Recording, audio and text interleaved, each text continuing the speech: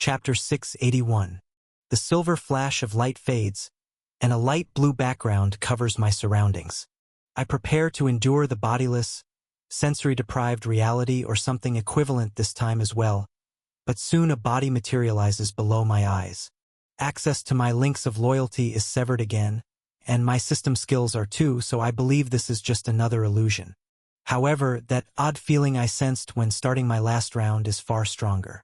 The divine ether left in my mind feels far more comfortable melding with my consciousness. It feels warm, flowing, and far less foreign than it did before. But I can't quite figure out why. Other than this feeling, the body below me is certainly not real. It is like a mirage controlled by my mind, with no organs, cores, or access to mana or divine energy. Before I can inspect it any further, my vision is filled with squares of shimmering glossy glass that appear like mirrors. But when I look into them, nothing at all is reflected. They just show more endless light blue sky. More and more squares appear, easily thousands of them, forming a curved wall shape before me. They finally stop multiplying, and then a silver text box shimmers in my vision reading 0/50, 0/50. No voice comes with it, but simultaneously, the thousands of clear glass mirrors begin to shift in color and reveal a familiar face. Every single one of them reveals Ember in his human form. His eyes move back and forth identically on all the mirrors, and when he speaks, his mouth opens on all of them as well. I can only guess you see the same as me? But a better question would be, are you still sane? I raise an eyebrow, crossing my arms and looking at the wall of mirrors reflecting the long red-haired dragon, and reply, am I sane?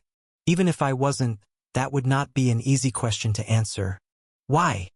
Ember's eyes don't stop darting around, as if he's looking at all of the mirrors on his end. Then they sharpen, and he moves forward with a palm in front of him. I hear the crashing of glass, and the silver text before me changes to 0/50, 1/50th. Ember nods. Then his eyes go back to darting around while speaking. I was left to withstand over 900,000 years of darkness. I have both the experience to endure this passage of time and a mental technique that speeds it up for my conscious mind. I am curious to know how you are still understanding my words and not driven to insanity with merely 2 decades of life experience. My eyes begin darting around the wall of mirrors, understanding what I have to do now from the change in notifications. The objective was to make it to the finish, and as Ember destroyed a mirror to move forward, we both need to pick the correct mirror 50 times to reach a middle ground. I reply while the warm feeling in my mind subconsciously guides my eyes. Maybe we had different tests? I only remember a few months, or maybe a year of darkness at most. I just remember everything going dark after a while and waking up like nothing happened. As these words come out of my mouth, one of the mirrors in the top left corner of my vision feels warm in my mind. There is no visual feedback, but something tells me that this one is alive while the others are just mirages. Without thinking any further, I jump upward and effortlessly crash through the pane of glass with Ember's confused face on it. 1/50th. 1/50th appears in my vision in front of a whole new curved wall of mirrors. I raise an eyebrow, grin, and try to jump high enough to fly over the wall, but I'm pushed down by an invisible, immovable force. The same thing happens when I try to fly under it or to either of its sides. The only way is through. I whisper under my breath, but Ember responds with a pondering gaze, not paying attention to my odd actions. I don't believe it. The trials are meant to be fair. A challenger must face the burdens their bonded partner brings. Your trial must have been just as hard as mine, because our combined skill has been equalized to create a challenge of the mind. While anything learned during the trial doesn't affect the difficulty later on, our mental and physical strength was tested before. If I were alone, it would have been hundreds of millions of years longer. For sure. While Ember tries to figure this problem out, his eyes continue to dart around his side of the wall, and he jumps through more mirrors, bringing his counter up to 1750 in under a minute. I have to take quite a bit longer, but the warm feeling rushes through my mind every time I lay eyes on the correct mirror, and in the same time, I reach for 50ths. This book's true home is on another platform. Check it out there for the real experience. Ember doesn't come up with a reasonable explanation for this phenomenon, and since I can't remember a thing, I decide not to prod any further. Maybe my mind is just that strong. Even this challenge seems to be moving by really quickly. It could just be that this throne was created for unintelligent monsters and demons. I smirk and crash through the 5th mirror while Ember passes his 20th. Then, his voice comes through with an alarmed tone. Wait, how are you able to complete this round of the trial? It shouldn't be possible to do this without. He stops himself mid-sentence as he ponders further. But an idea dawns on him as I reply in a nonchalant manner. I don't know, I can just see which mirrors contain life. It's like I'm sensing your mind through each mirror. I don't know how to explain it other than you feel warm. Ember grins, finishing his statement with understanding in his eyes. Divine ether. It seems even a drop of low-quality ether in this realm is enough to do such a thing.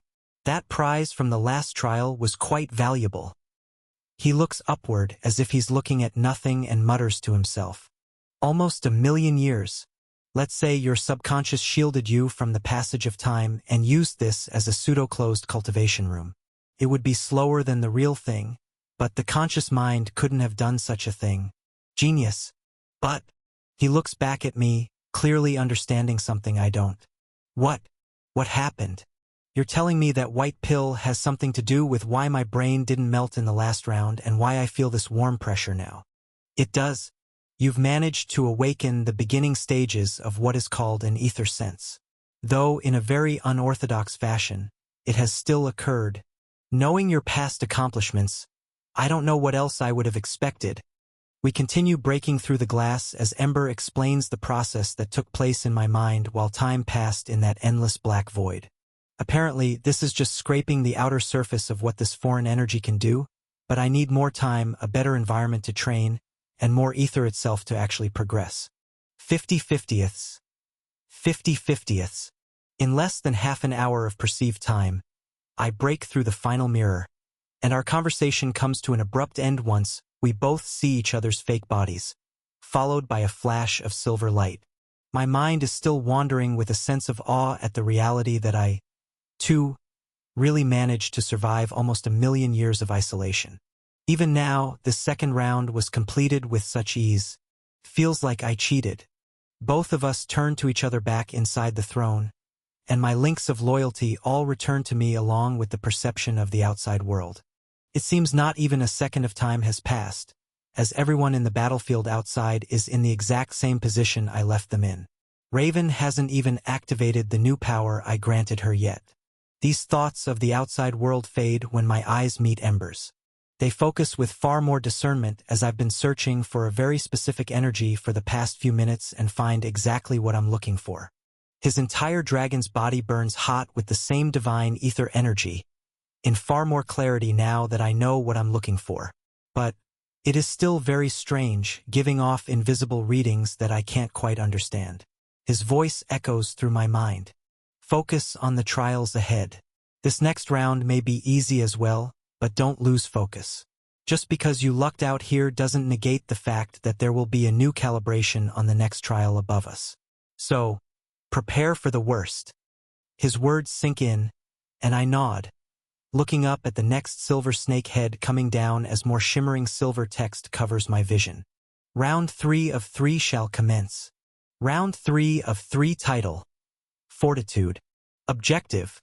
Withstand the pressure. As soon as I ready myself, a silver flash of light blinds me, and my vision turns red once it's done. The sound of bubbles boiling enters my mind, and the sensation of burning surges through my body.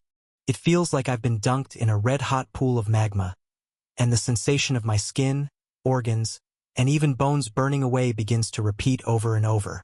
In addition to the burning, it feels like the heavy molten material is pushing in on me, simultaneously crushing my muscles and bones. At the same time, a wave of pressure hits my psyche that can only be described as a brutal wave of intimidation, making me want to pass out the second it hits me. Just like the last 2 rounds, this is an illusion. I can't move my body, so I have to just allow this horrible pain to massacre my senses. Every second that passes, the pressure seems to get stronger, and the burning sensation also gets hotter. However, this is paired with the fact that the warm feeling in my mind is still present. It may be an illusion that I can't defend my body, but I can easily defend my mind now even without my system present. In the first few seconds of this round, a smooth, invisible mental barrier is put up, forcing the intimidation waves away. However, the physical attacks can't be stopped. This pressure I have to endure. However, again, as most beings would be in excruciating pain like nothing they've ever felt before, this isn't much worse than most of my life and death battles. With my mythic grade self-regeneration skill, I've had my limbs torn off, body parts burned to ash and blood boiled, constantly regenerating many times in the past. The odd mental bliss about what is happening now is that I know for sure this isn't my real body. It's just pain. I can withstand it. If I could move this body submerged in molten rock, I'd be smiling throughout this entire last round. A few days pass, but it is nothing compared to the perceived months that went by in the darkness. I almost feel as though this throne is going too easy on me when the silver light returns me to the trial room, and notifications blare in my vision paired with an ancient voice. Round 3 of 3 complete. Trial 2, Mind. Complete. Calculating prize based on trial difficulty. Prize calculated. The three-headed serpent dissolves in a flash of silver light, just like the demon did on the floor below, and 2 identical black boxes fall from the ceiling. As they hit the ground with a thud, I almost want to laugh out loud at the difference in difficulty from Trial 1 to 2, but I remember what Ember said before this one and silently approach the boxes. The third will have another calibration to account for this new mental shield, but also, I'll be meeting the 2 remaining members of the Big Three if they've managed to survive. If they are the same strength as Redgrave, I don't fear their presence at all. The only being I'm concerned about is the archdemon that was so confident in its ability to become this world's lord. While these thoughts race through my mind, the 2 boxes in front of Ember and myself open on their own. Simultaneously, the sensation of Raven pulling 1% of the power from the 36004 922 links pops up in my status. It is paired with the imagery of her pulling a black spear from her chest and jumping upward off the desert floor. Chapter 682. Raven's sharp gaze locked with the approaching demon doesn't waver, even as it laughs and mocks her, while she seems pinned to the desert floor at the center of a crater. Any last words before I make your life worse than death, and you realize it is too late to submit? Raven activates the buff that has entered her consciousness and feels tens of millions of stat points rushing into her body, becoming reinforced by her true core's threads and pushing her limits far beyond what they were just moments ago. Even the dense black and purple aura flowing out from the spear in her chest was deadly enough to suppress her movements, thoughts, and make it difficult to breathe or move when it was close by. Now, as she grins and tears the black spear from her chest with ease, jumping upward off the desert floor to match the massive demonic greater forms unfathomable speed. The archdemon floating downward doesn't comprehend the scene in front of it. Mid-jump, Raven reactivates her divine stealth skill and true core's ability, disappearing entirely from the unsealed demon's vision, only to be sensed again when her energy forms silver blades tear into the demon's chest. Her attack breaks through its defenses without even being noticed, and without its weapon on hand, all the demon can do is tank the hit just like she did for its last attack, twisting its body as best it can to have both her blades miss its archdemon's core by millimeters. Dark red blood gushes out from its chest as Raven pulls out her swords and dodges its incoming clawed hands, but the instant she moves out of its immediate aura, she becomes invisible again, and the demon lets out a murderous roar. It is filled with both rage and excitement, as the black and purple energy creating its greater form grows, and the black spear on the desert floor floats back to its outstretched hand. Incredible! No one but the noble bloodlines has ever landed a hit like that on my unsealed form. You must truly be the strongest human left to guard this world. It grins, showing an ominous smile of rows of sharp white teeth and bright eyes burning through its 40-meter-tall demonic greater form. There's no response, as Raven is still completely invisible, but its body twists when it feels sharp swords in its side, letting out another monstrous laugh while countering with its spear. This time, not receiving such a deadly strike, but still having chunks of flesh and armor torn away before its spear blocks the swords. In the next moment, Raven is gone again, and the process continues. Over and over, Raven tears through the demon's flesh and armor, going back on the offensive as this battle escalates even further, forcing the demon to block and be on guard for its life. Meanwhile, all throughout the Silver Dome, the insidious aura of a first-class bloodline awakening was enough to turn all heads to the battle in Sector 1 taking place. However, Raven's new surge in power gives off a sharp and murderous aura of its own every time her blades collide with the demon's spear. The shockwaves of aura, even hundreds of kilometers away, are making many of the Crimson Army's troops, and even the red and orange corps of the demon's army, fall to their knees and have momentary lapses in their ability to fight. Two true corps, enhanced far above their natural capabilities, destroy the desert below them, showing off powers too vast for a small world like this to handle. If not for the dome around them, the entire Dark Continent and 8 great regions would be subject to this pressure, similar to the time the Vermilion Lord and Flame Emperor had a brief mental clash. The ones most thrown off by this dispute are the bronze-horned demon, Abby, and Maria. The demon laughs with a hysterical tone, blocking Maria's blade again and going in for a counter with its flying dagger. Maria may have just enough strength to block the hit momentarily, but her speed isn't up to par with the demon's, and she has to concede ground to dodge a fatal blow from the flying dagger, even with the white dagger she uses to block. Abby's speed is fast enough to dodge when the demon turns on her, and even if she is hit by the dagger, it just phases through. However, her offensive strength isn't nearly powerful enough to make an attack that would actually injure the demon. If you discover this tale on Amazon, be aware that it has been stolen. Please report the violation. The 3 of them are locked into a perpetual cycle waiting for one to slip up, but the constant barrages of enhanced true cores battling it out on the far side of the desert make the demon the most excited. I've never seen him have to go all out other than in training with the nobles. It is quite impressive someone on this world can contend with a first-class bloodline. If my fellow general is going this far, I might as well go all out too. The bronze-horned demon grins, then disappears from both Abby and Maria's sight, reappearing in a blip of darkness, stabbing Maria in the stomach, then disappearing again to release a strange ball of energy from its daggers to collide directly with Abby a second time. Both of the women are sent flying backward, coughing blood with their eyes wide open, as this demon just used some kind of dark movement technique that was faster than both of their perceptions could see.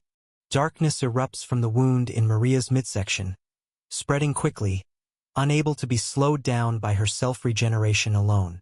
The only one capable of healing her is flying in the opposite direction, coughing blood while caught off guard by the instant high-powered attack that broke through her immortal form a second time. 2 loud crashes make the desert shake as both of them hit the ground, but that doesn't break the concentration of the first-class demon and Raven locked in a battle of their own. The demon is put completely on the defensive now, but its expression hasn't changed. The hits it's receiving aren't lethal, and it heals its wounds with demonic soul energy before receiving the next hit every time. Its eyes just take in Raven's fighting style, trying to guess where she'll strike next before she does. And it seems as though the demon is getting better at predicting her moves each time. They are of similar strength, but the demon's perception skills and reflexes are exceptional. Even the countless regenerations don't seem to be putting a dent in its stamina. If anything, it's getting more fluid and warmed up more after the long barrage of hits. Even so, as it gets comfortable, there is nowhere for the demon to attack. It has to be completely reactive and only counter when hit. This all changes when the demon finally speaks after over 30 exchanges, yelling in Raven's general direction. I think it's time I show you my skill as well. You have shown me the peak of human potential. To be honest, you have opened my eyes. I always believed you were all weaklings, but it seems there can be oddities among you. Even so, you shall never stack up to the true natural power of the demon race. It grins while Raven ignores its words and comes to attack its back while it speaks to her. The demon doesn't even try to block, dodge, or counter. It is sliced clean in half. Then, dissolves into a mirage of black and purple mist.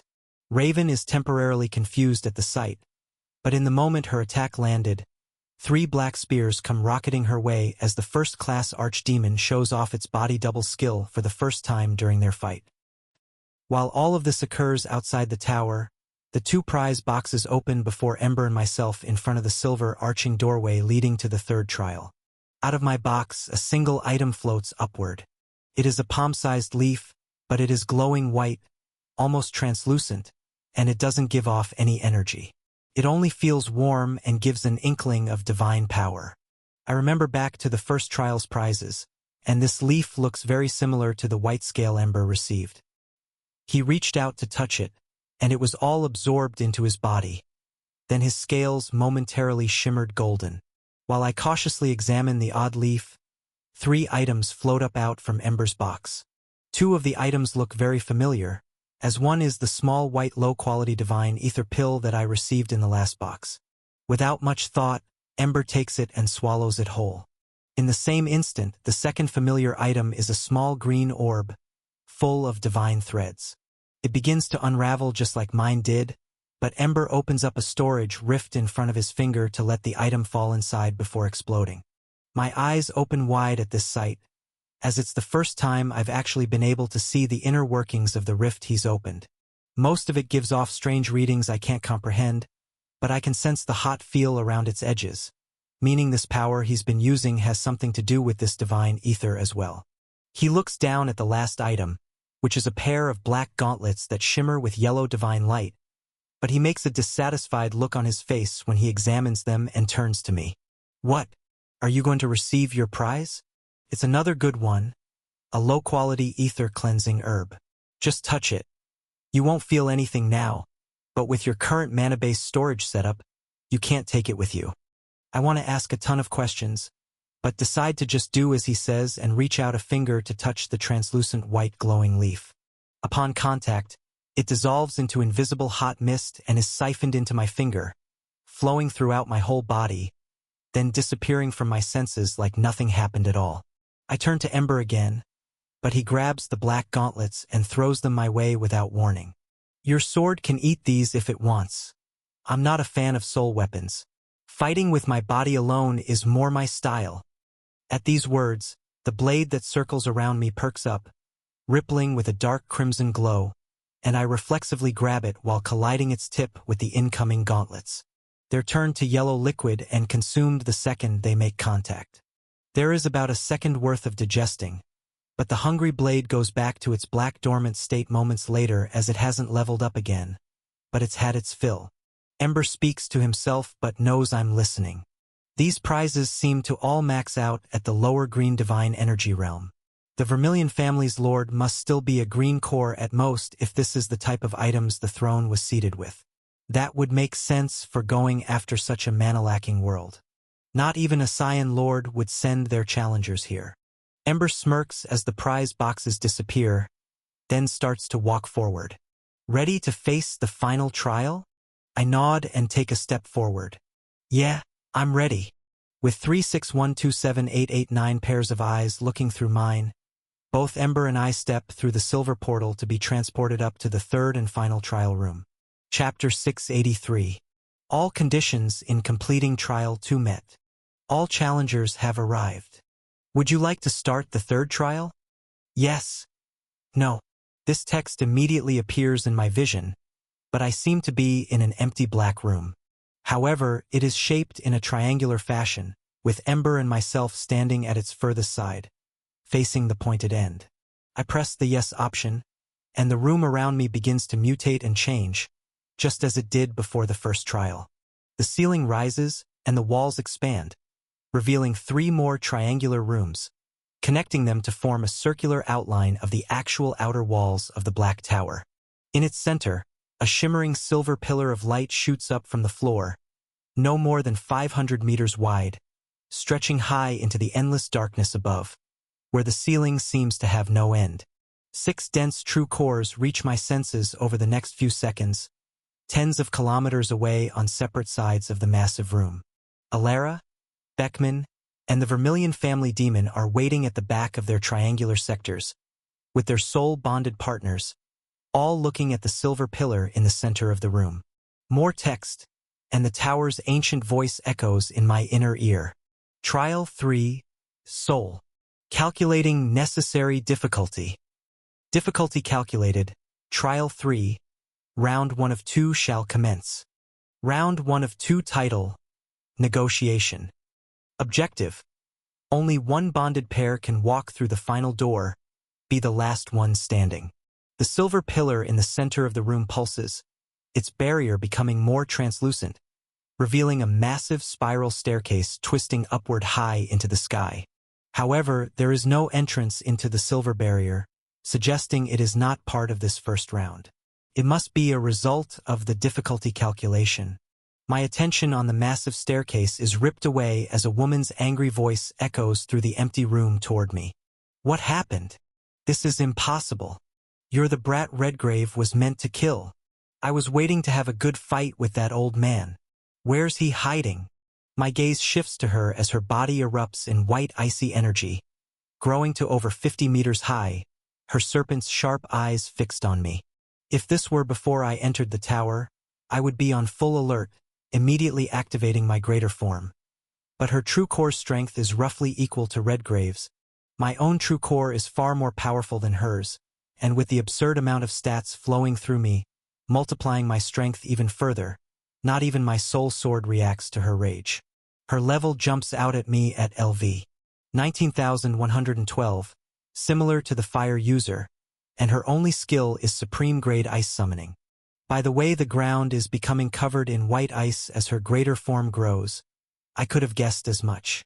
Beckman, the man in nothing but a suit and glasses, riding on an armored horse, opens his system interface and replies to Alara's yells while glancing over at me.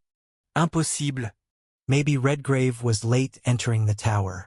He must be. No, I cannot sense him in the outside world. This doesn't make sense. The man on his horse looks down at his status, trying to decipher this, while the 10-meter-tall Vermilion family demon watches us with an amused expression, and the black and purple dragon beside him gazes at the silver pillar, uninterested in human affairs. Ember stares at the demon, ready to fight, but recognizes that the demon is not yet in battle mode. Ember's using an advanced concealment technique, and my aura is hidden behind my purple barrier. Only the bare minimum of my true core's aura leaks out, making us appear rather weak. Our true level of strength is completely unknown to all parties involved, but that doesn't stop Alara from yelling out loud and making assumptions. Redgrave must have entered late. The tower either killed him for unrightful late entry, or he'll be spit out once the world is claimed. That must have been it. There's no way a weakling duo like them could have killed him. Beckman looks up from his status and makes a comment. They aren't much stronger than the day we scanned their city. It must be an error. We could kill both of them right now, with less than 0.1% odds of even getting a scratch on us. Redgrave wouldn't just disappear into thin air. The ancient text stated two parties could enter the same door and fight to the death inside if there was a lack of doors. Something isn't adding up. Reading on this site, this novel is published elsewhere. Support the author by seeking out the original. Alara jumps forward, ice stepping through the air with rising anger. What did you do? Our whole plan is ruined now. Hundreds of years of waiting, and some rogue child messes everything up. I'll kill you. Her icy serpent slithers along the floor behind her, creating jagged spears around its mouth, then releases them toward us as Alara raises her hand and summons a massive ball of white ice, tethered with extremely strong true core threads. She releases the ball of icy divine energy, and it shoots toward us faster than the two are moving. I glance at Ember, sigh, then point my blade at the attack that could obliterate an entire continent. My soul sword flares up, sensing a challenge. I activate my greater form as well, but keep it compacted, not growing very much in size, to only utilize its increased speed stats. This does send out a pulse of my actual power, and at the same time, my sword heats up with an intensity I've never felt before. It has grown from LV 0 to LV 1 since the first trial, and I haven't had the chance to use it yet. The red blade morphs and bends as if alive, and I jump forward at the incoming ball of ice, swinging with everything I have, activating all of my buffs, along with my true core's full strength. The actual material of the red blade flickers on its edges, as though it's made of flames. Beckman's eyes widen, as new information comes streaming into his consciousness, when my blade fully activates and my greater form gives off more of my aura. He yells out to Alara, "Dodge! It's a trap! You cannot win this fight."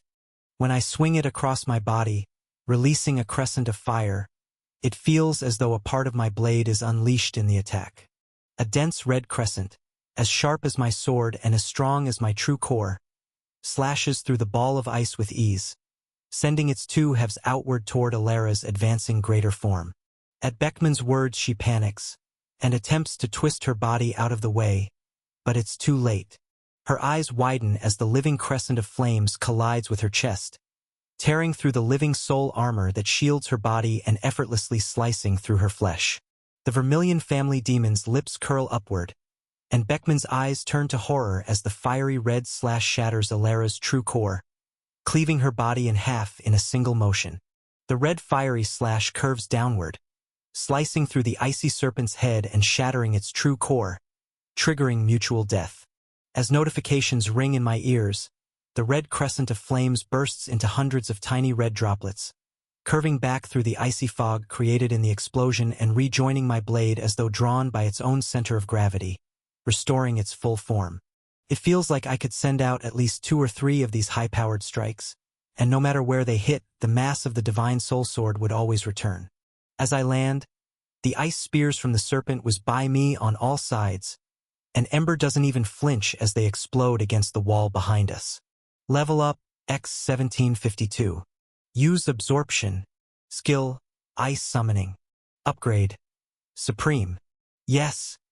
No. Use Absorption. MCP. 8,421,426,902,388,295. Yes. No. Use Absorption. Stat. Speed. Points. 10,240. Yes. No. My level surges to LV. 14,341 as I absorb all the MCP stats and skill upgrades I can from both the woman and the serpent in less than a second, continuing my forward momentum to stand over their corpses, letting all of the 2 true core's power and abilities flood into mine. The fragments of the black armor Alara was wearing all turn to yellow liquid as I press, consume, and my sword digests it before the white mist clears. I point my sword at the man on the horse, staring at me as he takes in the new numbers in front of his eyes. You said 0.1% chance I'd leave a scratch? I guess I'm pretty lucky, aren't I? The man doesn't get hot-headed like his 2 deceased partners, the fire and ice users. He simply pushes his glasses up and meets my gaze. This must mean you killed Redgrave too. I feel emotions of horror, anger, and even fear being heavily suppressed. The man can't believe the sight before his eyes, but acts as if it never even happened. He pauses, thinking to himself, glancing down at his status, and then back up at me. You may have hidden your power and concealed that weapon of yours until now, but I assure you, this was not the correct decision to make. You have stripped us of all bargaining power. I am not your main concern. We are now at the whims of this demon. His gaze shifts to the far side of the room, and my eyes follow to the demon, who has yet to move or speak. It watches us with an amused expression for a few seconds, then establishes a telepathic link with everyone in the room. Its gaze turns to Beckman first. I remember you, the only sensible human on this world. We made a pact when I first arrived, allowing you a small kingdom with 25% of the population if all humans conceded in the final trial. Beckman stares forward. That is correct, and I intend to honor our pact. Will you? The demon nods. Of course. I am of noble blood. A demon of my standing always keeps its word. However, there is another challenger here. It seems your perfect foresight isn't what you claimed it to be. The demon and the remaining member of the Big Three both look my way. Without a moment's hesitation, I yell back. Deals off. The demon's grin grows even more, and it turns back to Beckman. I won't break my noble oath. I will only fight back if one of you makes the first move. If not, I shall wait for you to surrender this world and honor the pact. The link is severed, and the demon watches as I ready my blade, while the man frantically sifts through data on his status. He shouts at me, "Be reasonable. Let us talk this out. I can give you half of the resources at Central. You have proven yourself strong enough to take the place of the other council members. We can rule what is left of humans together." I narrow my gaze on him, raising my blade as it begins to flicker red again, yelling back, "You send me an offer now? After both of your partners tried to kill me? After offering my kingdom of people to the demons, and so many more lands all over the world? Just so you can keep your power?" Beckman continues scrolling through his status, and responds, "You do not understand. You haven't seen what this demon is capable of." I shake my head. I don't care what he's capable of. Is this what hundreds of years at the pinnacle of our world's power turns a human into? Or have you always been this way? I would die before letting 75% of the human race fall to a demon intent on using us as slaves. Don't try to offer me any part of your deal. I haven't given up hope like you. Even if the chance is low, it's worth trying. My inspect and appraisal skills scan his status, revealing a far higher level than both Alara and Redgrave, plus unique skills and buffs I've never seen before. This only makes me more intrigued as he responds, "Then I must kill you. My odds of survival are far higher challenging you than they are breaking the pact I made with this demon." Chapter 684. Not wanting to reveal the full extent of my abilities, after draining the divine threads from Alara and her familiar, I still only let out the exact strength that I peaked at during our short exchange. I sent a ripple of perception at the two remaining teams in the room. The demon's status is still blocked entirely, filled with purple question marks and unreadable characters. However, the last remaining member of the Big Three has a status that shines bright in my mind's eye. Beckman's level reads LV 23,985, and his single skill is Foresight, Divine Grade. His three buffs include Mental Fortitude, Perfect Calculation, and Divine Clairvoyance, making it clear his abilities are very mental strength focused. The horse he rides on has an identical level but somehow has no skills. It just has one buff called Mind Devourer. The eerie feeling I got before when looking at the duo actually came from this horse, as its strength alone is not the most frightening thing about it.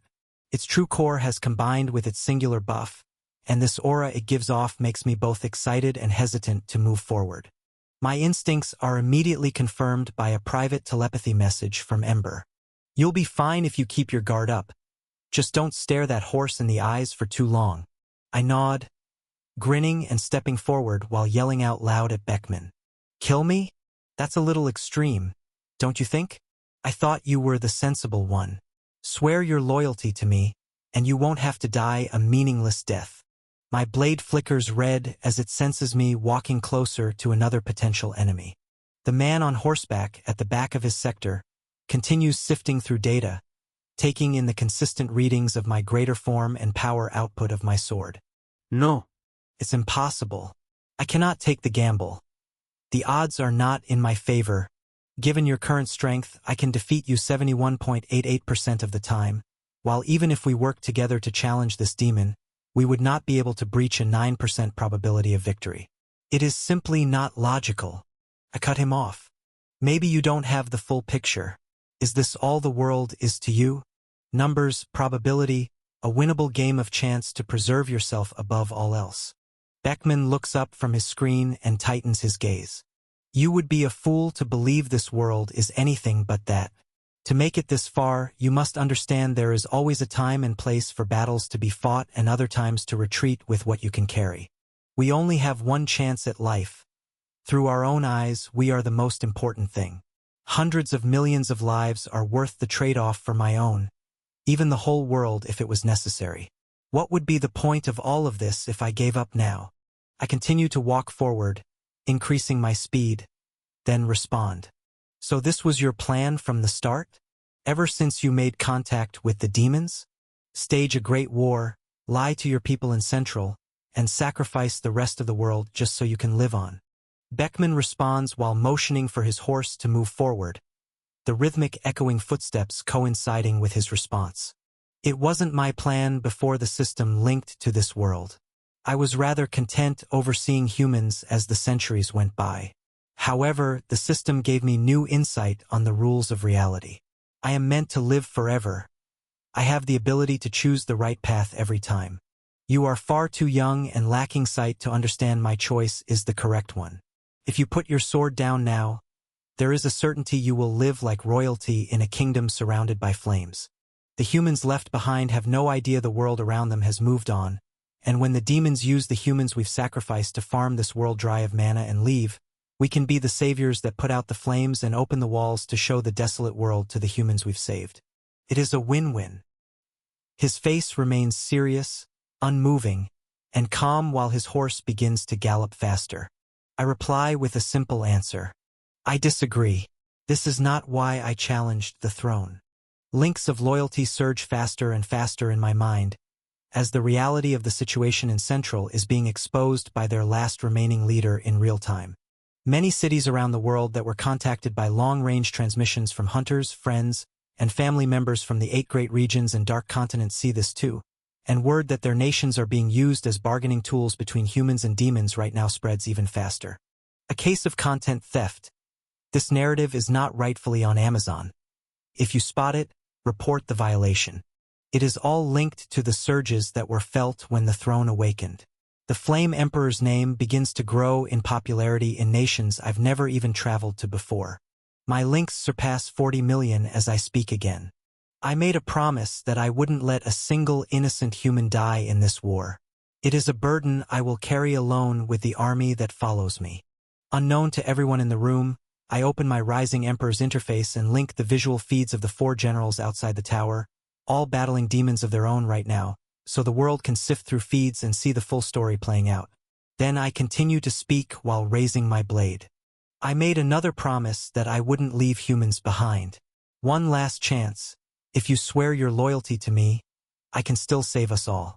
However, if you insist on sacrificing hundreds of millions of lives just to save your own, then you are an enemy equal, if not worse, than the demons in my eyes.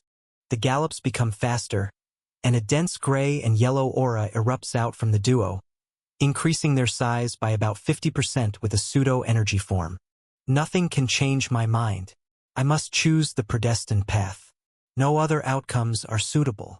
I sigh, then compress half of my greater form into my lower body to kick off the floor with immense speed and enlarge the top half of my body to create a monstrous sword strike.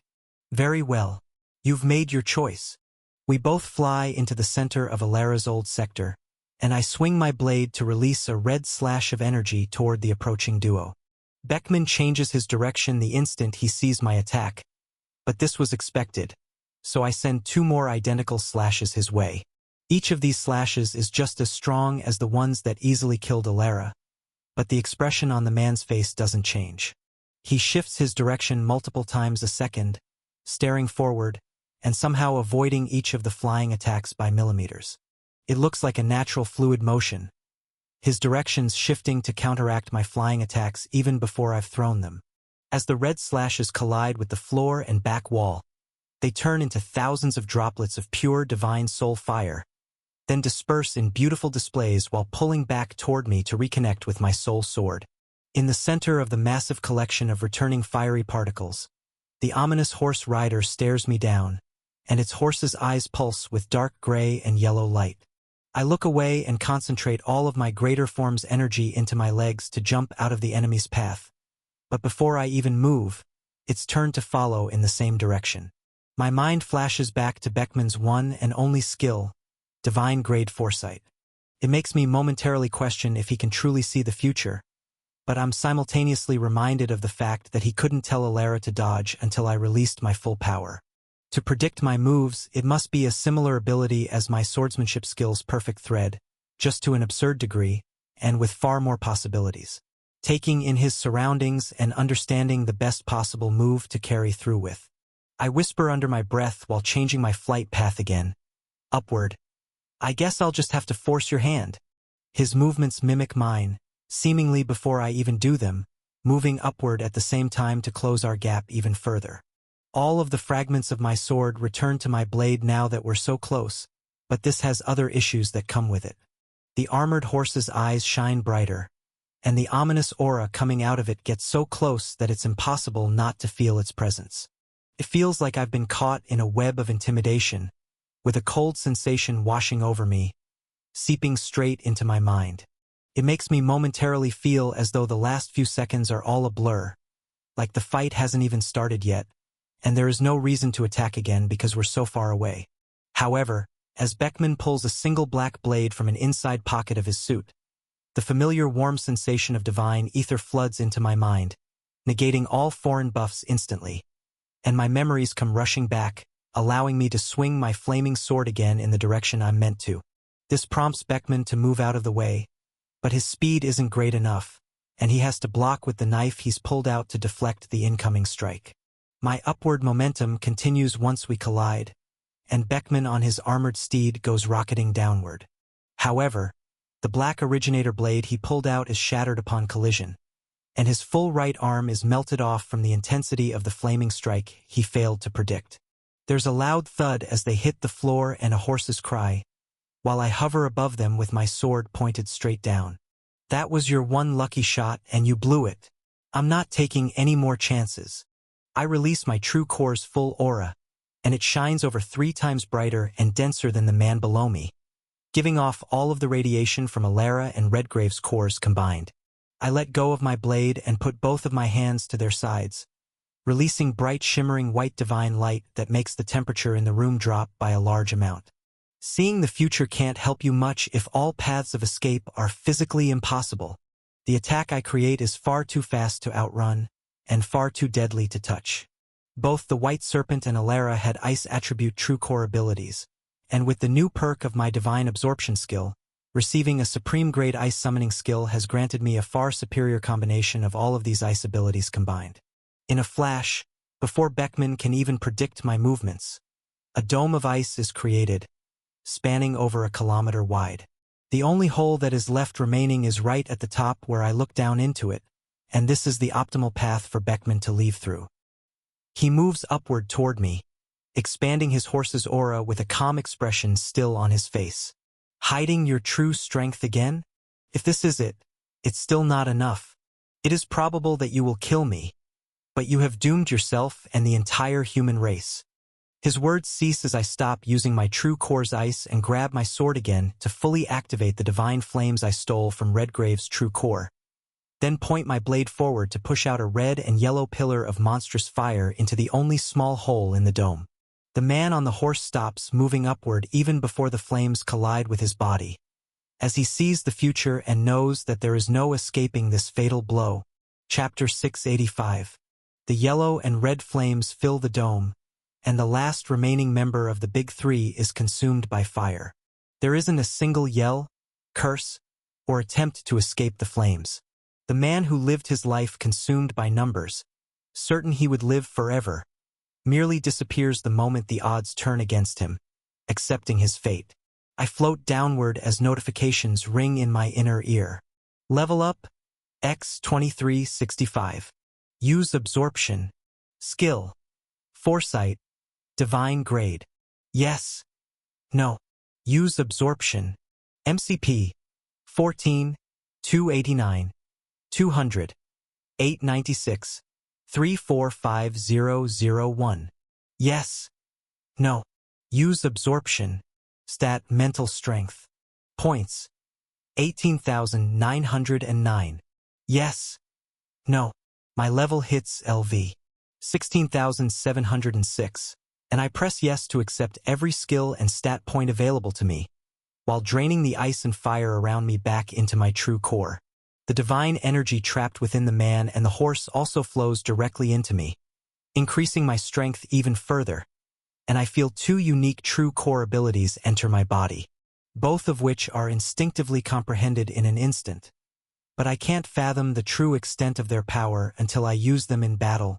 In the same moment, the result of this match pushes my links of loyalty over 45 million, surging upward faster and faster at an exponential rate.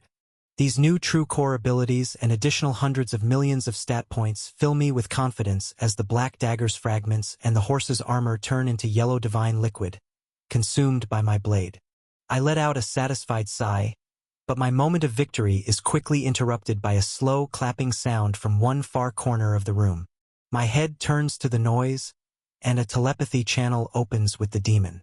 Very impressive. It seems you have a decision to make. Honor the pact in place and leave this tower at once to allow me to claim the throne, or fight me for the chance to make this world your own. Meanwhile, outside the tower, Raven sees 3 black spears coming at her from separate directions, with body doubles of the demon she was fighting spawning out of nowhere. Raven's senses are keen, but every time she locks onto the true body of the demon, it instantaneously swaps to one of the other doubles.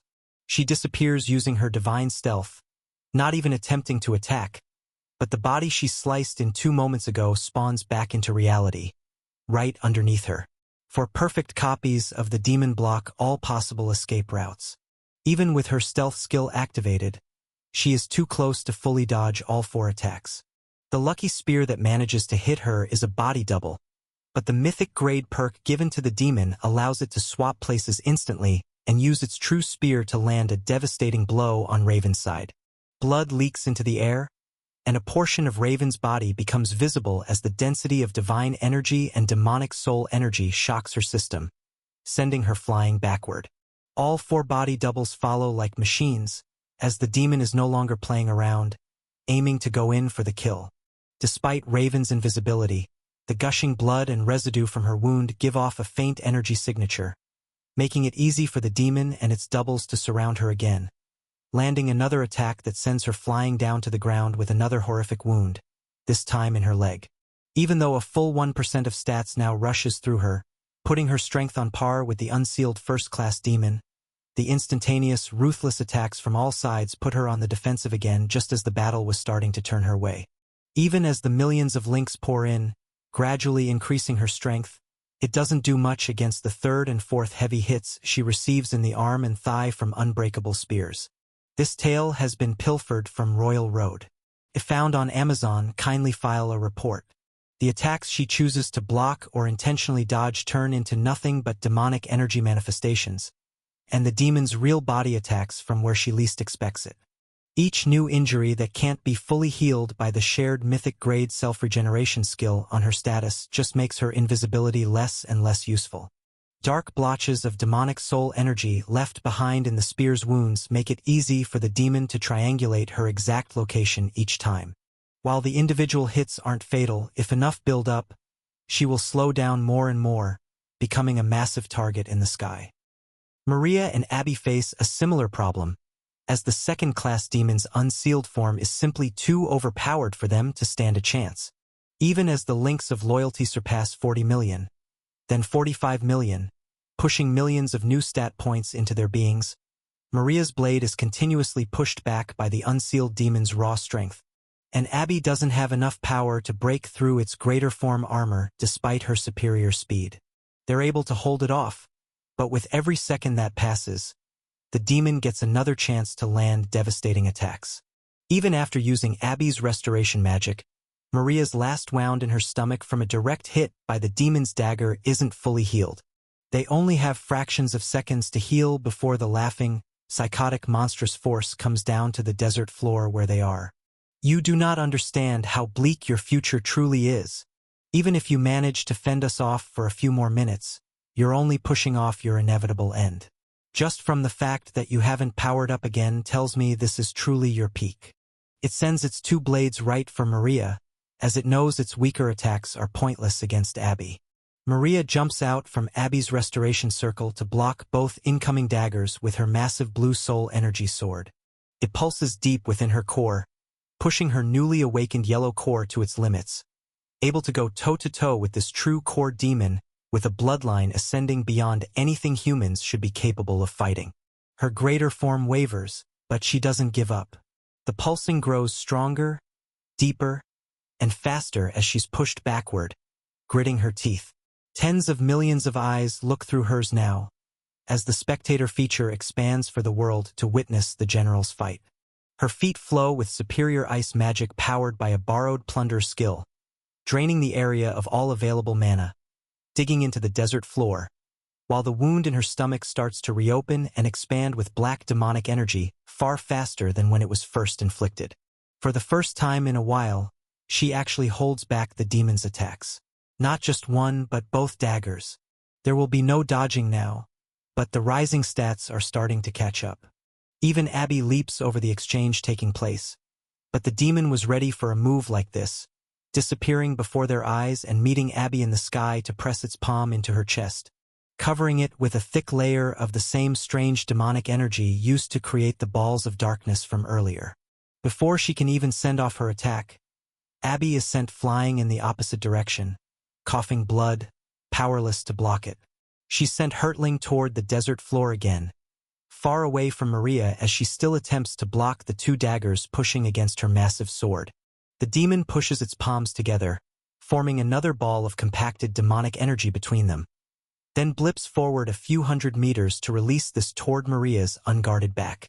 It grins wide, disappearing into thin air again, and reappearing on the desert floor right where Abby's injured form is projected to land. Simultaneously, a massive well of gravity makes everyone beneath the silver dome shiver, as the arrow Ari sends at the yellow core general coming their way is blocked by the demon's chest plate alone. Before this war broke out, his arrow at half this power shattered its armor with ease and nearly killed it on the spot. Blocking this should be impossible, but violent energy erupts from one of the two remaining demon generals as he yells at Ari. Do not underestimate the strength of the demon race. Even if I die, I will make sure to take you with me, the one who disgraced me in front of the Vermilion Lord. A third-class bloodline is enough to wipe every last one of you off the face of the planet. These words echo from the demon's furious greater form as it grows to over 15 meters tall. The demonic energy vibrates, giving off strange readings. Each step closer makes the demon's form waver, its energy levels rising and falling unpredictably. This strange reading prompts the Blackhorn Spear user to pause its relentless attacks and turn back to the base of the tower. He wasn't ready, pushing himself further than his bloodline limits. A third-class commoner trying to pull this much power will surely become corrupted.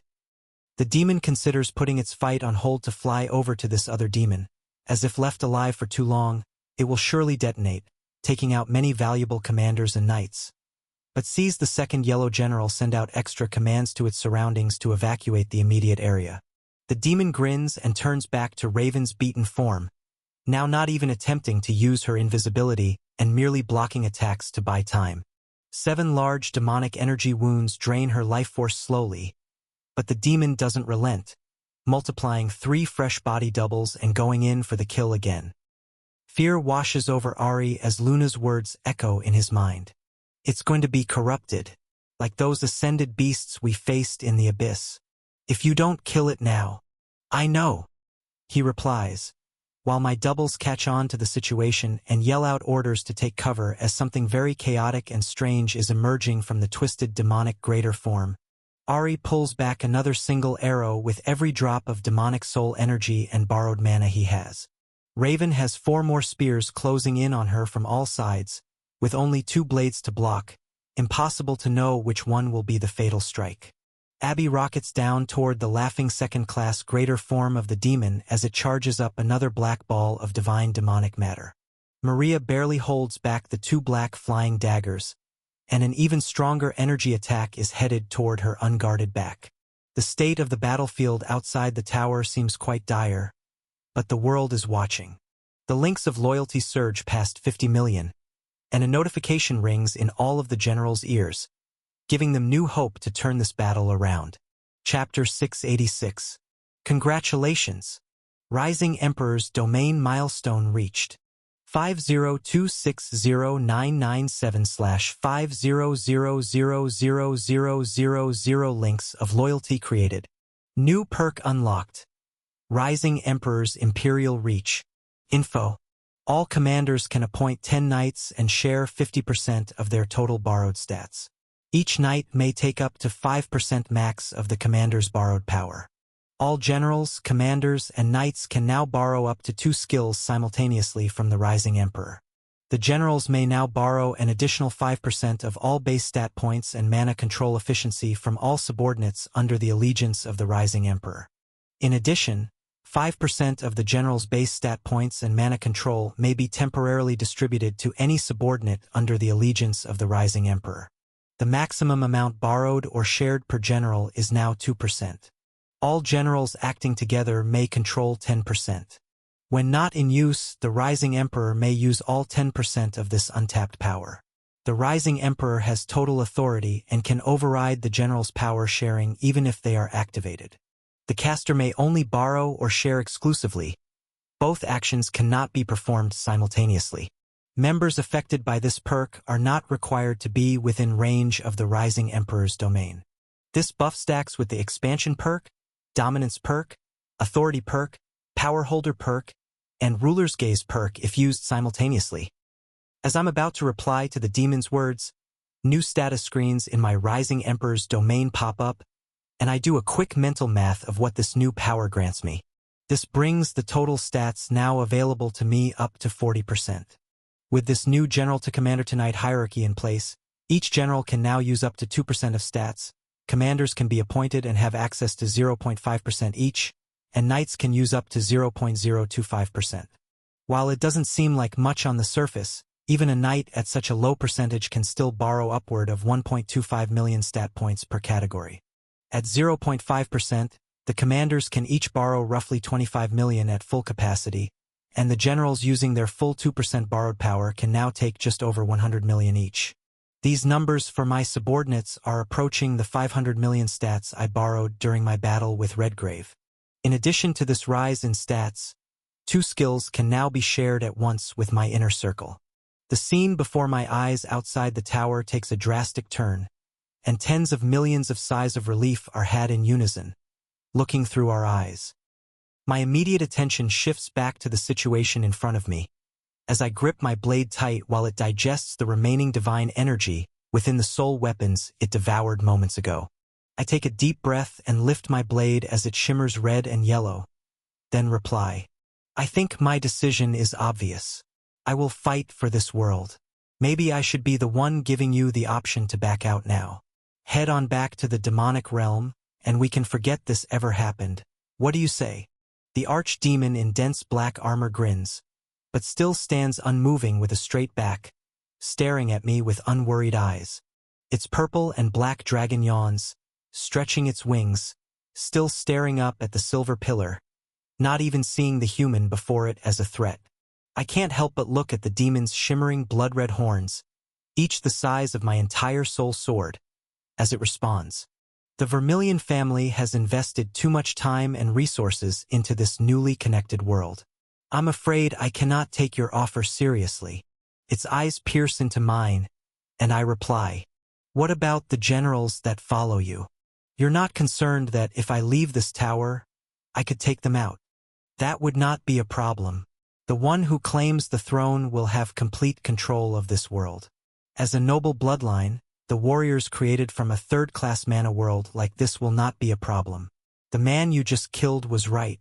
Taking out this world's top warriors that have been looking after it for centuries will be the beginning of your downfall.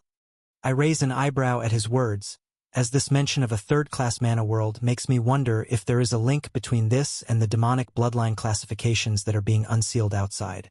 The demon reads my expression and expands on his point. It seems you're truly lacking sight if you do not even understand the difference between us. This is the lowest mana density world that fits onto the standard grading scale. The beings of this planet can only progress so far and are born with an innate talent based on their surroundings. Second, first, and noble graded worlds are far superior from birth. You may have a few strong warriors, but the rest of your world is weak. Its eyes shift to my blade, then to my right hand, focusing on the dark purple ring around my finger. That artifact is what must have brought you this far. Its creator comes from a first-class world much closer to the source. I've always wondered where that pocket realm went. This tale has been unlawfully lifted from Royal Road. If you spot it on Amazon, please report it. It grins as my eyes widen, taking in all this information. This demon is not ordinary at all. Its knowledge and nonchalant attitude about my purple divine artifact and blatant confidence make me feel unease again. Even with the massive increase in power from both the true cores of the big three and 32% of the stats from over 50 million links, I can't see through the demon's mental or physical defenses to gauge its stats. The demon's attention shifts away from me and toward Ember, who stands in his human form at the back of the sector we entered this room in. Are you a dragon? I can't sense any energy readings coming off of you, other than that scent. I didn't know it was possible for your race to soul bond with a human. Ember grins back but shrugs. This lack of response prompts the purple and black dragon to turn its head away from the silver pillar of light and enter the conversation with a deep and slow voice. If a human clears a labyrinth before its actualization phase, it is theoretically possible. One would need to steal the dragon's egg, absorb the demon core meant for that labyrinth contract, and feed it an absurd amount of mana or demonic energy to sync the soul-bonded pair's levels before the contract start timer ran out. It stares at Ember, then shakes its head and turns back to the silver staircase. So, it's possible, but to limit a dragon's growth potential by bonding with a human is worse than dying before your contract even begins. That form is disgusting. Ember turns to me and nods. Ready when you are. This small talk is only wasting time. You take the demon, and I'll teach this dragon a lesson in underestimating the humans of this world. I smirk and lift a finger to light a small fireball above it. Then, I send it slowly flying across the massive room, right past the silver pillar, straight into the demon's chest plate. It doesn't bother to block, and I take the few slow seconds of tension and silence to power up my greater form and activate all my buffs and new abilities to make the room fill with my maximized True Core's aura and perception. I send a message through the link as the small fireball collides with the demon and dissipates. There, I've made the first move. Your past agreement with the former rulers of this world is broken. Whoever wins this fight will claim the throne. The demon reaches into a dark black and purple demonic rift by its side, pulling out a 7-meter-long demonic longsword with a true core energy signature equal to its own, and doesn't waste any time, using that odd movement technique to blip forward. Its eyes widen, and its grin grows. While swinging its blade across its body, a horrific aura of intimidation pours out of this monster, as it finally can let loose and not break some sacred pact made 50 years ago. If it had released this aura outside the tower, I'm certain the entire world would feel it. If I were within a few kilometers, it probably would have killed me instantly without me even being able to resist or know what happened. Now, as it hits me, the violent energy is strong and insidious, but with a true core almost 10 times stronger than when I entered this tower, far more borrowed stats, and a warm white barrier of mental divine ether protection blocking the dark waves that hit my consciousness, I'm able to withstand its aura and stay upright. However, its absurd speed is impossible for my eyes to track, even with my all-seeing eye on full blast. When it appears in front of me, already going in for the kill, an incredibly odd sensation materializes in my vision. Powered by one of the new abilities of my true core and the divine grade foresight skill I've instinctively activated, it appears as though thousands of demons are in front of me. All of the demons' images take different paths, and the exact strength and power necessary to block, dodge, or run away becomes clear in my mind. It's distracting and mind-bending at first, but as the milliseconds pass and the demon's massive sword swings down toward my soul sword, swinging upward to block, fewer and fewer demons appear in my mind's eye. It's as though all possible futures are compressing, and the best options for me are becoming crystal clear while worse options fade. I'm able to see which movements I need to make to get a desired outcome within the next few milliseconds. Trying to think further into the future spawns hundreds of thousands, then even millions of demons in my mind, as there are too many possible outcomes and variables the further I look. It distracts me from the task at hand, even bringing on a faint headache. So, I focus on one crystal-clear option that leads to a desirable outcome. I smirk, twisting my body and changing the direction of my sword to follow the exact holographic foresight images in my mind. My blade scrapes against the demon's black sword, only adding to my momentum to the side while I air-step aside and spin to gain enough torque to swing my blade again at the demon as it follows through with its strike. My second swing is directed at the demon's neck, but not to kill. Too many future variants show going in for the kill, ending in the demon's counterattack being too fast and powerful to block. Even activating my hexagonal defensive barrier right now would be too advanced, putting the demon on the full offensive before I can even prepare with my astral form. The only option I have that gives me something to work with is grazing its flesh and tanking the counter hit while focusing 100% of my greater form's power into defense on a single point. It happens just as I see it in my mind's eye, channeling all of my perception and attack into my blade with swordsmanship, and all of my defense into the demon's second sword swing as it pivots its body and even head toward me. Its eyes lock with mine as I make a tiny scratch on its skin and receive a monstrous blow to the chest from its blade. The impact force alone makes every bone in my body rattle, tearing through my full greater form, blood-bonded armor, and coming within millimeters of my divine core. Stats rush through my mind as I break through its energy barrier just slightly, drawing its blood and finally seeing the true extent of this demon's abilities. As I cough up blood and am sent flying back to the curved back wall of the room, I laugh out loud at the LV. 39,805 in bright purple text burning into my mind. It even has 3 skills: Body Double, Divine Grade, Shadow Step, Divine Grade, and Demonic Energy Manipulation, Supreme Grade. The single ranked up buff, Noble Bloodline Transformation, is the last status information I see before its wounds are healed and its protective barrier repaired. At the same time, I slam into the back wall with overwhelming force, reminding me of the bone-breaking battle I fought with Redgrave at the bottom of this tower.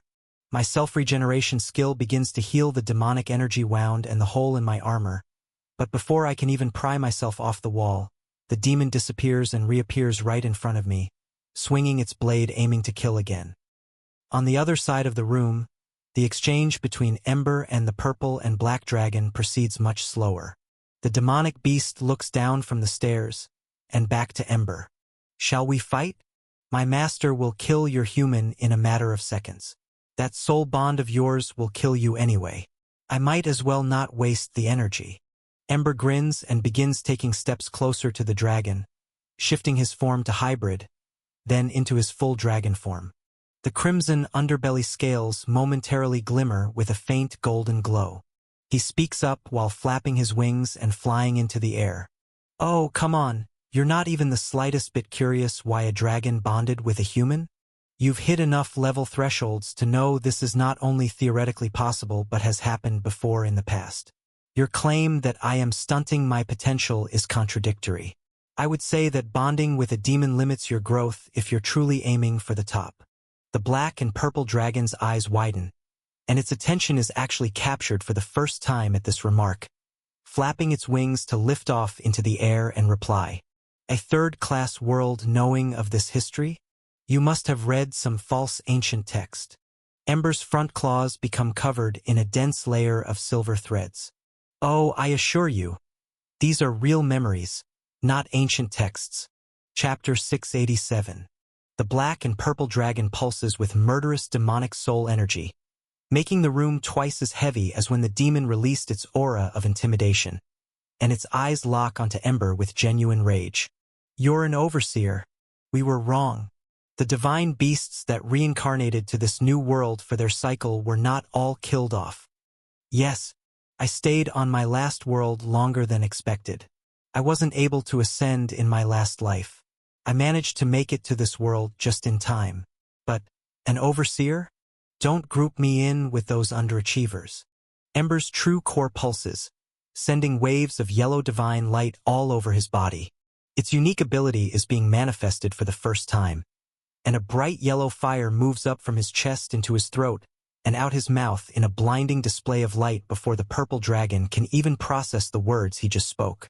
A pillar of bright yellow light, crackling with trace amounts of silver threads, hits the demonic dragon's left wing, searing right through with almost no resistance at all. There have only been a few other instances when an ability like this was used in the past, one of them being when Ember displayed his soul energy's unique properties, dissolving a mountain within a dungeon. His true core's divine flames seem to have a similar property, dissolving through the dragon's flesh like it's water dripping away. The pillar of flames hits the back wall of the room, and a wretched dragon's pain-filled roar erupts from the demonic monster.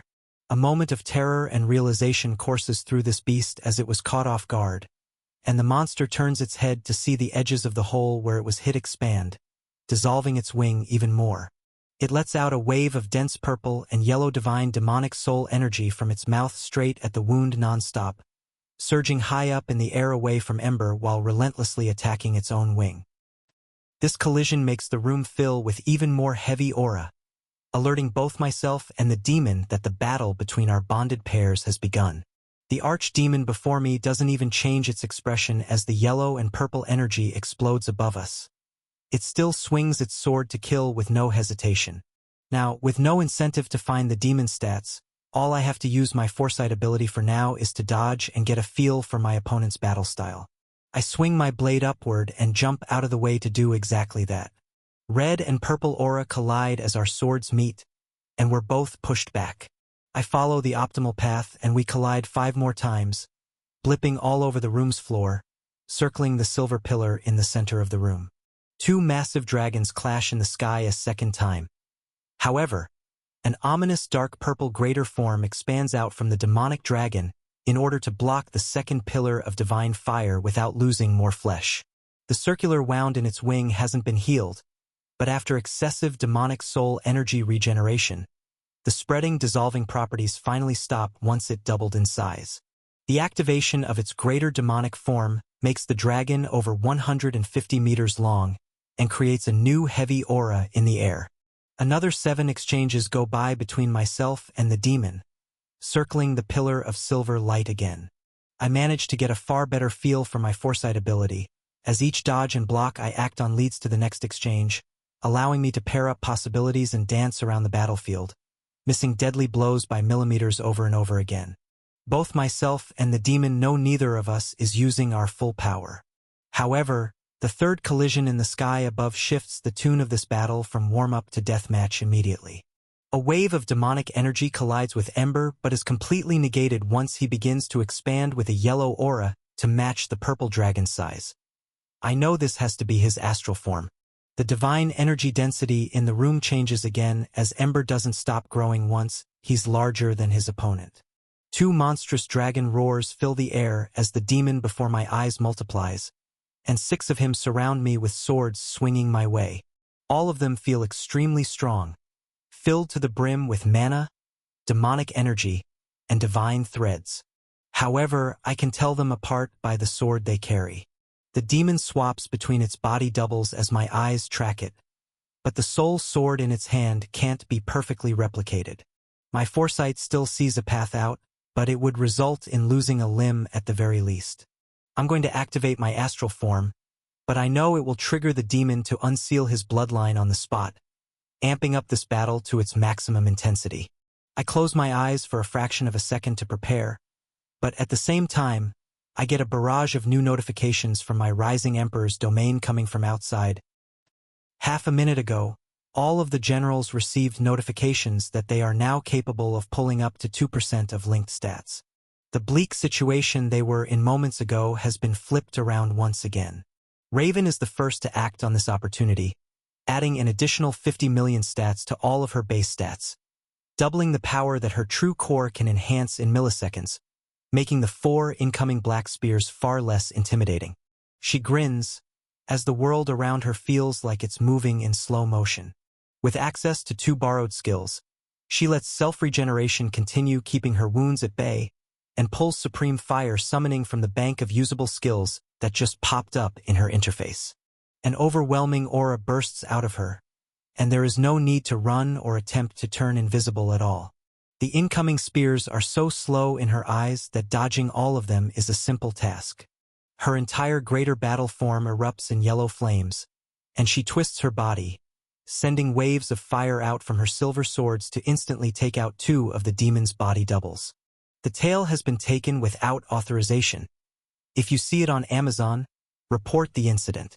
While kicking off the air again, she sends another 2 unfathomably fast and powerful waves of fire at the remaining 2. One of the doubles disappears in a poof of black smoke, but the remaining demon is hit across the chest, armor shattered, and a flaming divine energy gash rips into its chest, almost slicing through its divine core. The first-class demon coughs up blood, its eyes wide in shock, as it's sent hurtling down toward the desert floor fractions of a second after an attack it thought was going to be the deciding exchange, in its favor. As Raven deactivates the fire-summoning skill and focuses all of her remaining power on self-regeneration to completely heal the demonic wounds that were plaguing her body, she activates her divine stealth ability and disappears from the demon's senses. She lunges forward in silence, aiming to end its life in the next exchange. On the other side of the desert, Maria holds back two demonic flying daggers while a ball of dark matter comes flying toward her unguarded back. The notifications that ring in her ears prompt a surge in power that lowers the temperature of the area of the battlefield by an absurd degree. Her long sword is powered by a pulse from her core that turns the black daggers pushing against it to pure blue ice instantly, shattering to thousands of pieces in a single swing. In the same movement, she twists her ice goddess form around and collides head-on with the energy ball, creating an explosion of ice and demonic energy that shakes her very being. The vibrations travel through her blade, but her soul energy core pulses again, and the excess energy channels the explosion upward to create a massive blue and purple pillar into the sky. As her quick actions destroy the demon's attacks and save her from injuries, Abby pulls a full 2% of stats as well. She's headed straight toward the arrogant demon that believes this battle is already won. The massive explosions in its peripherals already notify it that Maria is done for, and now the injured green-haired woman is plummeting toward her doom. This is far from the truth, and it is only made known to the demon once it releases another dark energy ball at Abby. And instead of finishing her off, the attack phases right through her immortal form. They all collide with its chest, shattering its obsidian armor, sinking into its flesh, and sending it flying backward while Abby lands right where it was standing moments ago. She turns to her side with a smirk when she sees a bright blue blur of light flash by and follows right beside Maria to end this battle as they truly have the upper hand. Scared yells come from the demon as it hits the desert floor a few hundred meters away. How? What is this? You were still holding back? But why? A third-class world has humans stronger than me. It shouldn't be possible. Its words trail off as it jumps into the air, trying to run away from the blue and green light following it. However, a wave of royal blue ice magic catches up behind the demon, colliding with its back and instantly making it harder to move its legs and arms, slowing its speed away from the duo. Another barrage of spears comes flying toward its back, and the demon doesn't even feel the impact as its body is being frozen and all of its nerve endings are destroyed. The demon's arms and legs are shattered off, and the last thing it feels is a sharp pain in its neck as it watches its own body be destroyed by a massive blue sword and its true core shattered by a green-haired woman's daggers. This is all the second-class demon sees from a lower point of view while its head topples to the ground and shatters like glass. Then everything goes dark. Blue and green streaks continue upward into the sky after their kill, and the moment both of them realize their job is done, they deactivate their power-sharing buff to allow 4% more to be used by the Flame Emperor. Simultaneously, Raven's invisible blades come back into reality, shimmering silver, to slice through the falling first-class demon's body. One blade goes straight through the open fiery wound in its chest, shattering its true core, while the other blade slices through its neck. This demon is decapitated, and its body explodes from the released pressure of its core just a few hundred meters above the ground, creating an enormous crater, leveling the desert down to its bedrock for hundreds of kilometers in all directions. Raven reappears into reality but doesn't give back her stats just yet. She swaps out the fire magic skill on her status for telepathy and stares toward the tower, zeroing in on the battle taking place and the third-class demon that is about to explode. As the strongest general outside the tower, she yells out orders through their links, appointing Lydia and Fisher as her commanders, and even giving Ari battle plans on how to best take care of this situation. A chain reaction of orders is given and followed out, as Ari does exactly as told, appointing Monk as his second commander. All 4 commanders on the battlefield appoint every single member of the Crimson Army as knights, giving the entire human race a massive boost in power that makes all of the demons fighting shiver with fear. Lydia and Fisher leave their formation at the front lines of the Crimson Army, as they aren't needed for protection anymore. They flash over to assist Ahri by creating a massive mana and divine energy shield in front of him right after he releases an arrow at the monstrosity coming his way. The corrupted third-class demon is growing and shrinking in size, spewing demonic and divine energy everywhere it looks, even killing over a dozen demonic knights and even a demonic commander that is too close by. It screeches, moving in random directions, and seems as though it's lost all intelligence. The general has turned itself into a brainless demonic bomb to get its revenge by any means necessary. Ahri uses the maximum power he has available to him in a single shot, zeroing in on the center of the corrupted demon's core. On impact, the violent tendrils of dark black energy cease for a fraction of a second, as instead, they pour into the crack that Ahri managed to make in its divine core. Before anyone can blink, the detonation of this angered demon kills another 24 of the demonic knights and 3 demonic commanders nearby. It decimates the desert for over 20 kilometers in all directions. The only thing protecting the Crimson Army, the Saint, and even the demonic troops fighting the humans is the unbreakable barrier that Fisher and Lydia created using their enhanced orange cores with trace amounts of yellow threads. The shock of this blast and massive increase in power from a majority of the troops on the battlefield now using the Rising Emperor stats has put the demonic army into chaos. One of their generals just killed itself. The Saint clashes with the only remaining general left, holding it off using a massive white pure chi form powered by a high-level yellow core. Ahri turns his attention to this last general, pulling back an arrow while Fisher and Lydia unsummon their defensive wall. The 36 elite troops in the Crimson Army all go on a rampage, borrowing Supreme Fire Summoning as the most destructive skill at their fingertips. The result of this boost in stats and morale is horrendous for the demonic forces. The Red Core demons needed to be handled by multiple army members before, and they were constantly being saved by Ahri in the background. Now, each of the elemental elites with over 1 million base stats in each attribute slices through the demonic knights with ease, burning them to ash, killing with no remorse and even challenging some of the orange-cored demonic commanders that scramble to give orders to their knights. Monk and the 2 orange-cored followers of the Saint join in, targeting the few demonic commanders that remain.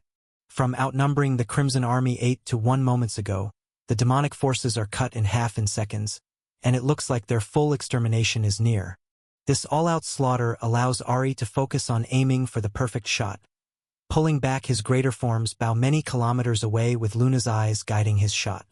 The Saint also assists in moving the last remaining general into the perfect position, and Ahri releases his black arrow to soar over the battlefield. Fisher and Lydia speed through the masses, slashing through the final remaining demonic commanders with ease while traveling beneath Ahri's shot. They yell out right before its collision with the general. Brace for another impact. This is it.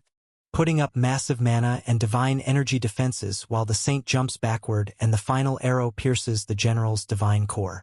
A massive blast of purple, black, and yellow energy makes a 7-kilometer-wide crater in the desert floor again as this general is killed. The entire Crimson Army takes the sound and vibration through the desert floor as a final war horn to tear through the remaining enemy troops, not leaving a single demonic knight behind. Just seconds later, the entire desert below the Silver Dome goes quiet. Every single demon under the Vermilion Lord's control has been killed by the humans under the Flame Emperor's command. The last remaining 4% of stats is relinquished by Raven, Ahri, and their underlings as their job is done, and this power is needed much more elsewhere. All of the general spectator feeds are cut off as well, and the 51,972,081 pairs of eyes from the growing links of loyalty around the world look at one remaining live feed. It shows me pulling an additional 8% of stats while activating my astral form. Chapter 688. Hundreds of millions of additional stats rush into my system as I make full use of the 40% of borrowed power accessible to me, and simultaneously my astral form pulses outward. The future possibilities using my foresight skill shift, and far more options that don't end in my demise or losing limbs become crystal clear. While I grow in size, I shift my body and swing my soul sword to release a crescent of red fiery soul matter that flies in a circle, slicing through 5 of the demonic body doubles coming my way. They are destroyed, leaving only the demon's main body for the final collision. Its black soul sword blocks mine, pulsing with purple energy, holding us at a standstill momentarily. However, as my astral form continues to expand, becoming reinforced by more and more divine power, the demon loses its upper hand in strength.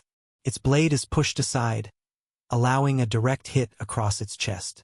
A deep red and yellow gash tears through its armor, and the force of the blow sends it flying across the room, tens of kilometers away. Power surges through me as I lunge forward to follow the demon, expanding in size past 100 meters tall, feeling as though there is an endless pool of power to pull from. With the ceiling towering high into the sky, unlike the first trial, I feel as though I'll get to use the full extent of this astral form's power. The Vermilion family's demon coughs up dark blood as it's overpowered, but there is no fear on the monster's face. Even with the total extermination of its entire army outside the tower seconds ago, pure confidence and superiority are the only emotions I feel from the demon as it grins and closes its eyes. Less than half a kilometer away from the far wall of the room, its glowing white eyes open to release an aura that makes my skin feel like pins and needles are poking me all over. Absurd amounts of demonic soul energy tethered with divine threads pour out from its core, covering its body and completely healing the fiery wound on its chest and armor. Its momentum backward halts instantly, and it floats in the air, growing in size at the same rate as me, filling the air with murderous intent while the two dragons above clash for the fourth time. Ember's form has grown to over 400 meters long, dwarfing the purple and black dragon's greater form. However, the moment this noble demon's bloodline began to unseal, the same sharp, insidious pressure awakened within the dragon, and its form starts to grow again, reaching for a second peak similar to my own overlapping energy forms. The demon kicks itself off the air while both its body and greater demonic form grow.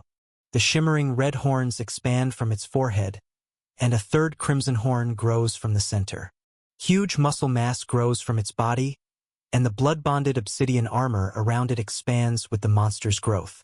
In fractions of a second, the 10-meter-tall demon grows its true body to over 40 meters tall, and the demonic energy form around it breaches 200 meters almost instantly upon unsealing its bloodline. This pulse of energy collides with my own expanding yellow and red aura, and we both continue to grow in size, continuously pulsing with power. It speaks up, laughing out loud for the first time while projecting its voice throughout the entire tower. You, a human, have an astral form? It is a well-known fact that these abilities do not manifest in worlds below first class. Are you an outsider, come to claim this world for a human settlement closer to the source? I hear its words, but am far more concentrated on unleashing my full power to combat what happens next. In addition to this, my perception and understanding of the matter around me skyrocket, and I see into the demon's body, taking a good look at its cores. There is a massive yellow divine true core glowing in its center and rotating around it. I see 3 dark black orbs filled with an even mix of demonic energy and chi. They vary in size, and from small to large their status readings in bright purple text read, Greater Demon's Core, Archdemon's Core, Ascended Demon's Core. Even looking deep into the bodies of all the demons outside the tower before this battle, none of them had more than 1 core. On top of that, I've never seen an ascended core. I always assumed the next rank was just a lord. While these questions race through my mind, I'm more focused on the fact that my astral form is surpassing its former limits, breaching 300 meters in height. There is still more room to grow, but the Vermilion demon lunges my way, its greater form growing to become a similar size. Gravity bends space itself around the edges of our bodies and blades as I, too, jump forward and clash sword to sword. The entire room fills with scorching divine astral flames, an insidious dark purple energy that pours out from its 3 cores. If not for the divine energy and chi holding this mana and demonic energy together, if our basic power were to clash, a destructive explosion of golden sparks would fill this tower and destroy us all. Thankfully, this isn't the case, and as we collide with equal force, the demon yells out again. Come on! Answer me. I am at the top of my class in the noble bloodlines. No mere human from a world like this could ever dream to even withstand the pressure of my final form.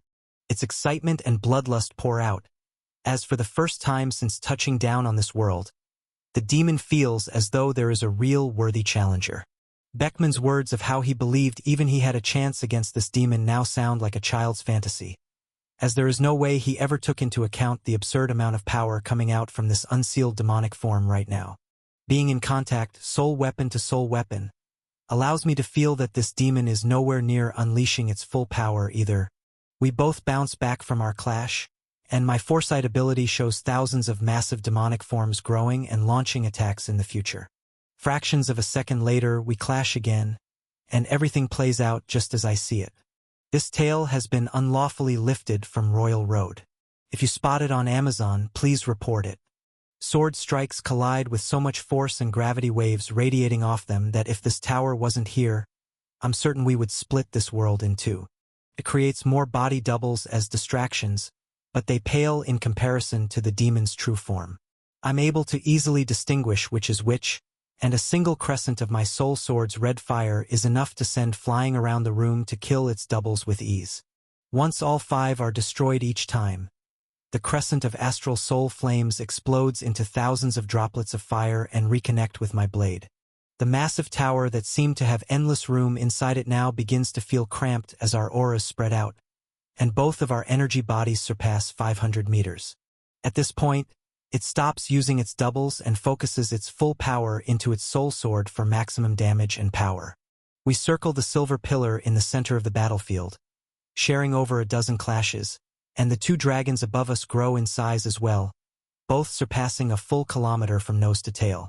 As Ember releases another wave of bright yellow flames, and the demonic dragon releases a beam of purple energy from its mouth, their energy blasts collide while 2 murderous, reality-bending dragons roars echo through the tower.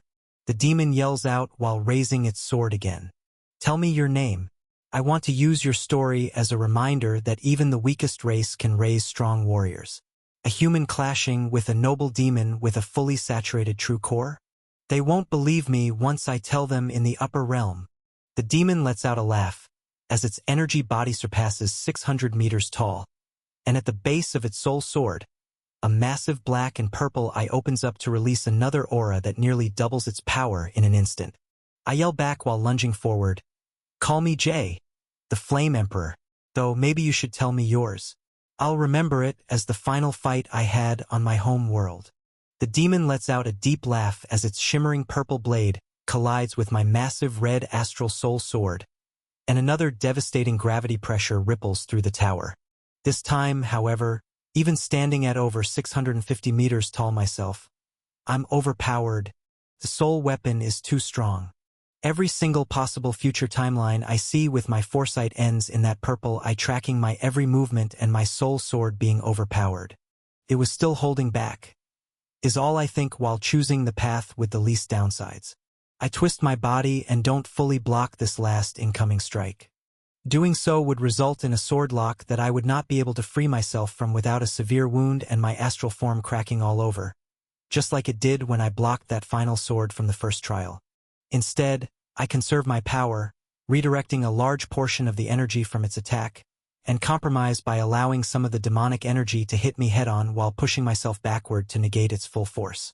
The demon's victory yell echoes through the tower as a deep demonic wound opens up across my side. It hurts and can't be healed with a simple self-regeneration on the spot, but this is far better than the alternatives. The demon takes advantage of this moment to follow up with a counter, yelling while all 3 of its demonic cores and the purple eye on its sword pulse in unison. "I am Draco Vermilion. For such an incredible display, I shall award you by letting you know my name as you die." He swings his blade with even greater force than his last strike, matching my height at 700 meters now. However, I push off the back wall, activating my hexagonal defensive array in front of my sword as I counter. As we collide again, the demon's incoming strike is slowed by the massive shield of dense divine energy. While it does shatter and the purple-eyed sword breaks through, the fractions of a second delay add up, and I'm able to dodge just in time. The explosion of power that follows blows both of us to opposite sides of the room, and I have a moment to breathe and explore my options. I can feel my astral form's growth beginning to slow down as the air density in this room is finally starting to fill, and even the full power of my true core is reaching its limit. The three-horned demon, grinning ear to ear at the other side of the room, still feels like he's pulling from endless power, and it seems that soon our power gap will deviate far too much to hold off with my foresight and astral form alone. Just as I prepare for another clash, my foresight shows countless gruesome scenes, and reality catches up very quickly as the demon's immense 800-meter-tall greater form disappears and reappears right in front of me using its divine shadow step technique. I block as best I can, positioning my body for the least amount of damage possible. But I receive another dark demonic slash through my greater form, twice as large as the last one. It sends me flying, and portions of my astral form waver and fracture as I receive a devastating blow, simultaneously reaching its full-size potential. It reappears in front of me again in an instant, traveling faster than even my foresight can predict as its strength continues to grow while mine has stalled. Another deep slash across my chest cracks my astral form even more, sending me flying to the back of the room. Above us, the demonic dragon from nose to tail grows to almost 2 kilometers long, while Ember stalls out just shy of 1,500 meters.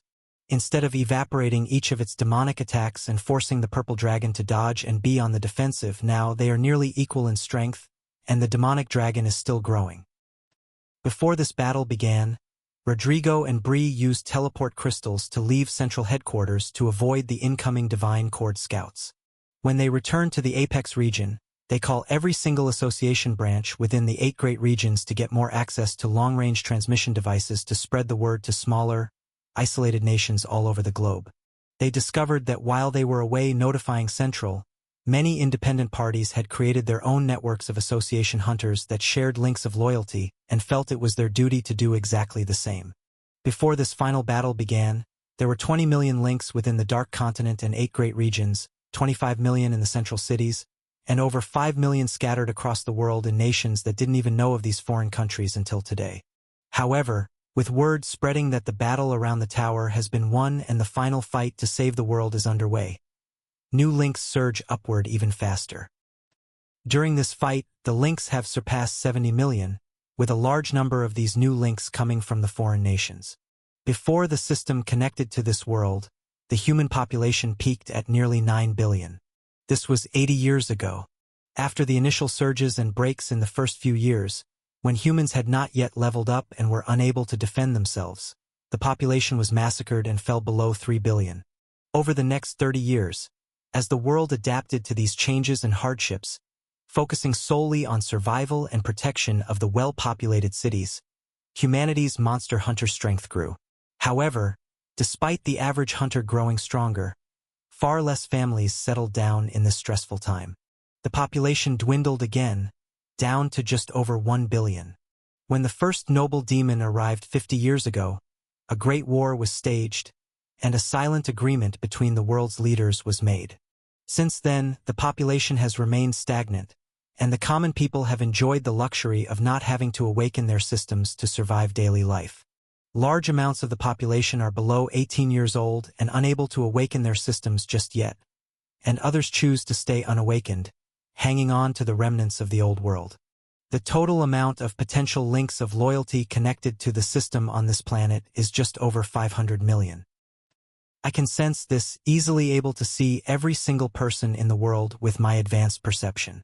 My power is growing at millions of links per second now, but as the demon shadow steps my way to land a 4th slash, I realize I'll need to find another source of power. It sends me flying across the room again, and I'm certain that even gaining every single link of loyalty in this world isn't going to make up for this growing gap. Ember is hit in the side by the first wave of pure demonic energy from the dragon above, and his astral form takes damage, leaving a dark stain just like the slashes across mine. The demon's voice rings through the tower as 73,401,995 pairs of eyes stare through mine. It was a valiant effort. If this is truly your home world, then you have made your race proud. This may be the strongest human planet in the entire system. It has been an honor fighting you, Flame Emperor. I will remember you well when I ascend. Its noble demonic voice spreads throughout the entire world as its soul sword glows bright purple. The demon is far larger than me now, surpassing a full kilometer in height. If this next slash hits me, my astral form is going to shatter. The demon disappears into the shadows, and I reach into my storage to grab a small compact green divine orb that I received as a prize on the first floor of this tower. Chapter 689. The instant the green divine orb hits the open air, the compact threads within continue their violent unraveling. With the demon nowhere to be seen, shadow stepping my way in the darkness, I don't waste any time and swallow the strange prize from the first floor. The Vermilion family demon materializes in a black and purple mist, towering over me as he swings his blade. All possible paths I can take using my foresight skill show the next few milliseconds ending in the fall of the human world. I still attempt to block and twist out of the way, but the moment my soul sword clashes with his, I feel myself being overpowered by an astounding degree. A dangerous pulse comes from my chest. Instead of the green orb unraveling in the open air, it's been swallowed, now sitting at the center of my chest, unraveling inside me. An absurd amount of pressure squeezes my core, like I'm having a heart attack. But at the same time, sharp energy explodes throughout my arms, legs, and even shoots into my brain. It's both the most pleasurable and most painful feeling I've ever experienced. It feels like the times I tried to absorb green threads in the past, eating the divine fruits and absorbing the green serpent's aura, but as if I'm doing thousands at once. It's impossible to tell how much divine energy was in that orb. Now, as it tears my real body to shreds but simultaneously empowers my astral form, I let out a blood-curdling scream and swing my blade back at the demon. From the center of my astral form, an eruption of green light spreads outward like dye dropped into pure water. My strength skyrockets as my astral form expands, instantly matching the demon's height at just over 1,100 meters tall. His strike, meant to kill me, is instantly negated, and the demon is hit across the chest with a fiery green slash, blown back to the opposite side of the room. Just because I've managed to fend off the strike doesn't mean the battle is won. As the green light in my core continues to expand, not even my astral form is large enough to contain it. My physical body is being torn away faster than I can heal it, and the small green orb keeps unraveling more and more, with a seemingly endless amount of divine threads. The pleasure I felt at the start of this process is quickly overwhelmed by far more pain and a sharp ringing in my ears. Cracks in my astral form explode outward with dense waves of green divine threads, and I continue growing in size, struggling to stay upright and conscious. All I hear over the ringing is the demon yelling in a rage-filled tone.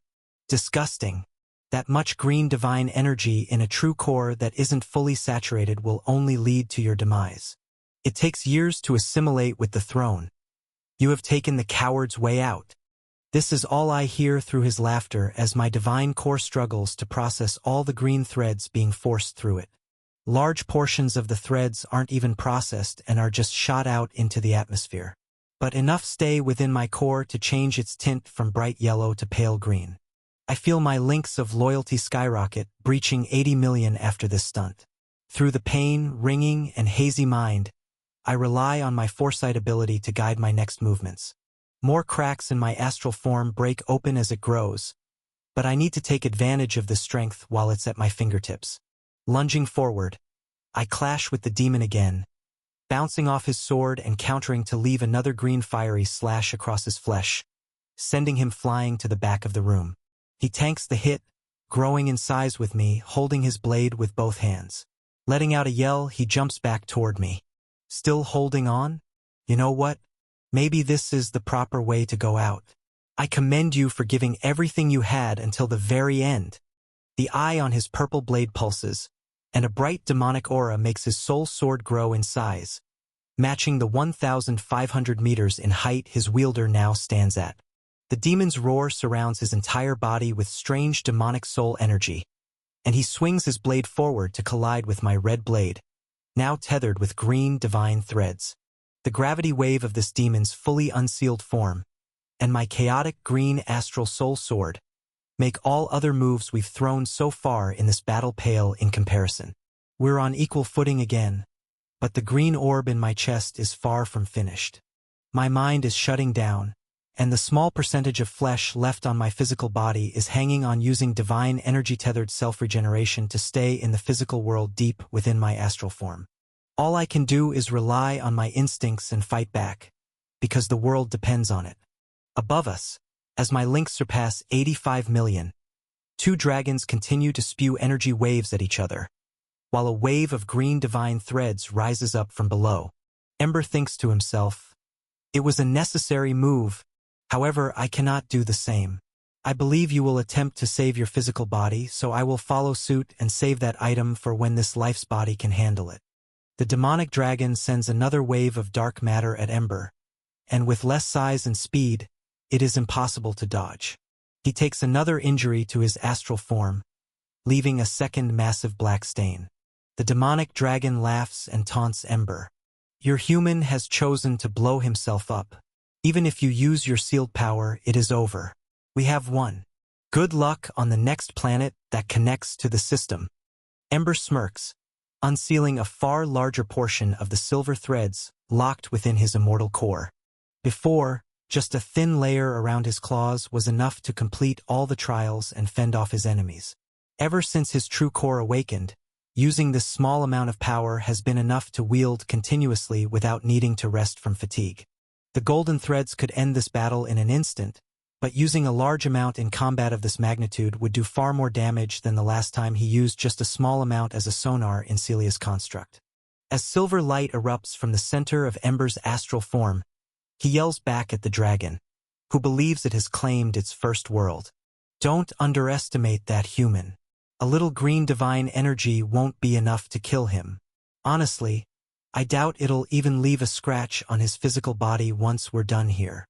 Ember's entire astral form starts to shimmer silver as the density of divine threads shifts. Almost a full tenth of the energy making up this yellow dragon in the sky is filled with a weakened form of the energy this very tower is made of. His speed skyrockets, and in the blink of an eye, deep silver claw marks open up in the demonic dragon's underbelly, sending it flying upward with a screech filled with fear and unease. Ember releases a strong wave of disintegrating flames from his mouth, filled with yellow and silver threads, following his prey upward as the wave of green threads from below fills the tower. Links of loyalty surge past 100 million as my mind completely shuts off. I rely solely on my foresight ability and battle instincts, while my conscious mind focuses on withstanding the horrible ringing in my ears and maintaining even a single drop of blood in my physical body to avoid losing touch with this world. Clashes of gravity waves that could destroy worlds twice the size of ours continuously echo through the tower.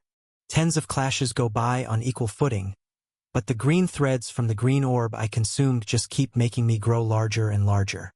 More and more of my astral form cracks away, allowing plumes of green energy to pour out.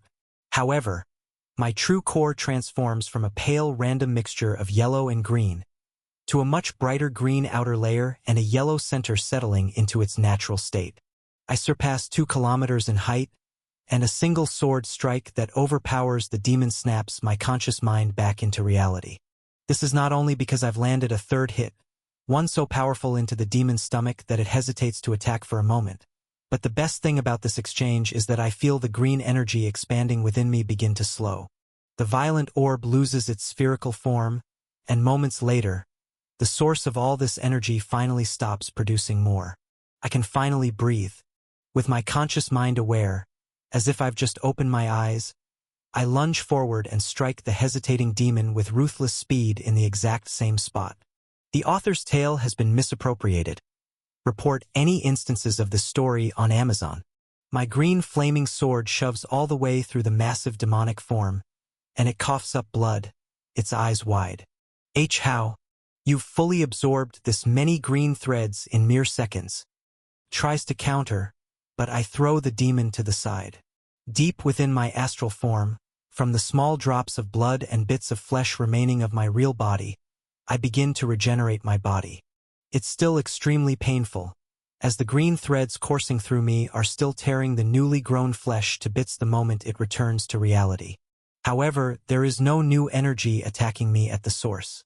My true core has processed all of the pure green threads available to it. Now my body is just dealing with the aftermath. The excess threads that I can't even use are seeping out of my astral form. Even the cracks all over me start to heal now that I don't have to use every spare bit of power merely to stay alive. My true core is still yellow, but in an instant, it's pushed over halfway to breaking through to green. Now I can take advantage of this power that is all mine. I laugh and swing my blade across my body with unfathomable speed and fluidity, colliding with the demon's purple sword and deflecting it aside to land another hit across his torso. I immediately counter again, leaving an additional gash in his leg. We're both blown back from the force. In this moment, the demon sees my green and yellow astral form completely heal. You're a monster. You can't be a human. Even a noble-class world can't produce talent like this. How? I don't waste any time, sending another flurry of attacks his way, leaving 3 fiery green wounds on his side, back, and left arm. My gaze is focused, my mind is clear, and my physical body has completely reformed, now adapted to the constant stream of green threads ravaging through it. The mutation that started within that divine construct has just been pushed to a whole new level. I'm not giving up on the physical world. We circle the small pillar in the center of the room as my links of loyalty surge higher and higher, surpassing 120 million, then even 130 million. Each surge adds to my base stats, which are further elevated by the green threads coursing through my veins, widening the power gap between us with every second that passes. The demon is fully on the defensive, and the entire world watches as I leave countless near-death fiery slashes all over his dark demonic form. I yell for the world to hear, as every nation, day or night, watches and feels the magnificent battle that will decide the fate of the world. Without every single one of you, this wouldn't have been possible. I, the Flame Emperor, have vowed to protect humanity. I will not let you down for as long as I live. The demon's unwavering confidence and noble presence shatter in his mind as he hears these words. Simultaneously, a massive flash of silver light erupts tens of kilometers above us. His demonic dragon's pain-filled roar, and the massive green astral soul sword coming its way, do not seem real. This result was an impossibility. Raised on a noble-class world, brought to the demonic realm as a chosen general to serve the Vermilion family and become one of its lords in the upper realms for hundreds of years. It was always a well-known fact that no monster could ever rival a demon of this caliber in pure strength alone, especially not a human of a third-class world. This was supposed to be a simple stepping stone to a long life of nobility and luxury. Now, he watches 2 halves of his soul-bonded demonic dragon fall from the sky, covered in claw marks and silver wounds. The last thing he feels is a 2-kilometer-long fiery soul sword slicing through his head and shattering his divine core. The explosion of demonic matter and the threads of his true core surge through the tower, filling it with thick, hot, and violent light. My yell as I throw this final strike is paired with over 140 million gasps and cheers all over the globe. Before I can even see again, notifications echo through my inner ear. I realize I really did it. I won. Level up, X8396. Use absorption. Skill body double. Upgrade, divine grade. Yes. No. Use absorption. Skill, demonic energy manipulation. Upgrade, supreme grade. Yes. No. Use absorption. Skill, shadow step, divine grade. Yes. No. Use absorption. MCP, 189,298,458,901,262,190. Yes. No. Use absorption. Stat, strength. Points, 144,230. Yes. No. Use absorption. Buff, noble bloodline transformation. Yes. No. My level reaches 25,102, but I have far more than just the stat upgrades on my mind. I accept them all and try to look upward to see Ember, as it seems he has finished his fight with a victory as well. But my vision is filled with black, purple, yellow, and green energy. The pure yellow threads that pour into my divine core strengthen my astral form even further, unintentionally growing me a few hundred meters taller. There is so much divine energy pouring into my body that it is taking far longer than usual. Simultaneously, it's unclear exactly what it's doing, but it feels like it's absorbing far more than just pure divine threads, like my absorption skill. I ponder this phenomenon while, in the same instance, I feel my astral soul sword hunger for the falling purple blade with an eye on its handle. Before the demon's entire body or greater form's excess energy completely falls, I push my blade closer. It turns the purple sword to glowing liquid and consumes it whole with ravenous hunger. The Divine Emperor's soul sword evolution attribute has reached LV 2. The blade pulses red, then shifts to its black dormant state the moment it senses there are no more enemies and no more powerful soul weapons to consume. As Ember flies downward from the ceiling, deactivating his astral form, I set my sights on the large black ascended demon's core in the center of the falling demonic remains. Post-chapter status update. Current links of loyalty.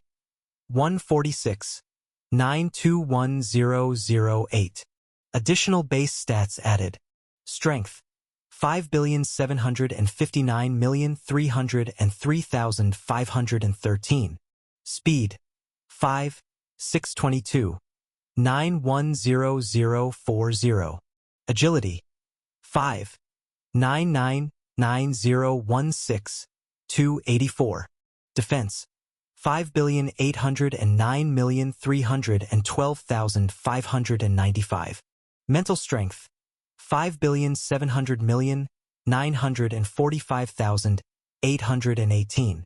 Plus 14,398,258,784 additional HP. Plus 14,398,258,784 additional MP. Status open. Name J Soju. Level 25,102.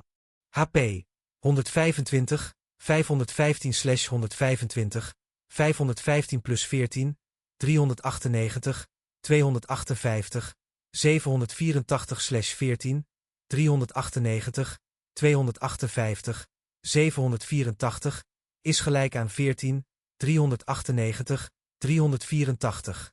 299 max HP. MP 125, 515, 125, 515, 14, 398, 258, 784/14, 398, 258, 784, 14, 398, 384. 299 max MP. Strength. 229,065 plus 5,759,303,513 equals 5,759,532,578 base strength.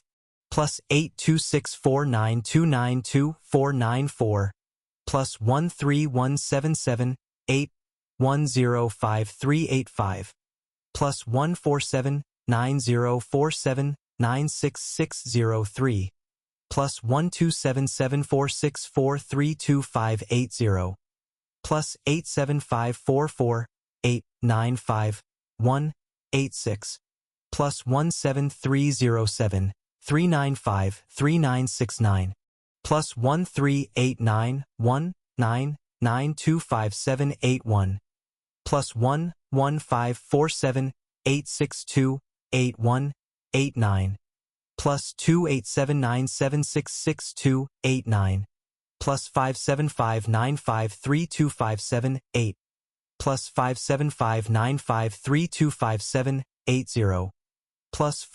4169325633321 plus 14398831445 plus 14398831445 plus 2303 813,0312 equals 1,545,858,543,935 total strength. Speed, 93,976 plus 5, 622. 910040 equals 5, 623004016 base speed. Plus 903616745537 plus 91317585220 plus 1564319711725 plus 124774459 115 plus 105656245461 plus 1366389 97589 plus 17987989847 plus 1098418 8633 plus 16756551967 plus 28115020008 plus 5623004016 plus 5623004016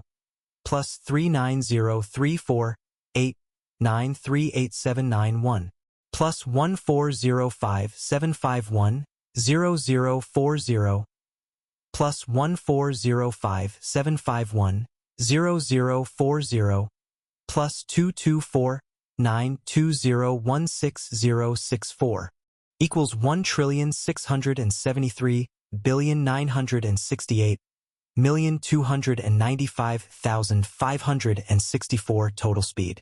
Agility, 85,953 plus 5, 999016, equals 5,999,102,237 base agility.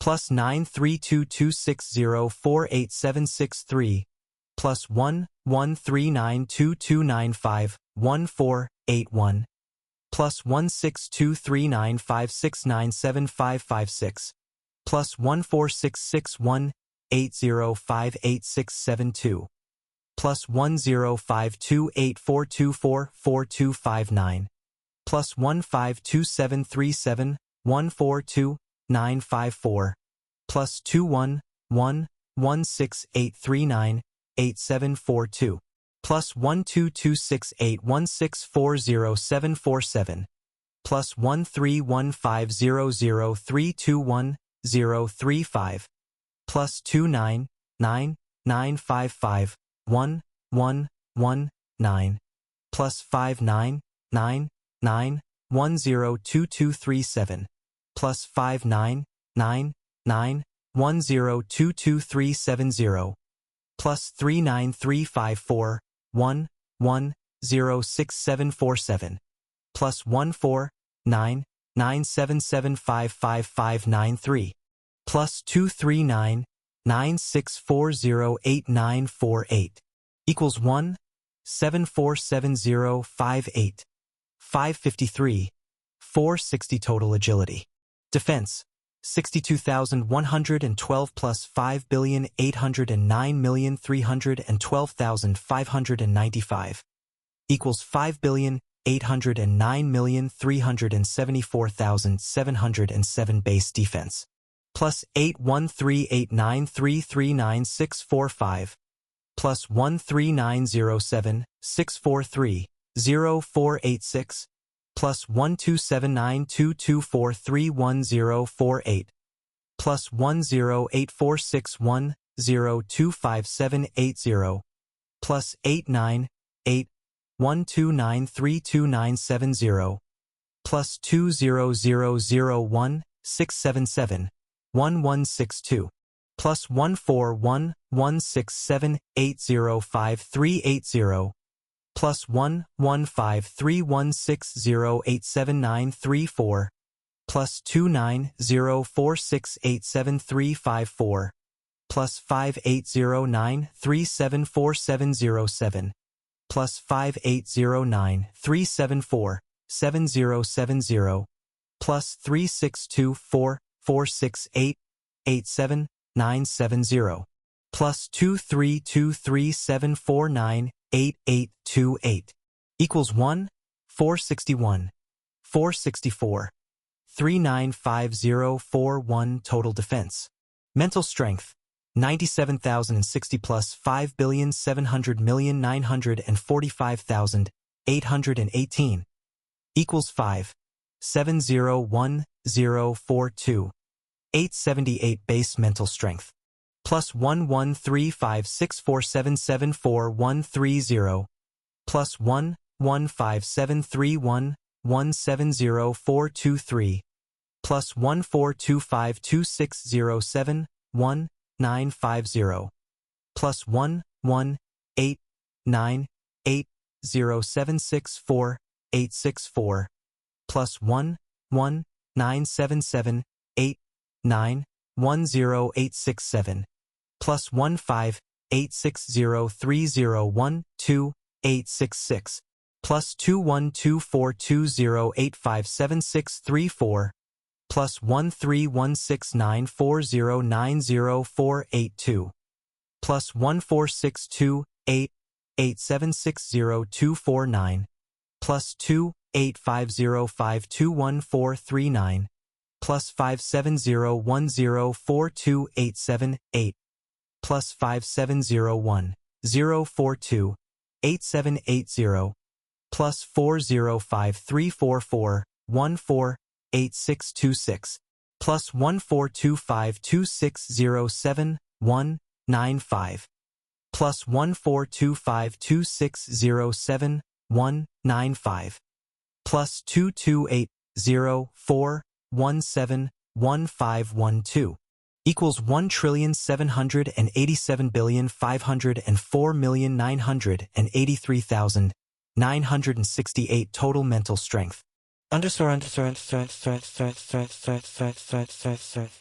Skills: absorption, divine grade, swordsmanship, mythic grade, combat magic, supreme fire summoning, inspect, mythic grade, enemy detection, mythic grade, body hardening, mythic grade, self-regeneration, mythic grade, spatial magic, item storage, plunderer, mythic grade, telekinesis, mythic grade, appraisal, mythic grade, conceal, mythic grade, berserker, mythic grade, dungeon walker, legendary grade, intimidation, mythic grade, dagger mastery, mythic grade, stealth, mythic grade, bloodlust, mythic grade, equivalent exchange, combat magic, superior wind summoning, all-seeing eye, mythic grade, extreme strength, mythic grade,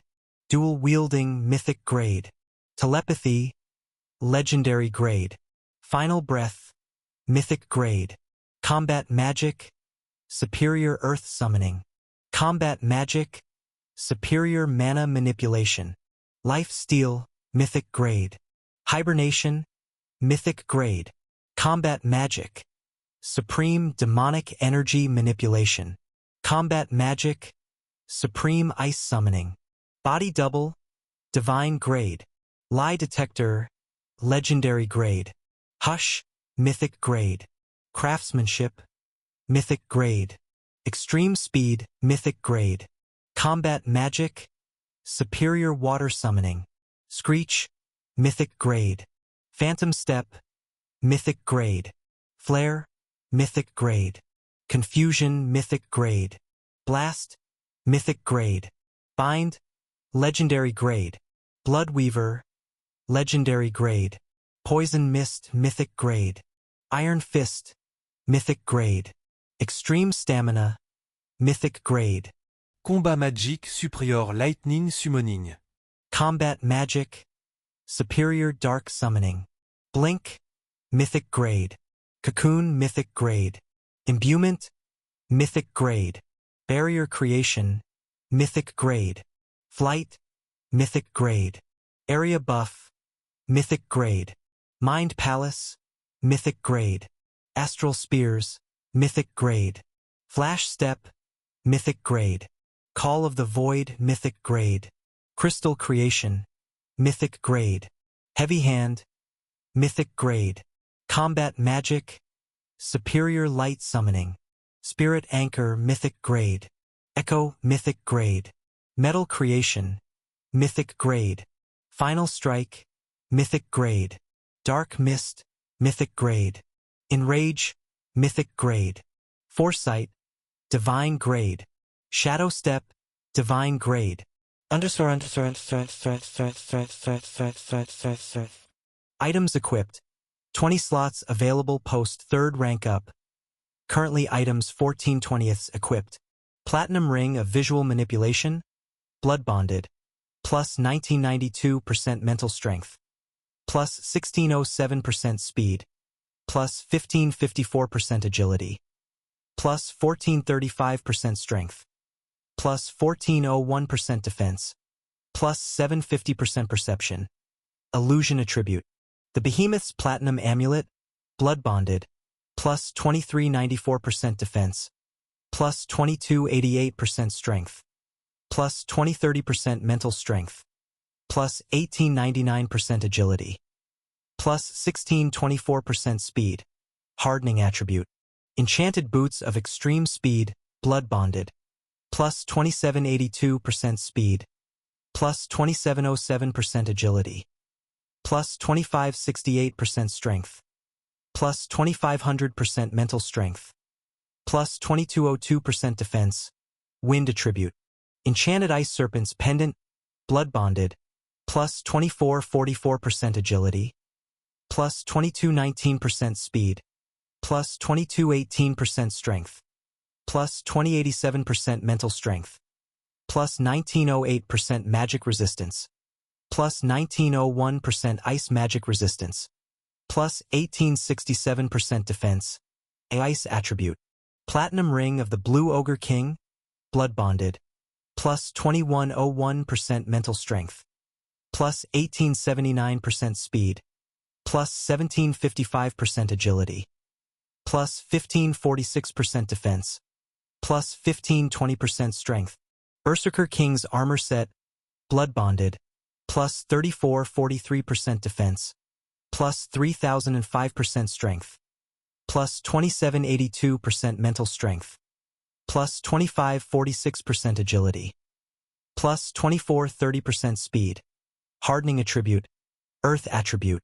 Cloak of Total Darkness, plus 3726% mental strength, plus 3520% agility, plus 3199% speed, plus 500% perception. Blood Bonded. Hidden Passive Ability. Concealment Attribute. Dark Attribute. Enchanted Lightweight Gauntlets, Blood Bonded, plus 2430% defense, plus 2412% strength, plus 2310% mental strength, plus 2045% agility, plus 1958% speed. Hardening Attribute. Earth Attribute. Fire Attribute. Storm King's Dagger Set, Blood Bonded, plus 2980% speed, plus 2566% mental strength, plus 2192% agility, plus 2005% strength, plus 1985% defense. Lightning Attribute. Wind Attribute. Greater Demon's Core, plus 50% all stats. Archdemon's Core, plus 100% all stats. Ascended Demon's Core, plus 1000% all stats. Celia's Purple Core, Living Ring Artifact, Divine Limiter, Hidden Ability. Divine Emperor's Soul Sword, Soul Bonded, Evolution Attribute. LV. 2. Fire Affinity, Dark Affinity, Demonic Affinity, plus 7239% strength, plus 7110% mental strength, plus 6942% speed, plus 6560% agility, plus 6239% defense. Empty Slot. Empty Slot. Empty Slot. Empty Slot. Empty Slot. Empty Slot. Skill buffs. Berserker plus 250% strength plus mental strength. Bloodlust plus 250% speed plus agility plus mental strength, plus 100% perception. Extreme strength plus 250% strength. Extreme speed plus 250% speed. Final breath plus 400% all stats. Exact percent will vary. Conditions va circumstances apply. Permanent buff. Rising Emperor's domain. Hidden ability. Passive. Rising Emperor's greater form. Hidden ability. Active. Master of Illusion. Hidden ability. Divine Elemental's astral form. Noble bloodline transformation. Asterisk stat increases shown do not account for greater form, astral form, noble bloodline, chi, demonic energy, mana control, or divine core power increases. Chapter 690. Ascended Demon's Core, plus 1000% all stats, is what my appraisal skill shows hovering over the largest black orb. My curiosity grows at the sight of this, as pretty much all of the gear I'm wearing far surpasses this buff.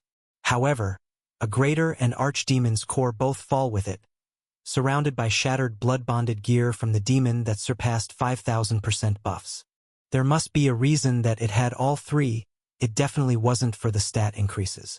I follow the falling gear downward by deactivating my astral form.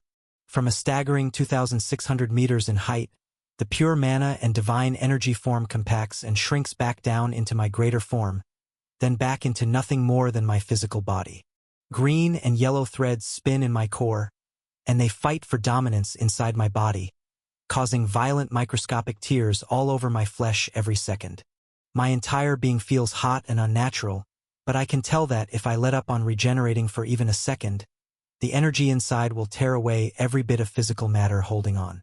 It's a very odd sensation, as every second I continue to hold on, my true core attempts to adapt to the changes taking place. My divine absorption ability continues to morph my genes, making it slightly easier to stay standing with these many green threads ravaging through me. This doesn't stop me from reaching forward and touching the ascended demon's core, watching it fall into my open palm. The moment it disappears, a third core appears inside my chest. There are 5 cores in total, 1 soul energy core with chi and mana, 1 dense divine core with green and yellow threads, and now 3 demon cores of varying sizes. None of them have any active demonic energy inside. I feel the instant stat buff add to my status, but nothing extra or special happens. I look around while opening up my storage to let the 2 smaller cores fall inside, as well as the 3 crimson horns that remain from the noble demon's true form. Other than that, all of its flesh and blood-bonded armor was burned away by my flames the moment it died. I take a deep breath, feeling my links of loyalty continue to surge upward, and take in the silence of the aftermath of the battle. At the same time, the absorption of all of the demon's true core's threads finally finishes. There is even some yellow energy left over that I cannot fully absorb. Its words at the start of our battle, claiming that I don't even have a saturated true core, make sense to me. I can feel there is a soft limit to the amount of yellow threads I'm able to gather. My core doesn't want to take in any more. It is far more eager to process even the ambient green divine threads that float in the atmosphere around me. Paired with this feeling, another odd sensation washes over me, as now I can fully understand what Beckman's horse with the Mind Devourer buff had as a true core ability. Memories come rushing into my mind like a tidal wave. I gasp for air as my vision goes black and I lose touch with my links of loyalty and the outside world while my mind is swept away to look through the eyes of this demon's past. I view its earliest memory, being born as a fledgling demon in a sea of darkness. It's as if the memories are my own. I can feel the high density of demonic energy in the air, and it's like nothing I've ever felt before. Almost like it's swimming in an ocean of pure power to absorb at its fingertips. The first few days of its life, it did exactly that, wandering around in the darkness with no knowledge at all of what it was or why it was brought into existence. The only thing it knew was that it felt good to become stronger, so it absorbed the thick plumes of demonic energy all around it and wandered aimlessly while growing its fledgling body. However, on a noble-grade world with so much energy to consume, There are plenty of other beings that seek to grow stronger than the rest. Its only ability was a shadow movement technique that masked its presence from danger, as well as the innate knowledge of how to absorb and manipulate demonic energy. This not only allowed it to hide from demonic beasts and other ravenous demons far stronger than itself, but also gave it the power to lurk in the shadows and become a silent killer, only attacking those it was sure to defeat. Colossal beasts lurk in the depths of this noble-grade demonic realm, shaping its worldview. To survive, it must become unfathomably strong. Years pass, and this demon never makes a wrong move, killing anything weaker than itself with ease and never challenging a monster out of its league. The darkness is where it hides, and anything that moves is danger. The author's tale has been misappropriated. Report any instances of this story on Amazon. Never seeing the light of day, this is what life is, and harnessing the darkness is all it knows. That is, until one day when red, orange, and yellow beings lit up the darkness and slaughtered mountain-sized demonic beasts with ease. Whatever these colorful beings were, the demon knew they were strong, and it knew it for sure when one of them appeared before it, pointing a long sword at the young demon's neck and exuding an ominous pressure that made it want to fall to its knees. However, it didn't submit despite the overwhelming strength gap. It tried to fight back and survive by any means necessary, but it was impossible to run. The yellow figure that looked very similar to it blipped in front of it everywhere it ran, repeating the same words over and over. "You have been chosen." All over this small noble-grade demonic world, knights, commanders, and generals from the Vermilion family seek out fledgling demons that have made it through the incubation process on a world owned by the collective 5 great families. This demon and 34 others were chosen and brought back to the demonic realm. Memories rush through my mind of the vast world filled with demons, demonic beasts, civilizations, and most awe-inspiring, the 5 massive black towers that resemble the throne here on the human world. 40 years of demonic combat training go by, teaching these new recruits how to awaken their bloodlines, and many missions to far regions in the demonic realm are ordered by the current generals in charge. Even outings to other worlds are required to build knowledge and experience. Other new groupings of first- and second-class demons are brought to this realm as well, but their training is done separately, as everyone knows that the hierarchy must be followed and those above are worth far more than those below. The demonic realm itself is only a third-class world, as the energy density is extremely spread thin from its massive size. However, it is such a vast land that it is a perfect base for the demons, with room to bring resources from other worlds and expand. Even third-class commoner natives from this planet have the ability to give offerings to the 5 great families and join their ranks if they train hard enough and show their loyalty. However, while possible, commoners usually don't move up the ranks past the demonic knight or commander positions. No commoner has ever been permitted to compress their true core and be granted a chance to become a lord. Only those already within the ranks know that the families like control and would rather raise their underlings from birth as mindless killers with morals and ideals guided by their lord. All of this training is done for the purpose of getting ready for labyrinth contracts. It is the final test and vetting process before these recruits are accepted into the Vermilion family's ranks. It is known that the other families have their own processes, but it is very secretive, and only the lords of each family in a place called the Upper Realm ever discuss business between them. For those in this lower realm, the only necessary work that must be done is becoming strong and following the orders of those who are stronger. The vetting process usually takes decades, sometimes centuries. This batch of 34 noble demons has already been trimmed down to less than 10 before the final test even started. Many died fighting demonic beasts far above their levels in the outer regions of this realm or on other worlds, while others died in death matches between demons to settle disputes. More groupings from incubation worlds are brought back to the demonic realm every few years, so losing many fighters is not a problem. Only the strong are meant to survive. I watch more memories flash by of this demon being sent off to a foreign world, creating a contract with a dragon, and defending a labyrinth for over 130 years. It is granted the body double skill for accepting the labyrinth contract, and set out on its journey to rise the ranks from a greater demon to an archdemon, to an ascended. It managed to fend off every challenger that made it to the top floor, even some with levels 3 times higher than its own. In solitude on the top floor of the labyrinth, As the beings of the world continued to bring pure mana into this construct, the demon and the dragon sparred, talked, and became stronger every day. It didn't only rank the labyrinth up once, but twice, passing the noble bloodline test in order for the Vermilion family to accept it into their ranks. The demon accepts red divine energy in exchange for the farmed mana of this world, as a prize for being the first in its class of noble demons to return. Another 110 years pass as the demon rises from a knight to a commander to a general in the Vermilion family. It trains in the demonic realm, partakes in demonic beast extermination on incubation worlds, and even brings back new groups of demons to begin their training the same way it did. Everything changes the day Draco Vermilion finally compresses his true core and is granted permission to speak with the Green Cord Lord. It gives him a mission to plant an artifact on a small third-class world filled with humans extremely far from the source. Images continue rushing through my mind faster and faster. I see this demon's agreement with the Big Three, its 50-year wait inside a special demonic cultivation chamber to fully saturate its true core, then bonding with 2 more demon cores in preparation to become a lord, and finally its last battle against me, the Flame Emperor. No real time at all has passed when I see the room around me again, and all of my links of loyalty reconnect to my vision. Ember floats down from the ceiling, transforming back into his human form. However, I just experienced over 3 centuries of memories in crystal clear quality.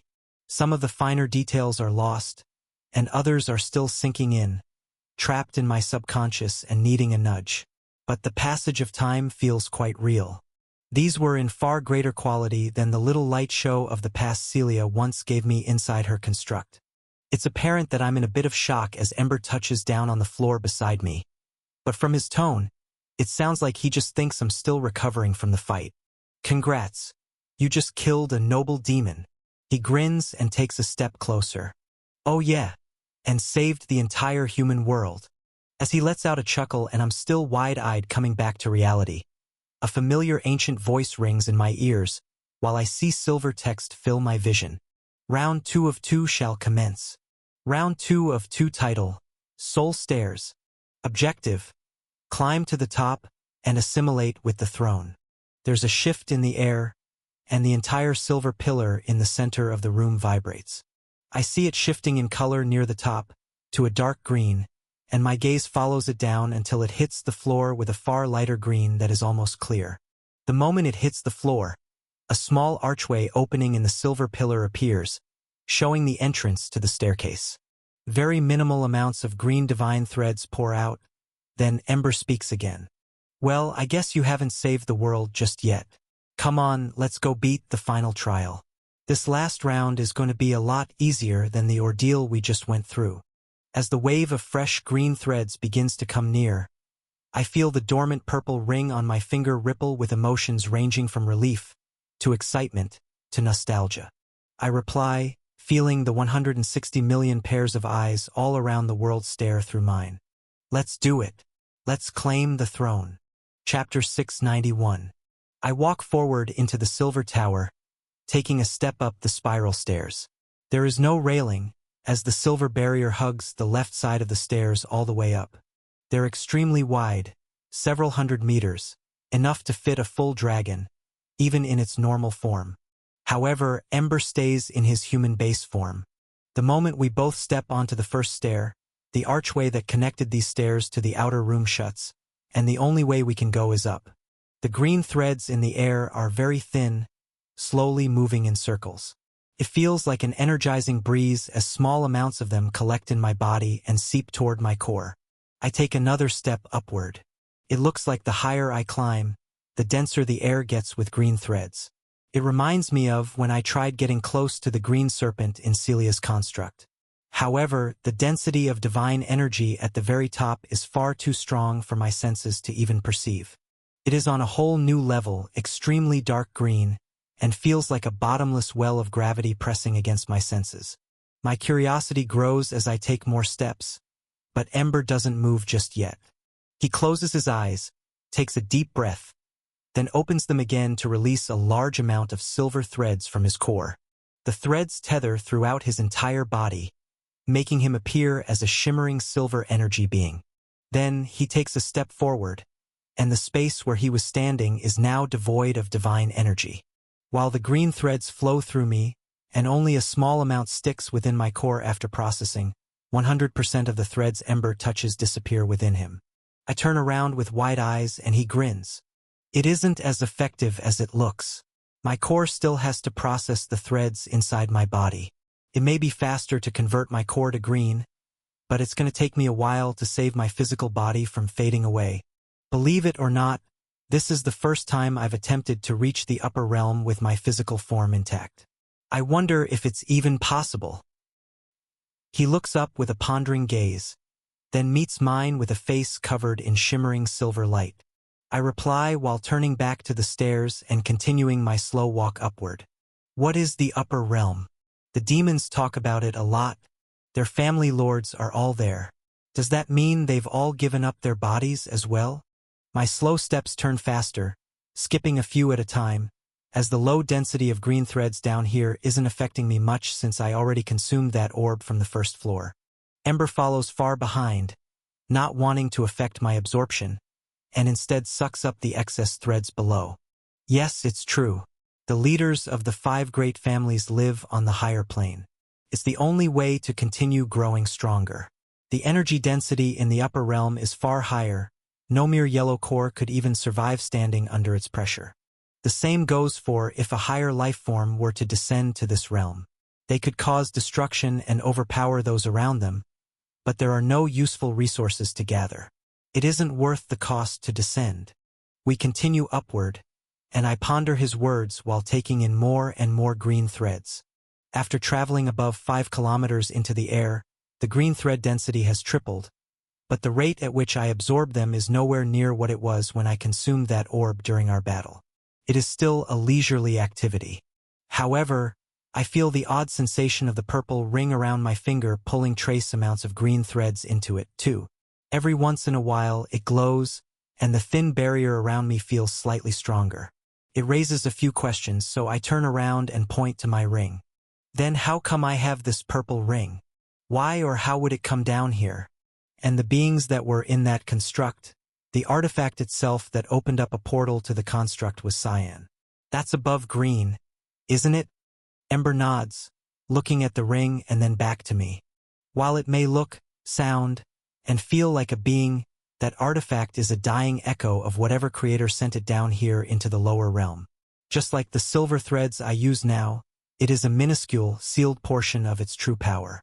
If unaltered purple threads were near us right now, they would easily split this world in two. No, this entire solar system would be demolished by the pressure of its existence alone. I bet it would break through this tower with ease. He grins, but my eyes widen as I stare at the ring with newfound awe. It would break through the tower? But how? Isn't it made from the silver energy of an immortal? An overseer, right? Ember nods as we rise even higher, surpassing 10 kilometers, where the green thread density doubles again. Even this tower is a sealed artifact from the upper realm. Just like I use a thin, lesser version of my silver threads, this isn't the true power of an overseer. It is merely a tool crafted by one to help its underlings ascend while simultaneously building wealth in the lower realm to continue their expansion. There are other ways to ascend, this just happens to be the easiest. We climb the stairs in silence for a while, as more pieces of this puzzle fall into place. The author's narrative has been misappropriated. Report any instances of this story on Amazon. While my mind races, my links of loyalty surpass 200 million. Outside the tower, the Crimson Army, the commanders, and the generals all regroup to celebrate their victory. Bree and Rodrigo celebrate at the Apex Region's headquarters with all the high-level hunters, while word spreads through central headquarters that their manipulative leaders have been killed. Soon, they will be free to venture off of the Flaming Mountain and out into the real world if they wish. More and more people in the outer nations who have never heard of the Flame Emperor before today begin creating links of loyalty, eager not to miss out on the stat bonuses and the mind-bending reality of the world they now understand is unfolding before them. The 4 generals, Raven, Abby, Maria, and Ari, reconnect their live feeds to show the state of the battlefield. Raven takes charge of the narrative, explaining the true state of the world before the system connected and the gravity of the situation that was just resolved. Plus, expands on their plans moving forward. As time passes and more links of loyalty pile in, each of the generals speaks to the world, filling new links in on what happened today. Celebrations erupt all over the Dark Continent, the 8 great regions, the central capital, and the newly formed nations. Many were here from the start, while many are only watching now. But it is clear, a new era in this world's history is about to begin. The tensions and uncertainties of the Great War have finally been dispelled. The entire world is now connected through this mysterious flame emperor, who they all see walking up an endless flight of stairs in silence. I feel the thread's density multiply many times over as I reach a height of over 50 kilometers. This is when I start to slow down, taking each step one by one while pulling in as much of the ambient green energy around me as I can. I feel more and more green threads pouring into my true core, pushing the dense yellow energy in its center down into an increasingly compact ball of bright yellow-white light. At first, it was still semi-painful to process all of this green energy through my constantly regenerating flesh. But the more compact my true core gets, the more natural it feels for the green energy to combine with my blood, flesh, and bones. It all melds together, turning my entire being a shade of green. My soul sword remains dormant, jet black, floating slowly around me in circles. The ratio of yellow to green threads inside it shifts in perfect sync with my core, as they are linked. In addition to this, the purple ring around my finger pulses more and more, drawing in large amounts of the green threads now that the air is denser. The barrier around me seems to strengthen, but for some reason, it remains made of purple threads. I can't tell where the excess green energy is going. It's as if it's disappearing inside the ring, like it's being devoured. I raised the question to Ember in my confusion. Celia, my ring, it's pulling in green threads, but somehow the purple energy it uses is getting slightly stronger. How exactly does that work? Ember chuckles. That is something you'll learn in the upper realm. Red, orange, yellow, green, cyan, blue, even purple, they're all the same. It's just divine energy. I raise an eyebrow as he continues, and at the same time, I feel the green divine threads in my core crushing my true core into an even denser form, forcing the brightly glowing yellow ball to shrink to the size of a marble. In this lower realm, that ring of yours was a tool made for a third-class world like this. The creator framed it as a pocket dimension for free trade of mana, demonic energy, and resources. Right? I nod and Ember continues. Some of those resources just happen to be divine fragments, conveniently compact and digestible in small sizes. It allows lower life forms to begin the process of wielding divine power. All of this energy is siphoned from the upper realm. If not for the push of that helpful artifact, I doubt there would be enough ambient divine energy on this entire planet for even one red core to form. My eyes widen, and at the same time, I feel the tiny ball of compact yellow energy in my chest begin to shift, showing a pale greenish tint. Everything clicks. That's why you called it such a rudimentary form when you first saw it. Divine threads can be compacted into denser and denser forms. They just appear as different shades of color when they stabilize into a new usable density. Ember nods slowly. Yes, exactly. While it may look like your ring is making the threads in the air disappear, it is merely recharging its fading existence that has withered away in this lower realm. It would be the same as if you absorbed a red fragment right now. The energy would disappear into your core, empowering you a tiny fractional amount, seemingly vanishing, but in reality, it's just divine energy making its home in your core. I turn back around, satisfied with his answer, as I walk up the steps even further, another 20 kilometers into the sky. The center of my true core compacts more and more, shifting to an extremely light green with traces of yellow still holding on. Then, I turn around as another odd question hits me. Then, if you were to release divine threads into the atmosphere and spread them out over a massive open area, wouldn't they all revert back to red? Ember shakes his head. Good assumption, but once a new stable density is reached, it takes immense power to separate divine energy from its settled form.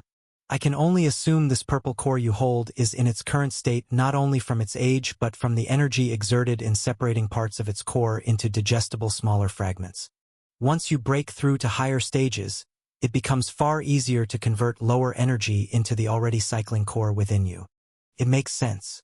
Just as when absorbing fragments, one doesn't remain at the same core color until fully breaking through. However, there are still many unanswered questions. As I walk deeper and deeper into the green fog of divine energy above, I push these thoughts to the back of my mind. Once I reach this upper realm, I'm sure much more will become clear. The pressure and gravity up here are intense. Now that I've climbed another 30 kilometers, my body begins to be attacked mercilessly by the threads again. It has to readapt as my bones rattle, and my skin feels as though it's peeling from burns and thousands of knife slashes. Even my eyes, brain, and organs are torn to shreds and rebuilt over and over until I store enough green threads in my core to withstand it naturally. My body morphs and adapts. I'm absorbing the same amount of energy I did from that green orb every minute, and the feeling of absolute power surging through me is incredible. The last remnants of the yellow threads in my chest compress until they are no longer visible. The entire core in my chest turns bright green, and a pulse of overwhelming gravity ripples out from my eyes, mouth, and green core, setting my new energy standard in stone. I take deep breaths. Even now, with a dense green divine core cycling threads in my chest, my body doesn't want to stay. Every part of my being becomes supersaturated with green threads, but it still feels unnatural. Half of me is holding on, and my divine core continuously adapts, pushing to new limits. Now that I have a green core, the threads surrounding me are far easier to pull in and process. However, in such a chaotic environment, it's difficult to conceptualize how much stronger I've really become. The gravity, heat, and pressure rises the higher I climb, but I stay focused and continue upward another 50 kilometers. My core absorbs far more green threads, and the top of this tower begins to feel like it's really within reach. The stairs only stretch another 100 kilometers at most. However, even now with my upgraded perception, the extremely concentrated well of strange gravity at the top of these stairs feels exactly the same as it did when I was looking at it from the bottom. Chapter 692. My steps upward are far slower now. While it took less than a single minute to climb multiple kilometers with ease before, it takes me over an hour to climb the next 50. I'm halfway through the final stretch, but I can feel these last 50 are not going to be easy at all. The amount of green energy pouring through my core makes the entire orb I consumed earlier seem like a tiny drop in the ocean of power around me.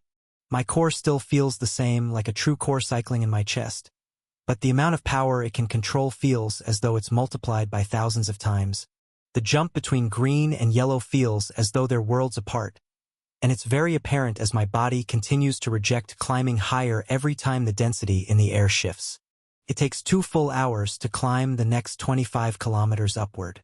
The links of loyalty available to me start to slow down, evening out at around 280 million. A few 100,000 links still roll in every minute, but it's nowhere near the millions per second I felt at the peak of my battle with the demon. From what I can sense, over half of the system-connected population has signed the mental contract. While I'm not in desperate need of power now, it is still nice to feel new links form. During the time I've climbed, the Crimson Army and the Inner Circle have made their way back to the Crimson City to be welcomed by tens of thousands of people from neighboring cities all over Sector 2 of the Dark Continent. Many other nearby and faraway hunters make plans to move to the Dark Continent in hopes of meeting their saviors and searching for a better life. Bree has already begun sending out calls and orders for expansion and materials to prepare for the massive influx of visitors and new citizens. However, no work is being done yet anywhere in the world. Everyone still watches the visual feed of their mysterious leader climbing higher and higher up the silver stairs through the dense green fog. Another 3 hours pass as I climb another 15 kilometers, but the heat and pressure are becoming unbearable, even as my body adapts. The purple ring around my finger doesn't pulse anymore. It glows with a consistent light purple glow, and the barrier around my body becomes extremely strong. It's hard to track, but the ring feels like it's absorbed as much or even more green threads than me. It acts like an insulator, similar to the technique Ember is using below me. Green threads pour in, but it is impossible for them to flow out unless I mentally force them to. I take advantage of this odd phenomenon, speeding up my gathering process even more, but at the same time, it definitely makes it far more difficult and painful. My blood, flesh, muscle, and bones have been oversaturated and tethered with these threads for so long and under so much pressure that my entire body starts to feel like it's a divine core itself. When I take steps upward, the propulsion of my feet uses divine energy. However, I don't even have to stimulate my true core. It's as if the nerves in my muscles have tethered so densely with the threads flowing through me that portions of my body can act as their own power sources. Ember watches with curious eyes, replicating what I do using silver threads to isolate his flesh from the violent green threads when it becomes too much to bear. My mind is completely focused on reaching the top. The final 10 kilometers takes 6 full hours. The thread density has increased many times over again, but at this point, it all feels the same. Even with over 290 million links of loyalty powering my footsteps and a green core and divine body pushing me upward, my legs still feel extremely heavy with each new step. This novel is published on a different platform. Support the original author by finding the official source. I have to focus carefully not to succumb to the pressure. The sun is setting in the dark continent as I make the final curving flight of stairs upward to finally see what is creating such an overwhelming well of gravity. As I walk off the final step, I can see the top of the silver barrier around us. However, above it, there is still an endless sea of darkness stretching upward in the tower. That isn't my main focus. The fact that I'm standing on a small circular platform is, at the far side, a green divine rift hovers before me at eye level. It looks similar to the blue rift I saw formed from the artifact at the B-class exams, but the overwhelming pressure that it exudes makes that tiny echo of a dying artifact seem leagues below what I'm staring at now. Slow plumes of green divine energy float out of the rift, and my gaze gets lost in the endless power within. Ember's voice shakes me out of my trance as he steps onto the final platform a few seconds later. That is certainly the pressure of the upper realm. It looks like we made it. The moment his words cease, there's a shift that shakes the floor, and all of a sudden, the silver barrier around us begins to vibrate. It shatters into a silver sparkling display, and at the same time, the stairs that led us all the way up here dissolve into silver energy and reform with the floor below. We're left floating on a thin sheet of black tower material hundreds of kilometers up in the air. An ancient echoing voice rings in my ears while silver text tells me that the final round is over. Round 2 of 2 complete. Trial 3, Soul. Complete. Calculating prize based on trial difficulty. Prize calculated. Congratulations, 19th Vermilion Lord. We shall see you soon in the upper realm. As the text fades, I raise an eyebrow and turn my head to see Ember let out a laugh. Well, considering that demon's strength, the chances of a human on this world actually ascending were basically 0. I smirk as I understand this artifact was programmed as a training ground and welcome ceremony for their new lord to enter their ranks. Well, it looks like they're in for quite the surprise. 2 large black boxes fall from the darkness above and land with a thud in front of the green divine rift. They both open the moment they land, with the same soft white divine ether inside pushing up 2 items each from within. In my box, I see a large black orb with dense purple and black energy swirling inside it, while the other item is a circular green object radiating a dense divine glow. It looks like an oversized coin. I use appraisal on both items, and one reads, Demon Lord's Core, while the other reads, World Token. My eyes track over to Ember's box, and he already reaches out to store a vial of black liquid into his ether storage. For some reason, he looks disgusted at the substance, not interested in using it. However, the other item in his box is the same large green coin as mine, reading World Token when I stare at it. I look back to my prizes and slowly reach out a hand to touch the large black orb. It sinks into my palm just like the ascended core at the bottom of this floor. However, when it reforms in my chest, there are 2 distinct differences. The first is that this core is full to the brim with demonic energy ready to be used. I haven't attempted using this power in quite a long time, but it feels incredibly insidious and strong. The second difference between this and any of the other cores I've collected before is that it is pulling on the other empty demonic cores in my chest. Green divine threads tether through them all, but soon the greater, arch, and ascended cores begin falling toward the largest black core.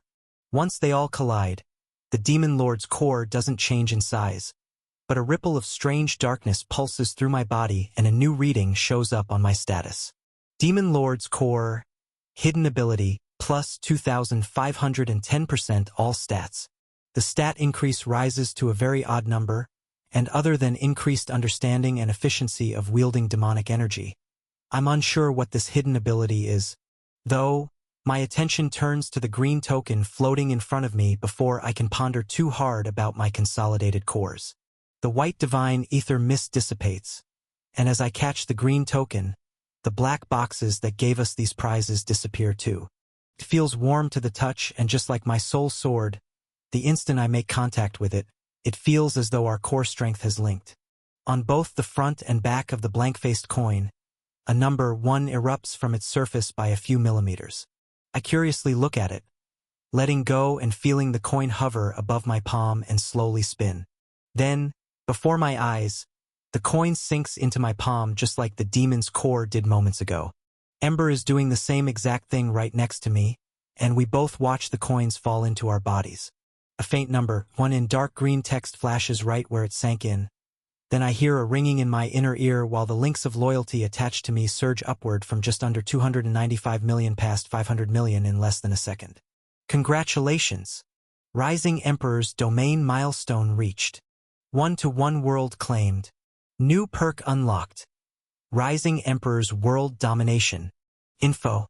All beings connected to the system will now automatically become a link of loyalty to their planet ruler.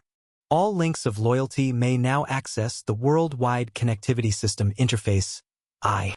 The Rising Emperor may now borrow an additional 10% of all base stat points and mana control efficiency from all subordinates under the allegiance of the Rising Emperor. The caster may only borrow or share exclusively. Both actions cannot be performed simultaneously. Members affected by this perk are not required to be within range of the Rising Emperor's domain. This buff stacks with the Imperial Reach perk, Expansion perk, Dominance perk, Authority perk, Power Holder perk, and Ruler's Gaze perk if used simultaneously. Chapter 693. My gaze sweeps over my new buff, and I feel my stats automatically increase by a massive amount. Not only have I gained over 200 million new links of loyalty in an instant, but the amount of stats I can borrow in total has risen to 50%. At the same time, I feel a new wave of perception explode out from the tower and wrap around the entire globe. Not only can I feel and see every single human connected to the system on the planet, but now I feel connected to all 21,480 dungeons covering the globe. There are 5 labyrinths that hit my senses as well, 3 of which are not ranked up, all below the threshold that the one in the Crimson City achieved. However, there is one large labyrinth in Central City that is on the same rank as the one I've been building from the leftover mana in the artificial mountain range. This sudden rush of information sends hundreds of thousands of notifications into my consciousness. My personal certificates of ownership for all of these mana constructs are the first things I see, but the vast majority of the notifications I receive are contracts that are linked to these dungeons. The individuals' names flash through my mind, but I don't recognize anyone on the list to match the over 500 million human names I have access to on this world. I wonder if they're old contracts from before the Great War, or if these names are from beings on other worlds. It's quite the information overload, but the notifications in my ears don't stop there. For some reason, the voice that reads them aloud is different, more proper and elegant. The text before me shimmers with dense green threads. Analyzing new Lord of World M3-99051. Prepayment for 1 set of premium avatars detected. No further resources required. Manichi Soul Energy Core detected. Pure Demon Lord's Core detected. Fully formed Green True Core detected. 1.20001 Low Quality Ether detected. I feel green divine energy ripple through my body. At first, Celia's barrier blocks it, but I witness Ember allowing the light to probe him, so I relax and do the same. Once it finishes and disappears a few seconds later, a perfect body double of myself forms a few meters in front of me.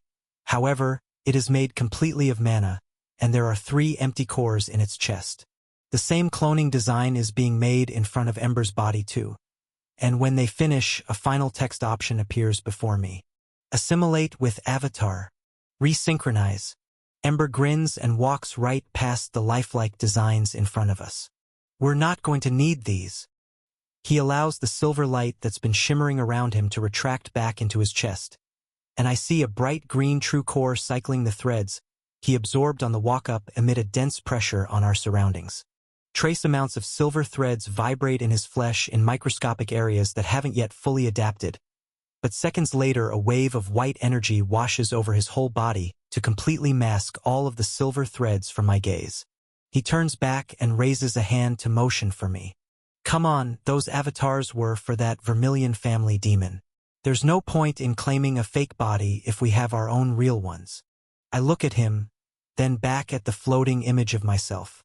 Then, I grin and walk past it too. I guess you're right.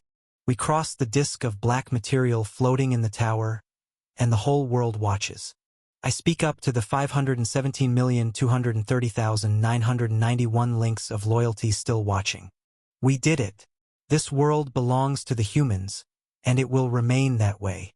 I simultaneously feel the worldwide connectivity system interface activate in my mind, showing panels to share live videos through anyone's eyes peer-to-peer, text broadcasts to the whole world, and even information and item trading marketplace interfaces rushing through my mind. Users have already begun using this, as the moment I accepted the world token, everyone gained access. Private groups can be created, instant transmissions enabled, protected sales initiated, and even quest creation features activated where a random link of loyalty anywhere in the world can ask for anything they need, and anyone connected to the network can accept. My mind rushes through hundreds of other features, even virtual combat training showing all of the Rising Emperor's skills and imagery of me using them in combat scenarios in the past. Plus, request options to borrow those skills, all handled and moderated by generals, commanders, and knights in real time. The resources that are now instantly available to this planet are quite impressive. I can think of thousands of ways new hunters have far more opportunity to succeed in this new world, but I push this to the back of my mind while continuing to walk forward and speak. I will be leaving for the upper realm. I suspect my victory against the demon that sought to claim this world won't go over well with their leaders.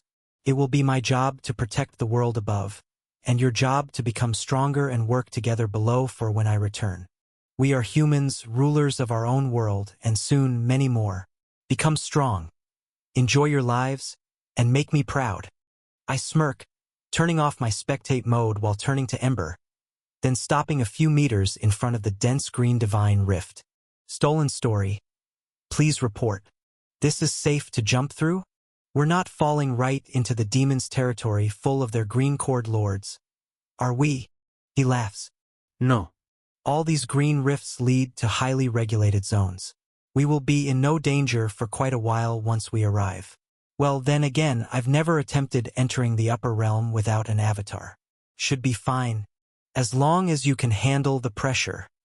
I raise an eyebrow, but he just shrugs and continues. It's all new territory for me, but I say it's worth a try. Your body has adapted so far, it'll do it again. You certainly don't like doing things the easy way, but that ring of yours should help. My heartbeat starts to rise as I look back at the rift. I can't see through it at all. The slow clouds of green threads coming out are incredibly dense, to the point where I'm still struggling to stand properly without using a large amount of strength and concentration. Right on cue, like my ring was listening in this whole time, I feel a warm ripple of happiness come out from the purple artifact, and feel the sensation of the thin barrier around my body hardening like an unbreakable shell. No more green threads in the atmosphere hit me at all, and I hear a soft woman's voice echo in my inner ears. You made it. I didn't think I'd ever reach this place again. I've regained enough strength to help you like I promised. An ascended human keeping his body in the upper realm. You are quite odd. She chuckles in my inner ear until her voice fades, and I lose connection with her conscious mind. All I'm left with is her strengthened barrier around me that simultaneously blocks all threads from hitting me, but also limits me from growing and adapting. However, Ember seems to agree with Celia's decision. Good. You won't die the second we walk through the rift. He steps forward and disappears before my eyes without another word. I take a deep breath, close my eyes, and look at the whole world, then send a private message to all of my generals, commanders, knights, Bree and Rodrigo. See you soon. We'll stay in touch. Then, I step through myself, feeling the strong, invisible purple barrier that covers my body heat up with intense energy, like I'm walking into the sun. My vision turns completely green, but I feel my feet hit a hard surface below, so I continue walking forward. I can still sense the human world, but I'm positive I'm no longer on it. It feels as though it's floating in a dark black void in my mind, and wherever I'm headed right now is on a whole different plane of existence. My slow steps continue forward until I see an archway with white divine ether mist pouring out of it. I'm standing on a non-existent floor in a sea of green divine energy.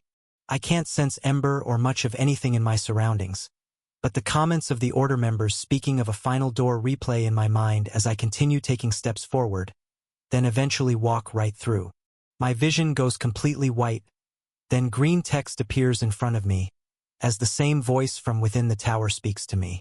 Welcome, new lord. Check in at a citadel required. Nearest citadel Ellipsia. High-speed travel time. 0.5 hours. Accept. Yes. I choose yes, but there is no other option to click. The text fades, and so does the white light all around me. It feels as though I'm not moving, but when I turn my head back, I watch a bright cloud of white divine ether disappear into the distance. When I turn my head back, I'm sent flying into a dense dark green cloud of divine threads. All around me, I see the clouds pass at extremely fast speeds. I'm standing inside a small white orb, made of the same translucent glowing ether material as the cloud I left. However, the reason I can't sense anything isn't because of this protective orb. It's because of Celia's barrier. Plumes of green threads move right through the orb I'm being transported in at extremely fast speeds, but my body isn't making contact with them. The thick green clouds just move around me, and trace amounts are absorbed by the purple ring. Ember's voice rings in my ears. You're headed to the Ellipsia Citadel, right? Still confused about pretty much every single thing that's going on, I reply through our Rising Emperor link, not needing to physically sense him to communicate. Yes, I am, but I'm captivated by the endless sea of green clouds all around me, and my words fade off. Good. See you soon. Enjoy the ride. He replies in an amused tone. Minutes pass, and I press my hands up against the side of the transparent orb with wide eyes to see the vastness of the realm I'm being rocketed through. If I could sense anything, I can only imagine it'd be even more amazing. Far off in the distance, the imagery of thousands of tall green towers floating above the clouds comes into my sight. It looks like an enormous city, hundreds of kilometers wide if the buildings were the same size as normal skyscrapers on the human world. However, as the minutes continue to pass, the buildings I approach get larger and larger. But I feel as though I'm not getting any closer to the city. I start to see millions of windows and floor markers far off in the distance, and the true enormity of these structures become clear. The impossibly large towers are actually hundreds of kilometers wide each, and tens of thousands of kilometers high. The city itself begins to stretch past the distance my peripherals can keep up with as I continue to get closer and closer. The towering structures look like palaces created for gods. Then again, when I think about what kind of beings live here, this statement might not be far from the truth. A new text box rings in my ears. Level 1 surveillance zone reached. Stated cargo. World M3-9, 9051 Lord. Analyzing cargo. Green light from high up in the sky comes raining down on me, scanning every inch of my body, but not making it through Celia's barrier at all. It stops a few seconds later, and another text box with the same voice appears. No cargo found. Reanalyzing. The green light covers me again, but the same result occurs. No cargo found. Reanalyzing. No cargo found. Reanalyzing. No cargo found. Reanalyzing. It happens a few more times, and my heart speeds up each time it does. I reopen my link with Ember and tell him exactly what's happening while the process continues. No cargo found. Reanalyzing. No cargo found. Reanalyzing. No cargo found. Reanalyzing. Not good. Try to open up your barrier and let it scan your body. I managed to make it through, but I have an ether cloak on my silver threads. This zone is too well surveilled for me to come over and help. I do as he's instructed and lighten the airtight seal that Celia has created, as our minds and emotions are linked. However, the instant I even make the barrier waver, I gasp for air and reflexively fall to my knees. My senses are overwhelmed by a divine pressure that makes the tower we just climbed feel like child's play. Not only is the thread count in the air mine bending, the gravity that pushes down on me is far too strong to withstand when Celia isn't supporting my body like an exoskeleton. The incredibly dense green clouds of threads tear through my saturated body and almost evaporate every last physical cell I have left in mere fractions of a second.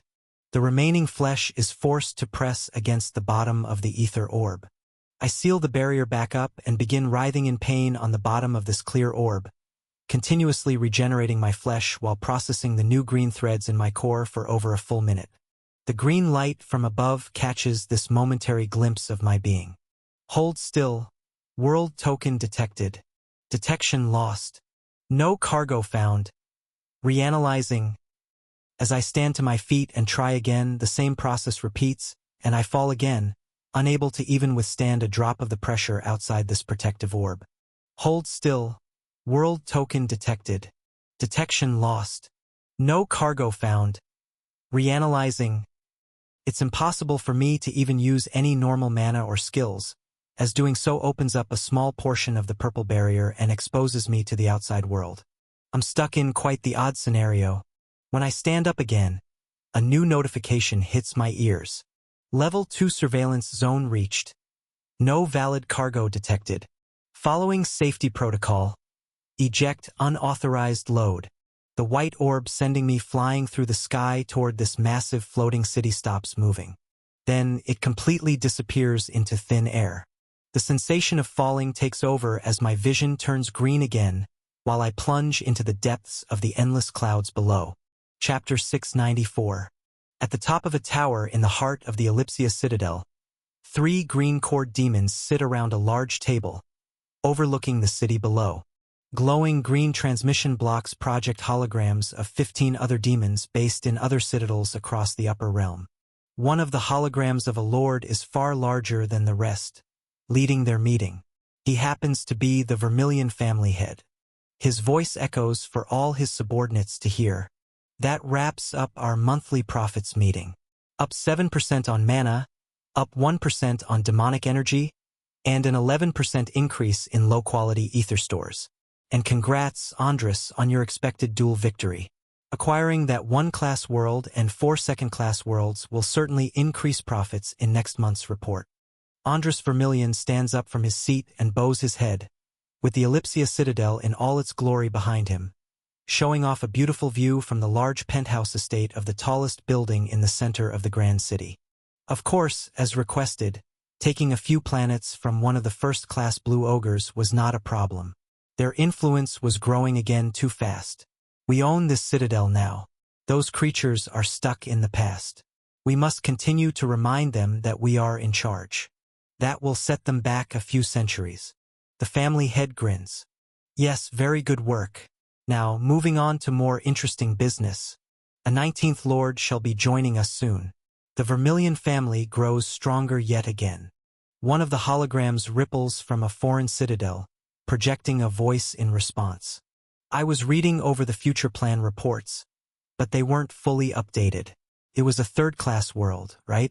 We have more of those than we know what to do with. Using resources for a throne barely gives us a doubled return over a few decades. Wouldn't it have been far more worthwhile to use a throne on a first or at least a second-class world? We only get access to new throne artifacts from the Overseer every few hundred years. What was so special about this world? A few voices murmur in discussion, but the family head dispels their concern with a wave of his hand. Quiet.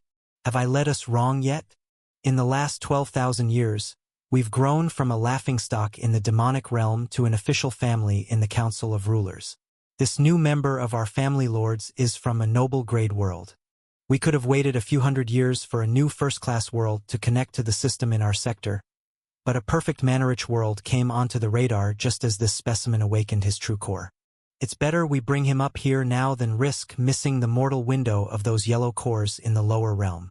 More discussion continues among the holograms, and the demon who objected earlier speaks again. Understood, family head.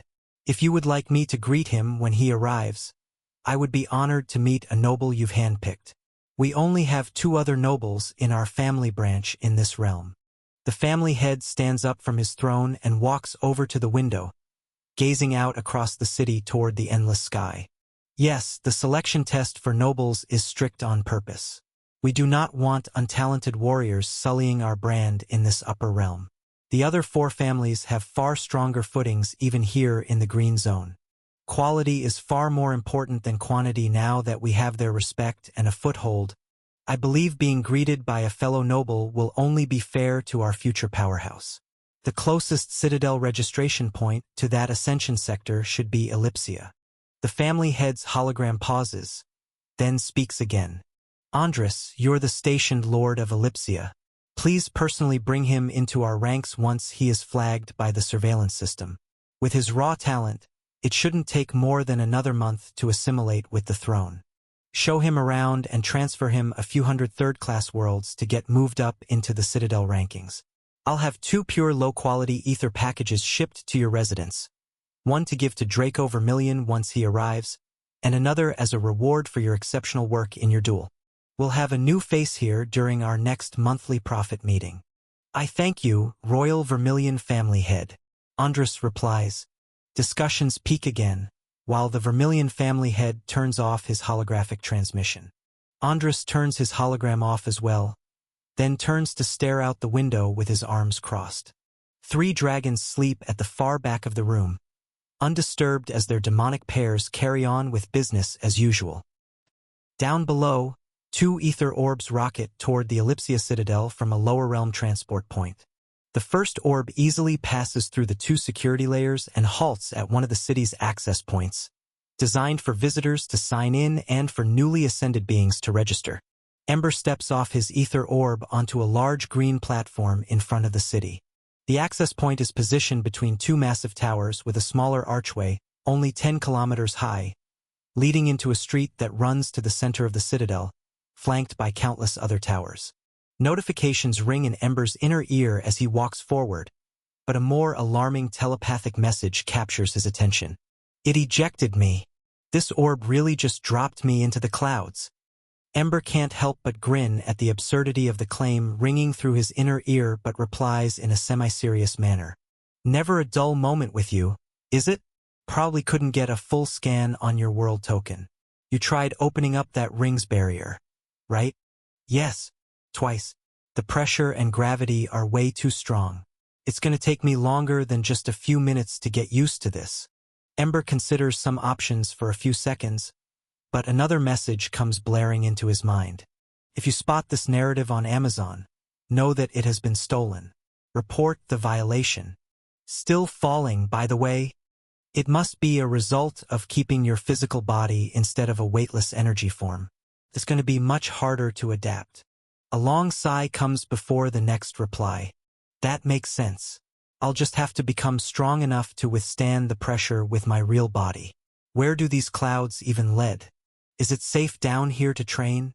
I'm not sure what's below the citadels anymore, to be honest. However, it should be fine. It's not like you'll fall out of the upper realm.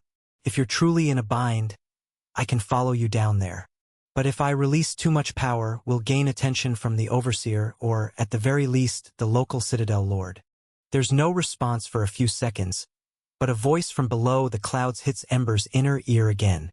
All right, that wouldn't be good. I'll figure this out myself and message you with updates. Don't have too much fun while I'm away. Ember grins while walking up to the green archway, raising both hands to be analyzed by rays of green light. Oh, don't worry. I'll scout the place out and keep a low profile until you arrive. I have a few errands to run anyway. The wireless transmission ceases, and Ember raises the world token from his palm. However, instead of showing the surveillance arrays his unaltered body and world token details, silver threads and waves of ether manipulate everything these high-tech arrays see. Notifications echo through his mind as he walks right through the archway into the city. Welcome, new lord. Race, human. Worlds claimed 1. Classification, 5th class. Fast travel to nearest human embassy. Free. Fast travel to your selected location. Ember smirks and thinks to himself, a human from a world not even up to the standards of the demon classification system. This should be low profile enough. He clicks the bottom option on the green floating text before him. A large holographic map of the city materializes, and he zooms into an intersection between 4 streets just a few blocks from the center of the city. A few blocks in this massive city is still over 1,000 kilometers, and from the access point he's standing at now, tens of thousands of kilometers away. Ashen Blue District selected. Fast travel time. Cost 0.005 low-quality ether. Pay now. Ember raises his finger, and it begins to glow white as he's about to send his payment. But more notifications ring in his ears. Danger. Area not recommended for lords below 2nd class. Danger. Area not recommended for human lords. Ember brushes these alerts out of his consciousness and taps the text to pay. The instant the transaction goes through, an orb of translucent white light wraps around him. He rises about a kilometer above the street's surface and zips through the streets in an instant. Tens of thousands of kilometers go by in minutes, and the streets below become far more packed and lively as the orb brings him closer to the center of the citadel. Thousands of other fast travel transport orbs zip by above, below, and beside Ember's orb. Outlines of all kinds of riders flash past. Some appear to be humanoid, while others have long wings, clawed arms and legs, feathers, multiple heads, or forms that defy recognition entirely. Ember doesn't care to look around, crossing his arms while the orb speeds up, the buildings blurring past. Eventually, it stops with an abrupt halt and descends to street level in an instant. Arrived. Ashen Blue District. Ember steps onto the green city sidewalk in front of a shop built into the side of a building. Looking left and right, he sees thousands of shops lining every building down here on the street level. They all fork off from this 4-lane intersection.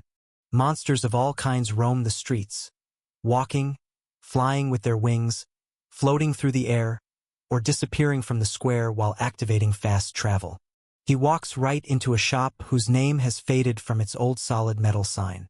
Below it are far newer ads, some even digitized with moving green divine energy text, reading, Buy, sell dungeon contracts, ether mana, item trade. Un bon d'aide sous Louis Pont. It's clear whoever owns the shop leaves their name faded on purpose. As Ember walks through the large 20-meter-tall front doors, a single head at the back of the shop looks down at him with an angry expression. Ember, appearing as the long red-haired human walks forward, letting the massive door swing closed behind him, his eyes scanning the walls. Green divine force fields display chunks of mana, white crystals, and even unbonded soul weapon frames. Everything for sale floats and slowly spins like paintings neatly fitted on the walls. Staring at one for over a second reveals detailed descriptions of what kinds of contracts are necessary for the dungeon being programmed, how much mana and ether is being sold, and the special abilities of the soul weapon frames. Ember nods slowly, not stopping despite the ominous pressure radiating off the 15-meter-tall blue ogre at the back of the shop. It finally speaks in an echoing, resounding tone. Your kind isn't welcome here. I don't do business with 5th-class lords, and certainly not human lords. None of you ever make it past 1,000 years old. I don't deal with short-term clients. Ember grins and keeps walking forward, unfazed by the green pressure the ogre emits. Oh, come on, Torvak. You've grown soft, haven't you? I'd expect you to kill a weakling like me the moment I walked through the front door. The ogre has 3 short black horns pointing out of its forehead, and a pale blue skin tone barely containing the enormous muscles and veins bulging all over its avatar. Its true green core burns far brighter than Ember's, but that isn't what sends the majority of the pressure his way. Most of the aura comes from the glowing green, 826 on its palm. It speaks again, quite confused how this weak human hasn't fallen to its knees yet. Who are you? State your name. The ogre presses a security protocol on its status feed, creating an additional layer of green divine shielding around all the merchandise in the shop, even sealing the exit doors. Ember reaches into his ether storage and pulls out a marble-sized white gem glowing brighter than everything else in the shop. He tosses it across the room toward the blue ogre. Its eyes widen the moment it sees the quality of the ether being thrown its way. The moment it catches the gem, Ember speaks again. I'm not sure how long you've been keeping my goods in storage. Time moves by quite differently hopping between realms, but that should be enough to cover it. The blue ogre stops exuding such a domineering pressure and stares down at the ether crystal, then back at Ember. That's far more than necessary. You're definitely not actually a human. Wait, the only being who would throw around items like this back in the day was... His words are cut short as Ember waves his hand to show a ripple of silver light masked by a thick cloud of white ether. Then, he speaks as the ogre's face is frozen in shock. Ember. My new name is Ember in this life. I need to lay low for a while, and yes, the cover I've chosen is a human skin. I'm in need of some third-class bodyguards and simple employment to play the part before surveillance catches any inconsistencies. I want to be in the middle of the action. The more I can listen in and understand the new culture of the Citadel, the better. The ogre shows a smile, revealing 2 sharp white tusks from its lower jaw. Of course, sir. Ember. To answer your question, I believe it has been over 15,000 years since we last met. I have a property 6 blocks over you can take charge of for as long as you'd like. It's even more lively than even this part of town. While humans aren't well liked in the Volterra district either, with 2 of my men as guards, there won't be trouble. Even though we lost control of the Citadel, our influence in the streets hasn't dwindled to 0. Ember's eyes track down to the blue ogre's world count glowing on its palm. That explains your severe drop in claimed planets. He pauses after this comment but looks back at the ogre. Very well. I'm glad you survived. Do me this favor, and I'll see what I can do about your demon problem. Ember grins as Torvak looks shocked again. It is the demons, isn't it? Torvak nods quickly, opening his status feed to deactivate the security system. Yes, it is. As you wish, I'll have my men come to pick you up and get you situated right away. As for those goods that you left with me, I'll retrieve them and have them hand-delivered to your residence in less than 2 days. Ember crosses his arms and nods. Good. Have the guards you send believe I'm just a human too. So far, you're the only soul in the upper realm that knows I've returned. For now, I'd like to keep it that way. Chapter 695. A transmission is sent to a district 6 blocks away while Ember and Torvak continue to speak for a few minutes, catching up on current events in the lower and upper realms. Yes, even in the lower realm, the demon's influence is spreading. Their newest 5th royal family branch popped up about a dozen lifetimes ago. I managed to bond with the Vermilion's demons a few times, and in one life I bonded with the Morvale family, but their selection process is even tougher, and information is airtight. No one speaks of the upper realm down there anymore. Torvak nods, staring straight ahead at the door. Makes sense. They've taken control of all of the citadels in the Green Zone. It all started about 12,000 years back. Mine was the last to fall just 4,000 years ago. The Wyverns, High Orcs, a Berserker King race, and, of course, the Ogre conglomeration still hold enough higher-grade worlds to hold on. But the demon families continue chipping away at us, keeping us just out of reach from fighting back. Ember nods slowly, thinking to himself with his eyes closed. If it's that bad even here, the Grand Citadel and higher zones must be far worse. Silence fills the room before Torvak replies. One can only assume. We rarely get updates from our higher reps. You know how much it costs to even send transmissions down. Before Ember thinks of a reply, the doors of the shop shimmer green, and a light chiming sound echoes through the shop to notify those inside that there are visitors. Ember smiles and turns his attention to this. Very well, that is more than enough of a broad update. I'd like to see things for myself to get a true feel of the action. The doors then open, and 2 8-meter-tall red ogres walk in. One has 2 silver horns, while the other has 1 black horn. Both have a bright green 50 on their palms. The black-horned red ogre, with a bit more muscle on his avatar, speaks up as the doors shut. Randall and Syl at your service, Lord Torvak. You put up a job offer for a bodyguard gig needed for an indefinite time frame in the Volterra district? 50 low-quality ether upfront and 10 ether per month is too great an offer to even try negotiating higher. Torvak smiles. Indeed. Good to see you, Randall. He turns to the silver-horned slimmer, more feminine-looking red ogre. Good to see you too, Syl. I'd like to introduce you to the new manager and consultant at our dungeon trade palace. I want you two to show him around and guard him if he's ever talking with customers. Humans aren't well respected in our territories, but make sure people know he is off-limits for duels or exploitation. Both of the red ogres look down toward the overly confident human between them and want to burst out laughing on instinct, but don't. If Torvak is being this respectful with a human, it must mean he is really someone they don't want to mess with. There must be something in it for him that far outweighs the stigma and short time frame of this deal. The human puts out a hand to shake. The name is Ember. I look forward to working with you. Both of the ogres shake Ember's hand, confused even further that, even while making contact with them and the clear glowing one on his palm, he hasn't fallen from the pressure of second-class beings like themselves. This only makes them more respectful while sharing niceties. Ember casually walks to the side of the room afterward while Torvak and the 2 guards sign contracts and transfer pure low-quality ether through their system interfaces. All 3 of them leave the shop soon after, and the blue ogre walks back behind the counter with a serious stare, though the corners of his lips are turned up as this kind of good luck couldn't have come at a better time. Maybe we're not destined to die out after all. He thinks to himself while Syl purchases a 3-person fast travel orb, and they zip off further away from the heart of the citadel. Danger. Area not recommended for lords below 3rd class. Danger. Area not recommended for human lords. Ember brushes away these notifications and stares forward as the scenery around them changes again.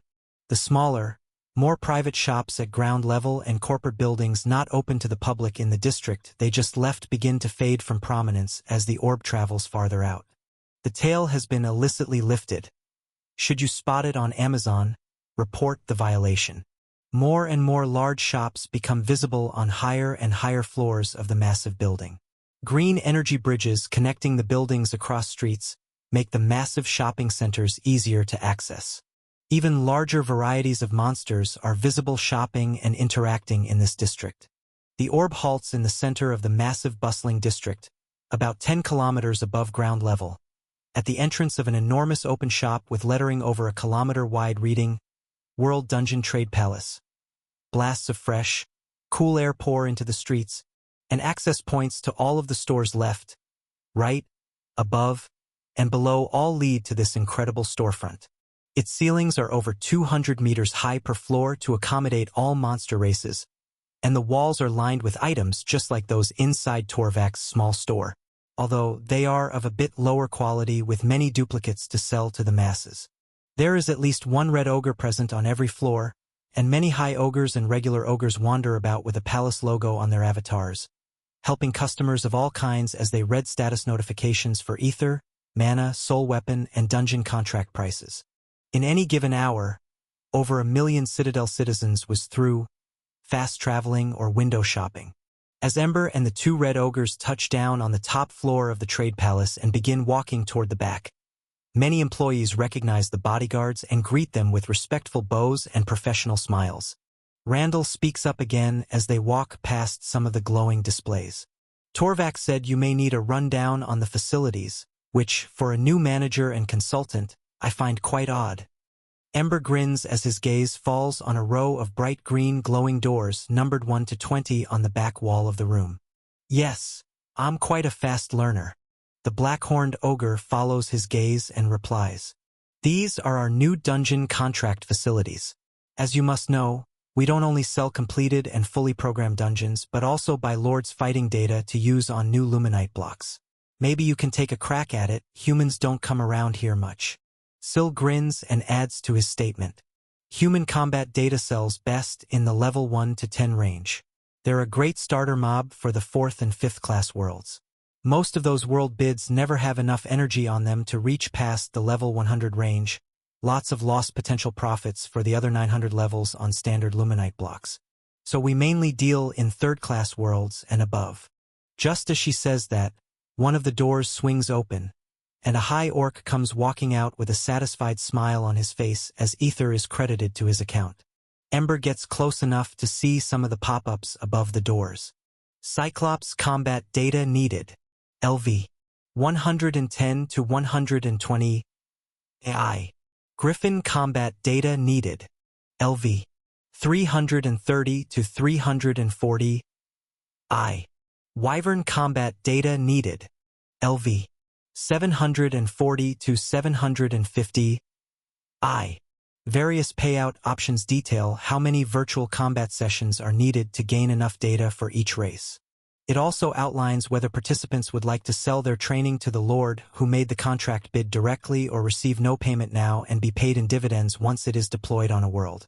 Syl adds in to comment again once Ember loses interest in the stats. The level of the monster doesn't matter. You could be over level 10,000 for all we care. It would just take far less time to run the machine learning trial, maybe only a few minutes. An identical monster race running simulations inside at level 100 might take a few days to gather the same data. Ember nods and turns around to look at the entire shop. Yes, not much has changed. You all work in the world exchange business too, don't you? What is the exchange rate for worlds these days? His gaze falls down to the 50s on their palms, and Randall replies. Yes, of course we trade worlds. It's mostly 5th to 3rd class in this building. 1 to 3 low-quality ether for a 5th class and up to 100 for a 3rd class. It really depends on how much of the world's resources have already been farmed. While higher-grade dungeon contracts are processed here, selling full 2nd class or higher worlds is handled with the bosses in the Ashen Blue District directly. This is more of our flashy consumer front. Understood. Well, I won't be a tough client to protect. If there's a back room with a view of the marketplace, that will be perfect. Plus, the sales figures for as far back as you can get them. I'd like to get a deep dive into how this trade business has been running the last few millennia. Both of the ogres look at each other, then turn to the other side of the back room with a few other doors, some unmarked while others have dual area marked above them. Syl comments, Are you sure you wouldn't like a tour of our dueling rooms? Or the mana, ether, and open-air world exchanges on the lower floors? He shakes his head. No, I think this is self-explanatory enough. I'll request access to more areas if I have any additional questions after looking at your sales figures. On this note, Ember is led back into one of the unmarked office rooms that brings him to a floor above, where he overlooks the entire shopping district as requested. The 2 second-class red ogres stand outside his door and guard it, awaiting new requests as the day goes on. Meanwhile, at the top of the Vermilion Tower in the center of the citadel, Andras turns to his 2 subordinates with a smile. Looks like I won't be the only noble demon in town starting this month. Maybe we'll have enough power to finally push those pesky gangs out of the center of the city for good. One of the other Green Cord demons nods, looking out the window as well. Yes, but we still need confirmation from the upper families that we're in the clear to take them out. Angering the wrong race that still has power in even a Scion zone could set us back millennia if we're not careful. Andras sighs. Yes, I know. I'm just looking forward to the inevitable future. We might as well give them a scare and kick them while they're down. Go sell off that stockpile of trash 4th and 5th class worlds at the palace run by those ogres 10 blocks over. Even throw in some nearly drained 3rd class worlds if you have some. I want to use the profits to buy a few 2nd class worlds as a personal welcome present for our newest lord. He lets out a chuckle while his rows of sharp teeth show, and the bright white horns jutting out of his forehead match their ether-imbued glow. There isn't enough mana on them for us to trigger labyrinth contracts, but we can still use them as leverage. I want double the price for all of them just to rub in my dual victory against their leader. Don't leave that mall until you get what you're asking for. The noble demon's subordinate stands from his seat and bows. Of course, I'll have it done by the end of the day. Chapter 696. Far below the thriving businesses in the Ellipsia Citadel, dense green clouds made of divine threads fly by while I continue to plummet downward. Every few minutes, I try opening up my purple barrier to let as few threads inside as possible. However, each time, no matter how little the opening is, I'm struck by the same unfathomably painful and instant attack on my physical form. These passing minutes turn into hours, and it feels as though I'm making no progress at all. Even with 50% of my world stats still surging through me, I still feel as weak as an unawakened human in this high-pressure environment. I feel large amounts of green threads assimilate with my body and core each time, growing my true core's power, but it doesn't change the fact that my physical form is just far too heavy for this realm. My speed moving downward gets faster and faster, and the thickness of the clouds only increases.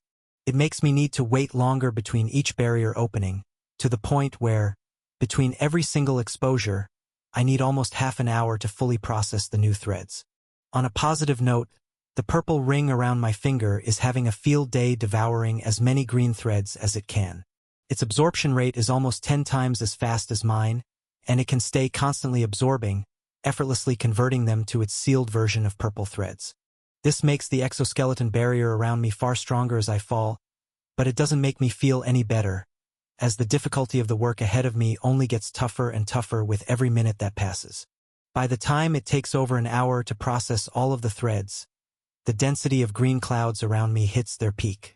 I'm unable to send a wave of perception out, even in the tiny fractions of a second I get while opening my barrier, as my total concentration is locked on not being devoured by my environment.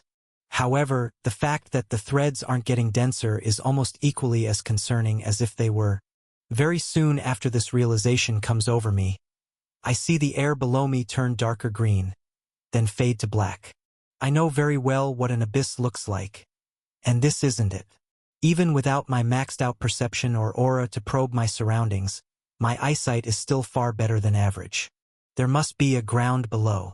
With no way to eject mana, demonic energy, or even divine power without my certain demise, I just brace for impact. A heavy thud echoes throughout the desolate area, and intense vibrations rattle through my body. While they aren't nearly as painful as being torn apart by divine threads, the pain is quite unexpected. I thought my barrier would take the entirety of the force, but the immense amount of weight my body has paired with the speed of impact somehow pushes pressure through the barrier on the impact zone. Even Celia's emotions ripple through our emotional link, showing confusion at this turn of events, as her skin-tight exosuit should have absorbed the entire impact. Nevertheless, all around me, shards of dark black rock fly upward as my body makes a crater in the floor beneath the green clouds. Surprisingly, not many rocks at all are upset by my impact either. I've only created a hole 10 meters deep and double the distance wide at most. Most of the jet black shards are extremely heavy, and most aren't larger than the size of my palm. They appear to be devoid of all energy. Even the divine threads around just flow by and not through the odd black stones. As I let out a groan, sit up, then get to my feet to walk out of the crater I've made, in all directions as far as I can see, the landscape is made of these dark black rocks. With the dense green clouds moving by even down here, and the rising and falling rock piles making hills and small valleys, I can hardly see more than 200 meters in any given direction. From having entire planets in my sights just hours ago to now being thrust into such a strange and limiting environment, I'm immediately put on edge. My gaze stays sharp as I slowly turn around in circles, surveying the area and weighing my options, then start walking in the direction of the Citadel where I was traveling last. This tale has been unlawfully lifted from Royal Road. If you spot it on Amazon, please report it. Every footstep I take crunches through these dark rocks, some of them as small as a marble, while others are as finely ground as dust. These crunches are the only bit of sound that echoes through these obsidian wastelands. While falling through the air, I felt safe enough to absorb threads. Down here, it feels like I'm being watched, so I trust my instincts and put off training any further until I figure out what this place really is. While I walk between two large piles of black stones, about a kilometer away, two small green creatures with pointed ears and poorly made stone weapons crafted from the black stones were standing on hide behind a small pile of rocks, watching me wander through the barren lands. They both watched me fall from the sky and have been whispering to each other for minutes as I unknowingly walk in their direction. "Troy, it's a human," whispers the small creature with roughly fitted brass knuckles made of black rock around both his clenched fists. The other, with a short sword about 1/2 meter long, replies, "Yeah, Rain, and look at his palm. He's still a lord." Rain looks down at his own palm to see a lightly glowing 0, then gazes over to Troy, seeing the same marking, before staring up into the endless green sky of clouds above. A third, even smaller creature pokes his head in between the two with an innocent, curious look. Where did he come from? And what a weird avatar. As I walk forward, unaware of where or what eyes are truly watching me, Rain whispers to the little one between them, "We'll hold him off. Go run and get the leader from the mines. Fast." The tiny green creature nods, still wide-eyed with innocence, and skips away into the green fog. I hear other footsteps trailing away in front of me and think about retrieving my soul weapon, but upon visualizing what opening my storage and taking the time exposed to this pressure would do to me, preparing without it is the better option right now. I pause my steps and put up my hands to fight, still scanning the endless black wasteland, unsure what that sound was or if it was even an enemy. Whatever it was running away. Even if this is a trap, whatever was lurking in the fog has certainly already seen me. Giving it any more information won't hurt. "Hello? Come in peace as long as you do." My footsteps forward continue, but I hold my breath in order to use my other senses to the best of their ability, even without using excess energy outside my barrier. No more footsteps can be heard, and I walk forward for another few minutes, right past another massive mound of black rocks. However, this one catches my attention. For some reason, in the back of my mind, a warm pressure leans toward a small isolated area on the mound. I give in to the feeling similar to when I felt that small white pill of low-quality ether rush into my body during the trials. I shove my hands into the pile of rocks and begin throwing dozens of them behind me until I find the one that drew my senses in. It feels warm in my hands, and there are small fractures on its surface that glow with a faint white light. My eyes widen at the discovery, but simultaneously, I feel two more of these warm pressures moving toward me from the opposite direction, from behind another large rock pile stacking tens of meters high. I don't bother trying to keep the glowing stone. Whatever is coming my way is more of a threat. So I get back into a fighting stance and turn their way just as they jump out from behind the adjacent rock structure. My eyes fall on two goblins no more than half my height, gripping black stone weapons like their lives depend on it. One, with obsidian-colored brass knuckles, matches my stance, grits his teeth, and yells out in a scratchy, high-pitched tone, "We'll both die before we let you take our mine." The other, with a jagged self-made short sword, points it my way. "Surrender now or." I can see his hands shaking as he stutters, but the goblin stays staring me in the eyes while finishing. "Or I'll stab you. So, leave before we have to." My mouth is left wide open, and all of my worries of having to fight mysterious powerful green cord beings leave. I want to let out a laugh, but I decide to just play along and take a step back, putting my hands up.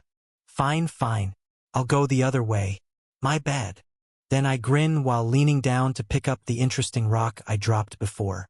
Both of the goblins look equally relieved at my decision not to be hostile, but their eyes widen at the rock I grab from the ground.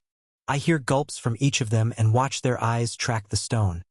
But as I take a few steps back, it's clear they're not going to risk their lives for it. However, an extremely loud and angry woman's voice comes echoing out from the endless green mist behind them. "Not so fast. Just because you can intimidate my underlings doesn't mean I'll let you rob us blind. Out from the fog, accompanied by heavy and fast footsteps, I see the figure of a creature about the same size as myself. There's a faint warm pull from the ether sense in my mind that signals the approaching monster's direction, but I can't fully make it out until it jumps off a raised area of rocks over 30 meters away. Then I see a hobgoblin gripping a massive black hammer in both of her palms. She has a feminine figure but is covered in muscles, striations, veins, and a skin-tight glossy black armor near vital areas. With a bright green true core glowing in her chest, this is clearly a dangerous monster. So much down here makes no sense at all. Her speed coming down toward me is far faster than my unenhanced eyes can track, and without the mana skill boosts, I can't dodge or jump away fast enough. The only thing to do is block, so that's what I do, raising both my arms into a cross in front of my head. I feel the massive hammer smash down on me. The initial physical impact feels like nothing at all, as Celia's barrier absorbs the force just like the gravity and pressure around me with no issue. However, when a warm white light flows through the hobgoblin woman, into her hammer, and pulses into me, I feel it send me flying backward with a strange force that I have no idea how to block. The white energy ripples through me, ignoring Celia's barrier entirely. I'm sent flying back over 100 meters until hitting a pile of black rocks. Then the faint white light disperses out as quickly as it came. I could feel it even attack my mind as it washed through me. But the same warm pressure that was thoroughly trained inside the first round of the mind trial in the tower easily protected me from its pressure. The only damage I'm feeling now is a little tingling all over, but it doesn't hurt. I'm more so shocked at what I just witnessed. However, excitement fills my eyes as the enemy comes running my way with her massive glowing hammer, as I'll get to see that strange attack in action again. Chapter 697. The hobgoblin comes my way again with even more speed than before, and the hot radiation coming off her hammer slams against my right arm as I block just in time. The exact same sensation washes over me. Upon impact, Celia's barrier blocks the entirety of the blow's force, but once the wave of white energy washes into me, an immense pressure sends me flying backward again. I'm sent skidding across the rocks and don't stop flying backward for another 200 meters until I hit another pile that halts my momentum. As it washes through my mind, the same subconscious experienced defenses kick in, and the entirety of the blow escapes my body like wind passing through. It hardly leaves a trace, other than the same tingling sensation vibrating all over my flesh. It fades within a few seconds, except in the center of my forearms, where I was hit. The tingling lingers. I raise that same arm again to block the third incoming hammer strike and am thrown flying in another direction, helpless to stop myself until I hit more piles of black stone capable of halting my momentum. As the warm white energy fades again, my forearm tingles and stays warm even longer than before. I'm too slow to block the next exchange, and I'm hit directly in the stomach. There is no difference, other than the tingling, warm feeling staying in the place of contact even longer.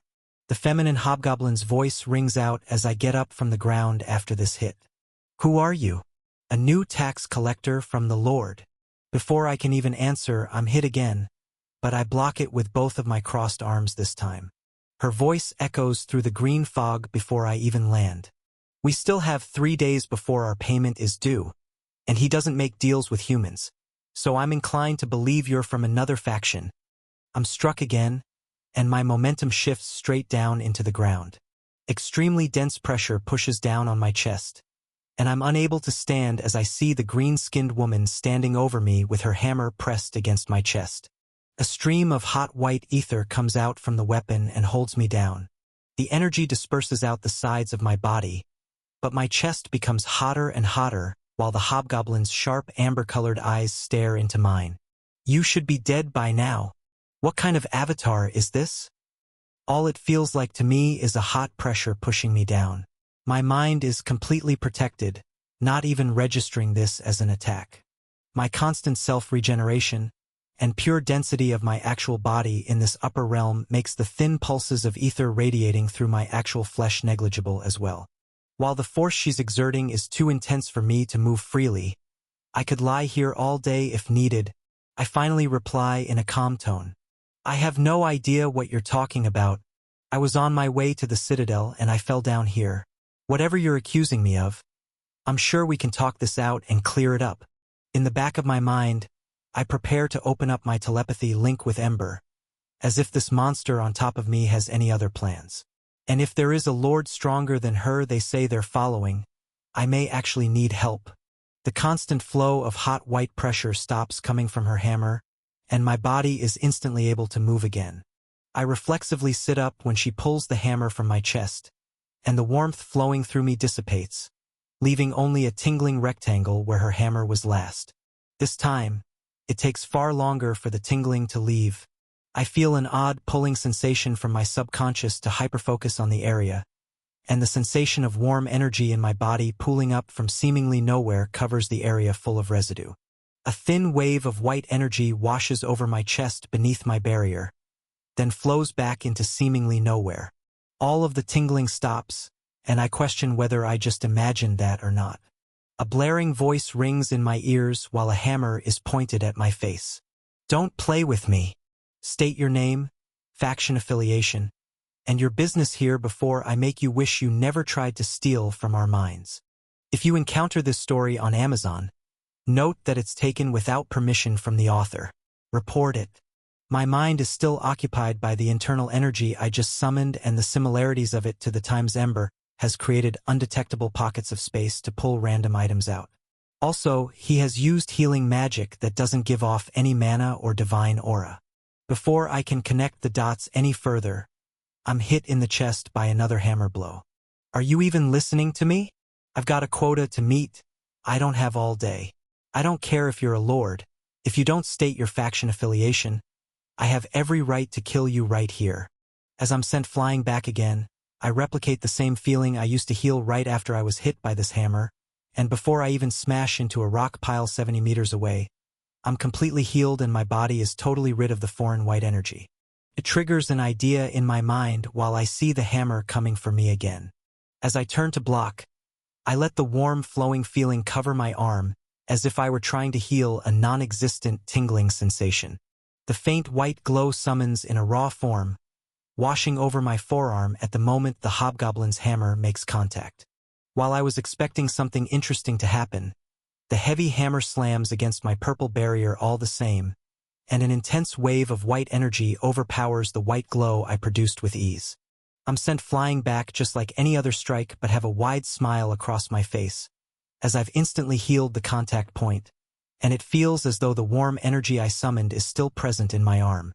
With even more time before the next attack comes, I take a deep breath and focus, trying to summon even more using the same subconscious, instinctive feeling.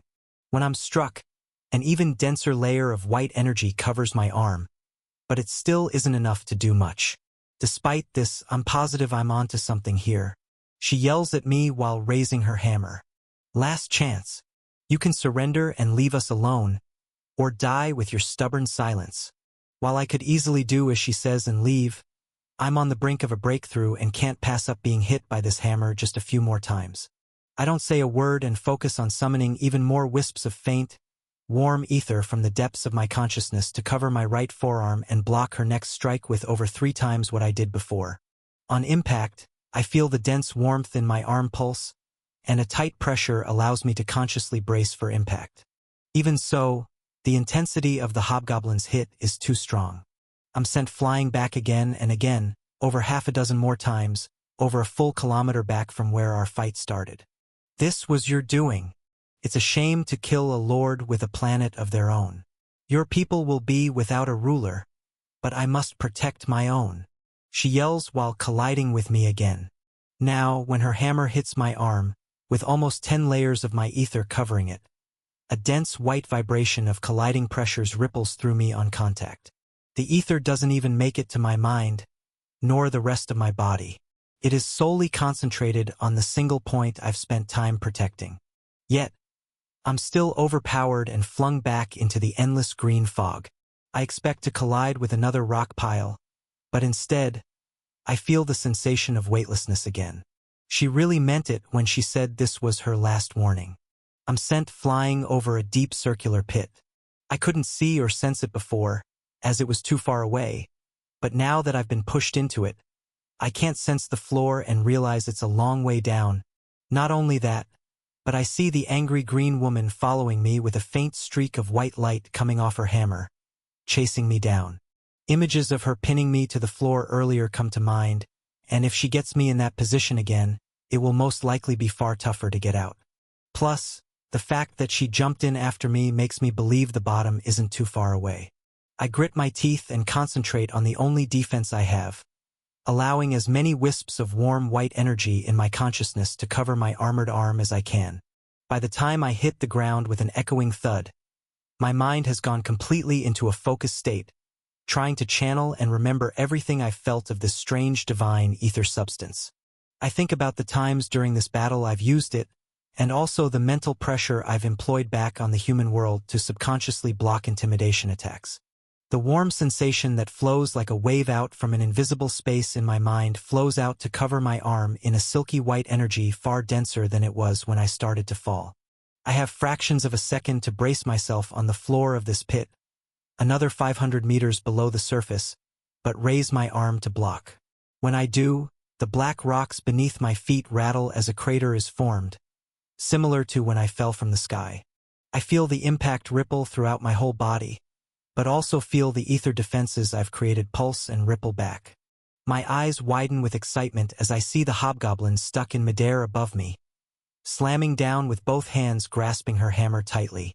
Her expression turns from anger to surprise extremely quickly too, as I'm not the only one sent flying back from this attack. Both of us receive equal blowback after this collision. I'm forced deeper into the impact crater below, and she's pushed back, flying across the rocky ground. I can't help but let out a laugh while watching her fly back. Simultaneously, the raw, unstable white energy barrier around my arm disperses outward off my body and into the atmosphere. Now, with a moment to breathe, my ether senses pick up over a dozen more hot energy signatures in my general vicinity, deep under the black rock we're standing on. One of them is less than 10 meters in front of me. Breathing heavily, I climb out of the small crater and walk forward toward the hobgoblin, who is equally out of breath but still looking at me with eyes ready to kill. While I could continue to fight, my initial curiosity is satiated. Now, if I want any friendly relations with this clearly intelligent monster, it's time for damage control. I raise both my hands. Hey, I give up. Let's call it a draw, all right? She doesn't look convinced, as the last time I said something similar, we started fighting again seconds later.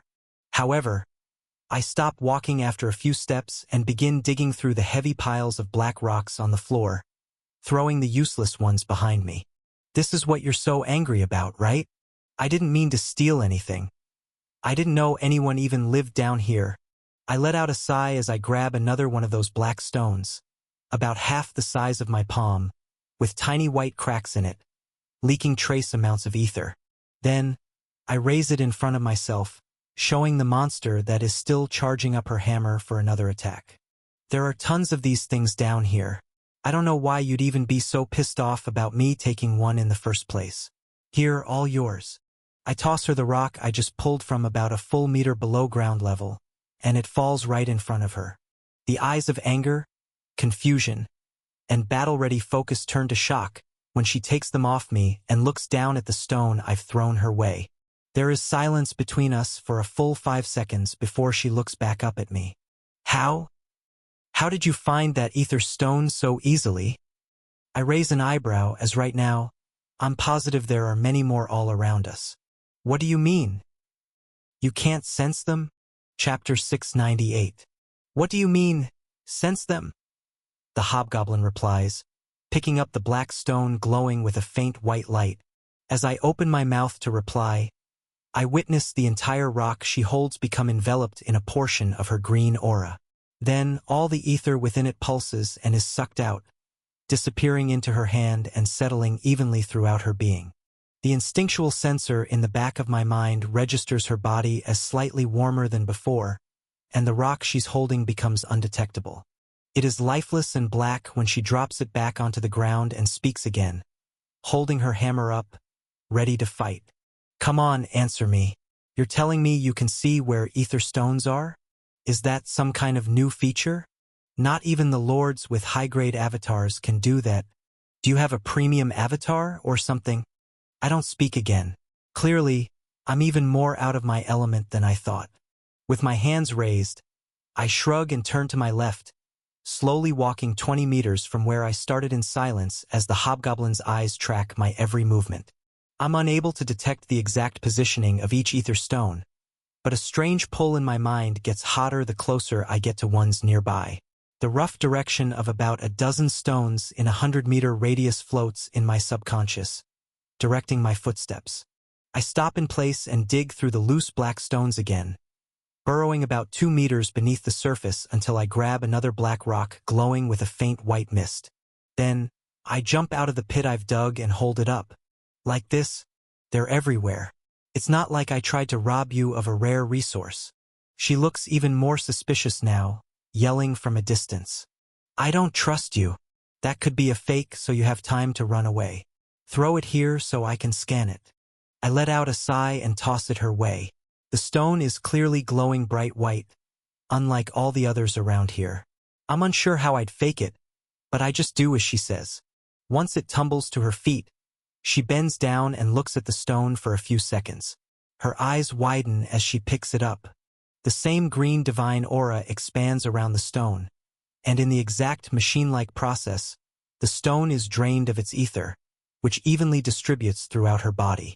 She looks up at me with excitement. What kind of premium feature is that?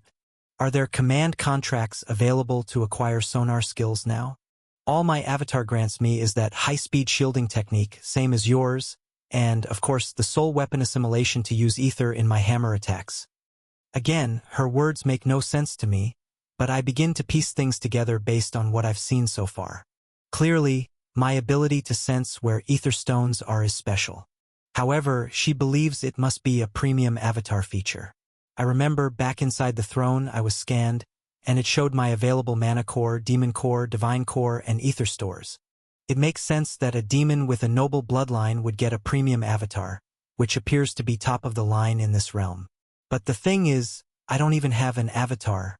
This is my real body, so all her logical guesses only confuse me more. I decide to go along with what she already believes. Telling her this is my real body would be even harder to explain. Yeah, it's something like that. Premium avatar. Like I told you before, I fell down here on my way to the Ellipsia Citadel. I'm not here to steal from your minds.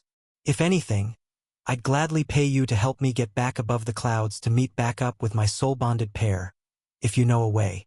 Her confusion, unease, and shock turn to a smile, and a laugh erupts from her as she puts her hammer down, dropping the offensive stance. No way. You're a bonded co-lord? That means you must have used one of those ascension thrones. Her gaze tightens, but the smile across her face doesn't leave. But you're a human. That means you killed a demon to get up here. What class world are you from? A case of theft. This story is not rightfully on Amazon. If you spot it, report the violation. I hesitate, as from the few words I've spoken, she's already siphoned even more information out of me. But I decide to tell the truth. A third class. She reflexively looks down at her right hand, and my eyes follow to see a 0, glowing faintly in green light. Then, she looks back up and responds in a saddened tone. I was a third class too. We stand in awkward silence for a few seconds. Neither of us knows if the other is telling the full truth or if we're about to attack once we fully let our guards down. So I speak my mind. If you don't know how to get back up to the Citadel, I'll leave, and you'll never see me again. Promise. However, if you can help me, I definitely have a skill that can help you. You mentioned before that you have quotas to meet, and I'm quite competent at finding the stones you need to mine, right? Her eyes flicker with excitement again, but soon after, they dull as she thinks about something and responds, stepping closer to me. I know a way back, but if the strength you showed me right now was everything you have, you can't even make it out of the Hollow District. The Lord that owns these mines will kill you before you blink twice. You're his property now. All of her motivation fades as she considers things more logically. Even if falling down here was an accident, you're in the same boat as us exiles. There is no surveillance down here. It's a lawless land. The strong make the rules, and the weak follow them. She lets out a sigh and stops a few meters in front of me. So, it would be pointless to even try. We'd need to make another deal if you want to create a soul contract. I can't fulfill that request. I raise an eyebrow at her honesty but assume this soul contract must be customary when using avatars, maybe some kind of foolproof agreement. She knows my current strength better than anyone, and if she believes this so-called Lord of the Hollow District can kill me this easily, I'm even more intrigued. This just means I need to get stronger before meeting them. Well, then how about we make another deal? I find you ether stones, and in return, let's say every 10 stones I find, you spar with me for an hour. I pause, thinking about my own offer, then add another point before she can respond. Oh, and let me keep one for every 10 I find. I want to try and absorb a few. The hobgoblin looks perplexed at my nonchalant attitude of the situation I'm in, and the horrible deal I've just offered. But after a few seconds, she shakes herself out of it and nods quickly. Yes, deal. If that's really all you want, I'll make up the soul contract right now. I shake my head and smile, putting out a hand to shake. No contract is needed. Let's just shake on it. I'm Jay, by the way. The hobgoblin looks down at my hand in confusion for a few seconds. Then the light of recollection shines in her eyes. Right? A human ritual signifying trust. Her eyes go back to being suspicious and ready to battle. But I speak up, my hand still outstretched. I'll find your stones first. You can help me practice fighting after. I'm just old-fashioned. First day with an avatar and all. She sighs, then hesitantly puts her hand out and shakes mine while gripping her hammer tight with the other. I'm Ava. I guess we have a deal. Over the next half hour, I walk around the entire bottom of the massive pit we're in, picking out ether stones one by one with pinpoint accuracy. Some are right near ground level, while others are up to 5 meters deep. Ava helps me dig through the loose black rock to find each one, and every time I hand them over, she absorbs them in the exact same mechanical way through her palm. I notice that every time I hand her a stone, it takes her a moment to register that the rock is an ether stone. It's as if she's scanning it to confirm it's real. Considering this, and the fact that the stones are tens of meters apart at varying depths, I can see how it would take someone without ether sense a long time to find them. By the time we hit the 10th stone, Ava is still equally surprised every time I pull one from the ground. She speaks up with an excited tone while pulling the ether out of it. That would have taken my mining squad and me a few days to complete. No, maybe even more. We could catch up to this month's remaining quotas in just a few hours at this rate. She stares up into the endless green fog above and whispers to herself, "We won't have to keep digging these pointless pits either. Surface spot mining will be even more efficient." While she murmurs, I find another stone lodged just half a meter into one of the sloped walls of the pit and dig it out with ease. The glowing stone rests in my hands as she looks my way. Go for it. This is an old pit mine anyway. We never would have found any of the stones you just pulled up. This is all undocumented profit. I nod and close my eyes, feeling the small warmth emanating from the stone. The imagery of Ava draining the other stones replays in my mind as I try to replicate the process. An instinctual flow pulls in the silky ether that permeates through my purple barrier, but it's extremely slow and weak. Just like when I tried to form a barrier around my arm, this isn't going to be simple. I feel small warm flows seep into me, dispersing and disappearing into the invisible ether stores within my consciousness. However, a large amount of ether remains, glowing almost as brightly as when I started. I move the stone around in my hands, trying to cover it with as much physical contact as possible. But the absorption rate remains slow. It is certainly working, but it's not seamless or machine-like as Ava's process is. Plus, I can't just eat this rock like I ate that pure low-quality ether pill inside the Thrones Trials. I let out a sigh and look up at the confused hobgoblin. One moment. This is going to take a while. I sit down, take a deep breath, and fully concentrate on the stone, allowing slow-moving white energy to trickle out from the rock in my palms. It doesn't get easier. In fact, it only gets harder as less ether remains in the stone. The flow slows the longer I work at it. After 30 minutes, I manage to pull out over 2/3 of the ether, but the final amount glows so faintly and flows so slowly that it feels like it'll take hours to empty the rest. On top of that, I don't feel any different. The tiny amount of ether I manage to absorb is minuscule compared to what's already in my body. I stand up, toss the used stone to Ava, and speak. The rest is yours if you want it. Let's just get to sparring. That's much more important to me than a little extra ether anyway. I only have 3 days to master this before the lord of this mine arrives. Right? Chapter 699. Ava raises her massive hammer, and it glows with a faint white light. Nowhere near as bright as it was when she was trying to kill me. Alright, let's spar. I'll be activating the lowest setting for my attacks. Otherwise, an hour of fighting will use up more ether than I can extract from 10 stones. She picks up the last stone from which I had absorbed the majority of its ether, inspects it, and her expression changes to confusion while extracting the rest of it and throwing it to the floor. I can tell she wants to ask more questions, but instead grips her hammer with both hands and readies herself. While I'd love to face her at full power, going easy at first is probably better for me too. I can't argue with her logic either. If sparring would cost more ether than we mine, it wouldn't be worth her time. Sure, I reply while raising my hands to fight, taking deep breaths to summon ether from the depths of my consciousness. Over the next hour, we spar at the bottom of the abandoned mining pit. I use the same technique to summon waves of translucent white energy over portions of my body to block Ava's incoming strikes. She's far faster than me, both in reflexes and attack speed. Every time her hammer swings, I watch an identical machine-like rush of ether come out of her avatar and pool inside the hammer's base.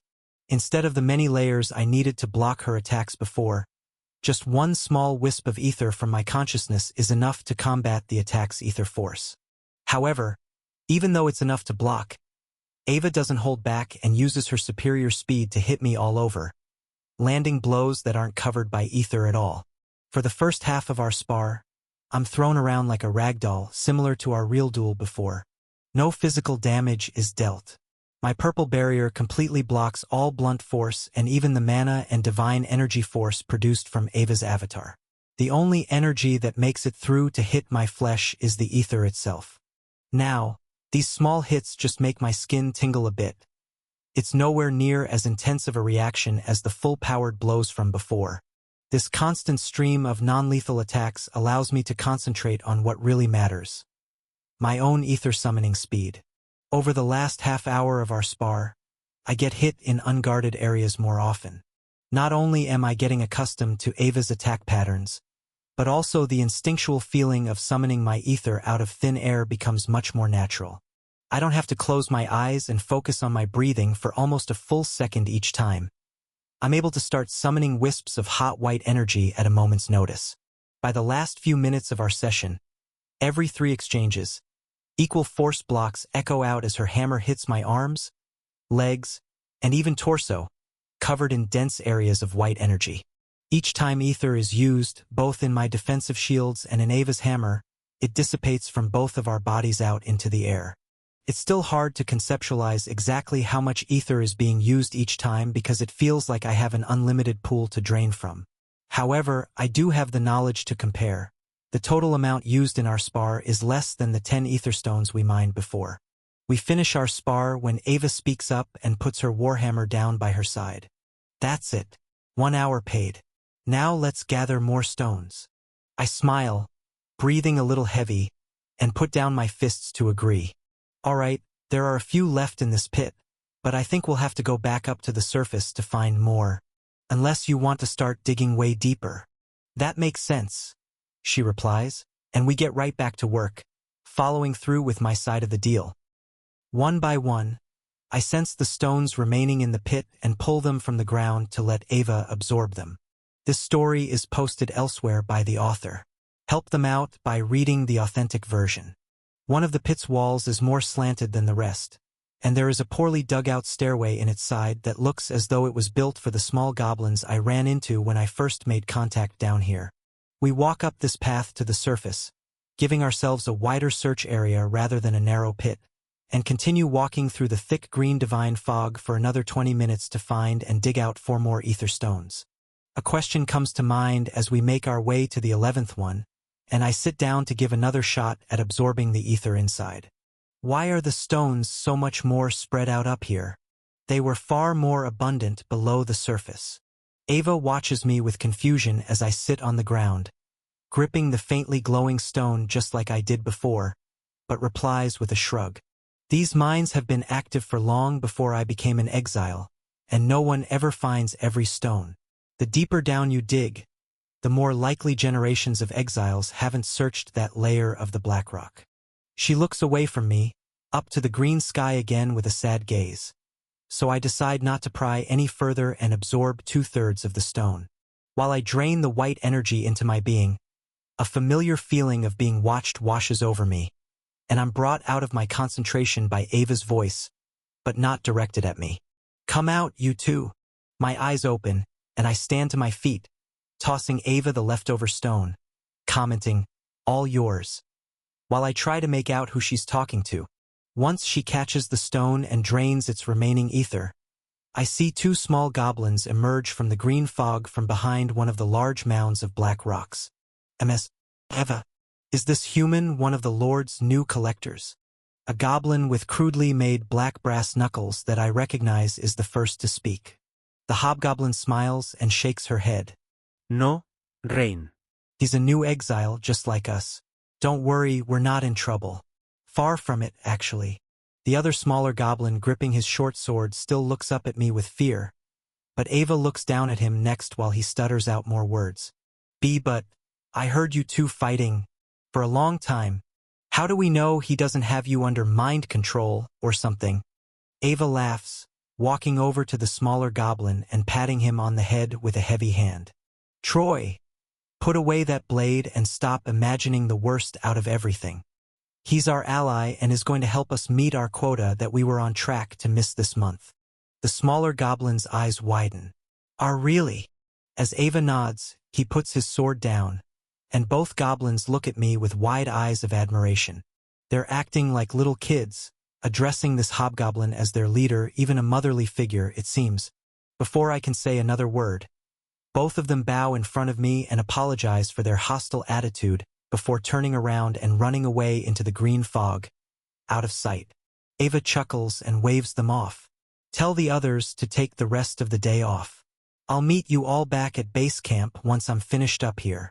Yes, Ms. Ava, echoes out of the fog. Then their ether presence disappears from my mind once they're out of range. Ava moves her gaze toward me and smirks. They're all from 5th-class worlds, almost 24 back at camp. Barely any of them reached level 100 before they ascended with exile agreements already confirmed. Either they work for ether, or their planets are drained completely dry of resources. She sighs and looks down at her 0. Same for me, kind of. At least I managed a major rank up to get this hobgoblin form, and I did have some freedom in the sky above for a few years. Then she tightens her grip on her hammer and points it up toward me. Anyway, sorry. Not like you should care. It doesn't matter. Let us spar and continue our agreement. My gaze locks with hers, and I wonder what her words mean. The mining squad she spoke of earlier was referring to a group of goblins, and apparently they all ascended from different worlds. However, the fact that she says some are just level 100 doesn't make much sense. It's unlikely a weak being like that could go through the same process I did to get to the upper realm, and with my knowledge from the Vermilion family, I'm certain a demon's throne would never touch down on a 5th-class world. It seems goblins and hobgoblins are the same race but different ranked-up forms. From what I'm seeing, it's clear she's helping them at her own expense. Even the fact that there are more than just human and demon planets is still a bit mind-blowing to me, but I reply with a nod, wanting to focus on the important task at hand here. Admirable. I hope our deal helps you all. I raise both hands and summon ether into my fists. Let's spar. I want to try going on the offensive this round. I start my next round of sparring, concentrating on holding ether in my fists while punching, and even pushing wisps of ether beneath my feet to power my steps, moving faster to keep up with Ava's naturally fast movements. The consideration of how this would affect my speed and power without the purple barrier and real body's weight limiting me crosses my mind, but every time I consider the implications of opening it up and facing the horrific pressure down here, I forget about it. With less than 3 days until the owner of these mines is supposed to come, I'm going to focus all of my efforts on honing the skill that actually may give me a chance of fighting back. Once I'm safe and back with Ember, I'll consider resuming my divine energy acclamation. Meanwhile, in the citadel high up above the green clouds and desolate black rock mines below, Ember watches over the Volterra district with his feet up on a desk while swiping through data provided to him by Torvak. It shows all of the sales and purchases of the Ogre conglomeration over the last 15,000 years. Many more holograms cover all of the walls in this room, showing surveillance systems of the shopping center he's been silently monitoring all day. Not much out of the ordinary has happened, and Ember has grasped a basic understanding of how the Ogre's decline and power struggle in this citadel has gotten to the point it's in now thanks to the sales numbers. However, there are still a few key pieces of information lacking. The dragon's crimson eyes turn away from the sales data once two figures walk into the bottom floor of the open-air world trading market. The presence of two first-class demons walking through the front doors makes all of the other guests nearby scatter, not wanting to get involved. Even the Red Ogre sales reps look nervous as the demons approach and ask to get a large bundle of 5th, 4th, and 3rd-class worlds appraised. Chapter 700. Ember gets up from his seat and walks out of the private room's massive doors to be greeted by Randall and Syl. "You've completed your assessment of the documents we had transferred over already?" Syl comments. Ember shakes his head and begins walking down the narrow hall to make his way back to the main shopping center. "No, not yet. There seem to be some unique guests selling worlds down on the 1st floor. I believe they're going to cause some trouble. I'd like to be there when it happens." The two Red Ogres look at each other with confused expressions but follow the long-haired human they've been tasked to protect into the main hall and down into the transport elevator to bring them to ground level. Once the door clicks open and the three walk out, with the Ogres ahead first, the tense atmosphere in the room is very apparent. The lack of active shoppers points the two bodyguards' heads to the left. Two 9-meter-tall first-class demon lords exude an ominous pressure, standing with their arms crossed and white eyes locked on a moving status screen, while one of the 2nd-class Red Ogres below them diligently scrolls through the worlds they've provided, giving quotes for how much ether they can purchase them for outright, one by one. The sweating Red Ogre looks up from his status and stutters to the demon before him with a single purple horn jutting from his forehead. "Myron Vermilion, Your Excellence. I can't agree with this pricing. It's double the market's price." Myron lets out a domineering pressure, rippling with demonic energy, a green true core, and waves of ether radiating off his entire premium avatar. He turns to the demon beside him, who has two jet-black horns curving out from his head. "Leonard, shall I teach them a lesson?" The more well-composed demon stood behind him smirks, looking to another sales rep and waving him over. "I have a similar-sized bundle of worlds to sell in bulk too. 1,410 5th class, 434 4th class, and another 21 3rd class. Ember spots the 19,882 on his palm as he turns back to the purple-horned hothead and whispers under his breath, "Don't worry, they'll submit before we have to make a mess."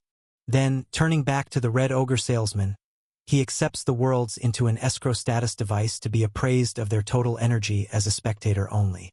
The demon looks down on the worker and speaks up for the entire lobby to hear. "I want 5 low-quality ether apiece for the 5th class, 25 for the 4th, and a minimum of 200 each for the 3 RDS. We're not accepting no for an answer."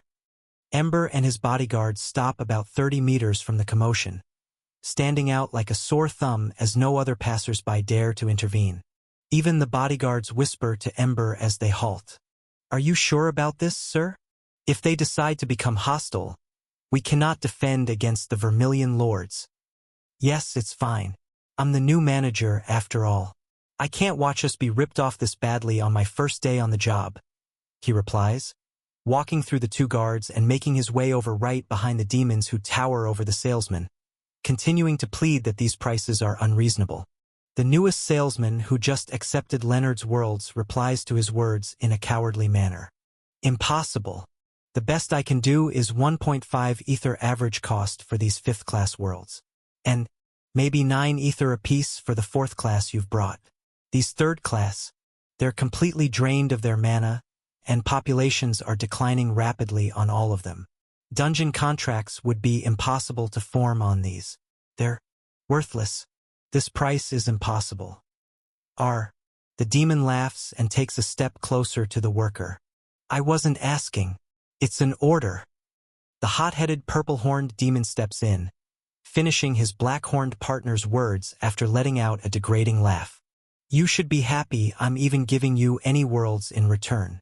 We have a new noble joining our ranks this month. This entire conglomeration will finally be crushed. This zone of the upper realm is already property of the Vermilion family, and everyone knows it. Many customers look down at the floor, and some even run out of the center, not wanting to be dragged into this mess.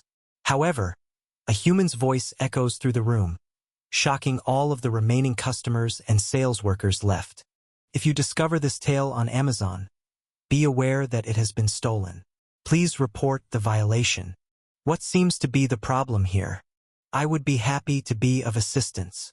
The purple-horned demon's sharp teeth grind as he turns around and lets out an anger-filled aura. Its 20,062 worlds glowing bright on its palm are visible for the lobby to see, while it glares down at the human with one dimly glowing on his palm. How dare you address me while I take care of important family business? A mere human shouldn't even lay eyes on a first-class demon like me. As the Lord takes a full step forward, Ember's indifferent expression while he replies makes it even more mad. Unfortunately for you, the ogre conglomeration still holds some prestige and connections with the wyverns, high orcs, and berserker kings in neighboring districts of this citadel.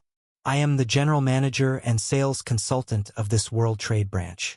If you are trying to force new market prices upon us, I will have to decline your offer and begin spreading the word. The sharp grinding of the demon's teeth makes the entire room shiver, but the more level-headed demon behind him turns and takes a step in Ember's direction to speak up. Is that a threat? Our family is backed by far more than just this citadel. It is not wise for a human to be poking their nose into the business of higher-class beings. The black-horned demon sifts through his status, scanning the confident red-haired human before him, then rolls his eyes. A 5th class at that. Just because you've managed to make a few connections and have an eye for the market does not mean you know the history of the upper realm. You could live your full life and die in the time a single cultivation session of mine passes. Do you wish to make an enemy of us? Ember shrinks. You already extorted a first-class world and a handful of second-class from our conglomeration head earlier this week. If this continues and we allow it, we've already died. You're the ones who have made an enemy of us.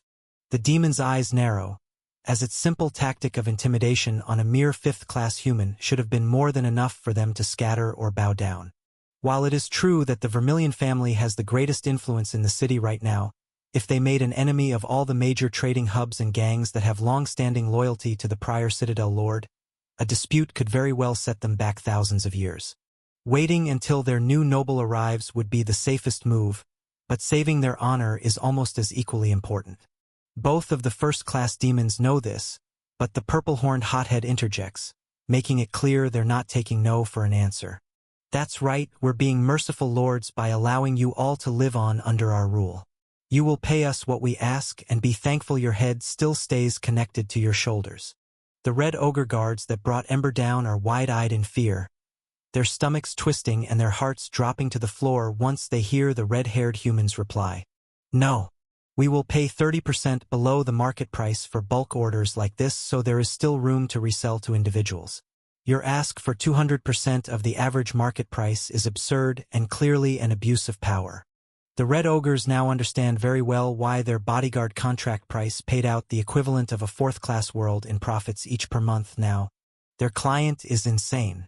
Myron steps closer, less than 3 meters in front of Ember, towering over him. You'll pay the price we set and beg for your life. Ember looks up with his arms crossed. No. Leonard watches them with confusion racing through his mind, as in the 18,000 years he's been following his lord, even before they were established as one of the 5 great families. He's never seen a human even look a demon in the eyes. This was meant to be a simple task. Overcharging for a few thousand 5th and 4th class worlds, plus getting rid of some junk 3rd class worlds, might only set the trade center back a few months' worth of profit. It's a simple hit any logical owner would take not to anger the Citadel Lord. However, this new human in charge is willing to set the entire city on fire just to prove a point. He whispers under his breath. So short-sighted. Then again, what else would I expect from a human? As Myron is about to burst with anger and cause an even bigger scene, Leonard believes this is exactly what the ogre conglomeration wants. He steps forward and pushes a hand in front of his hot-headed partner to save some dignity. It is a negotiation, after all. This is the largest public trading center in the district. It's only right to challenge the market prices and see if we can get a good deal. Isn't it? Ember grins and walks right in between the 2 demons, ignoring their domineering presence.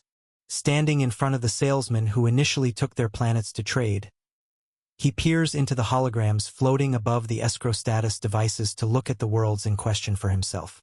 Ember swipes through the worlds, replying to the demons, forcing them to turn around to be spoken to.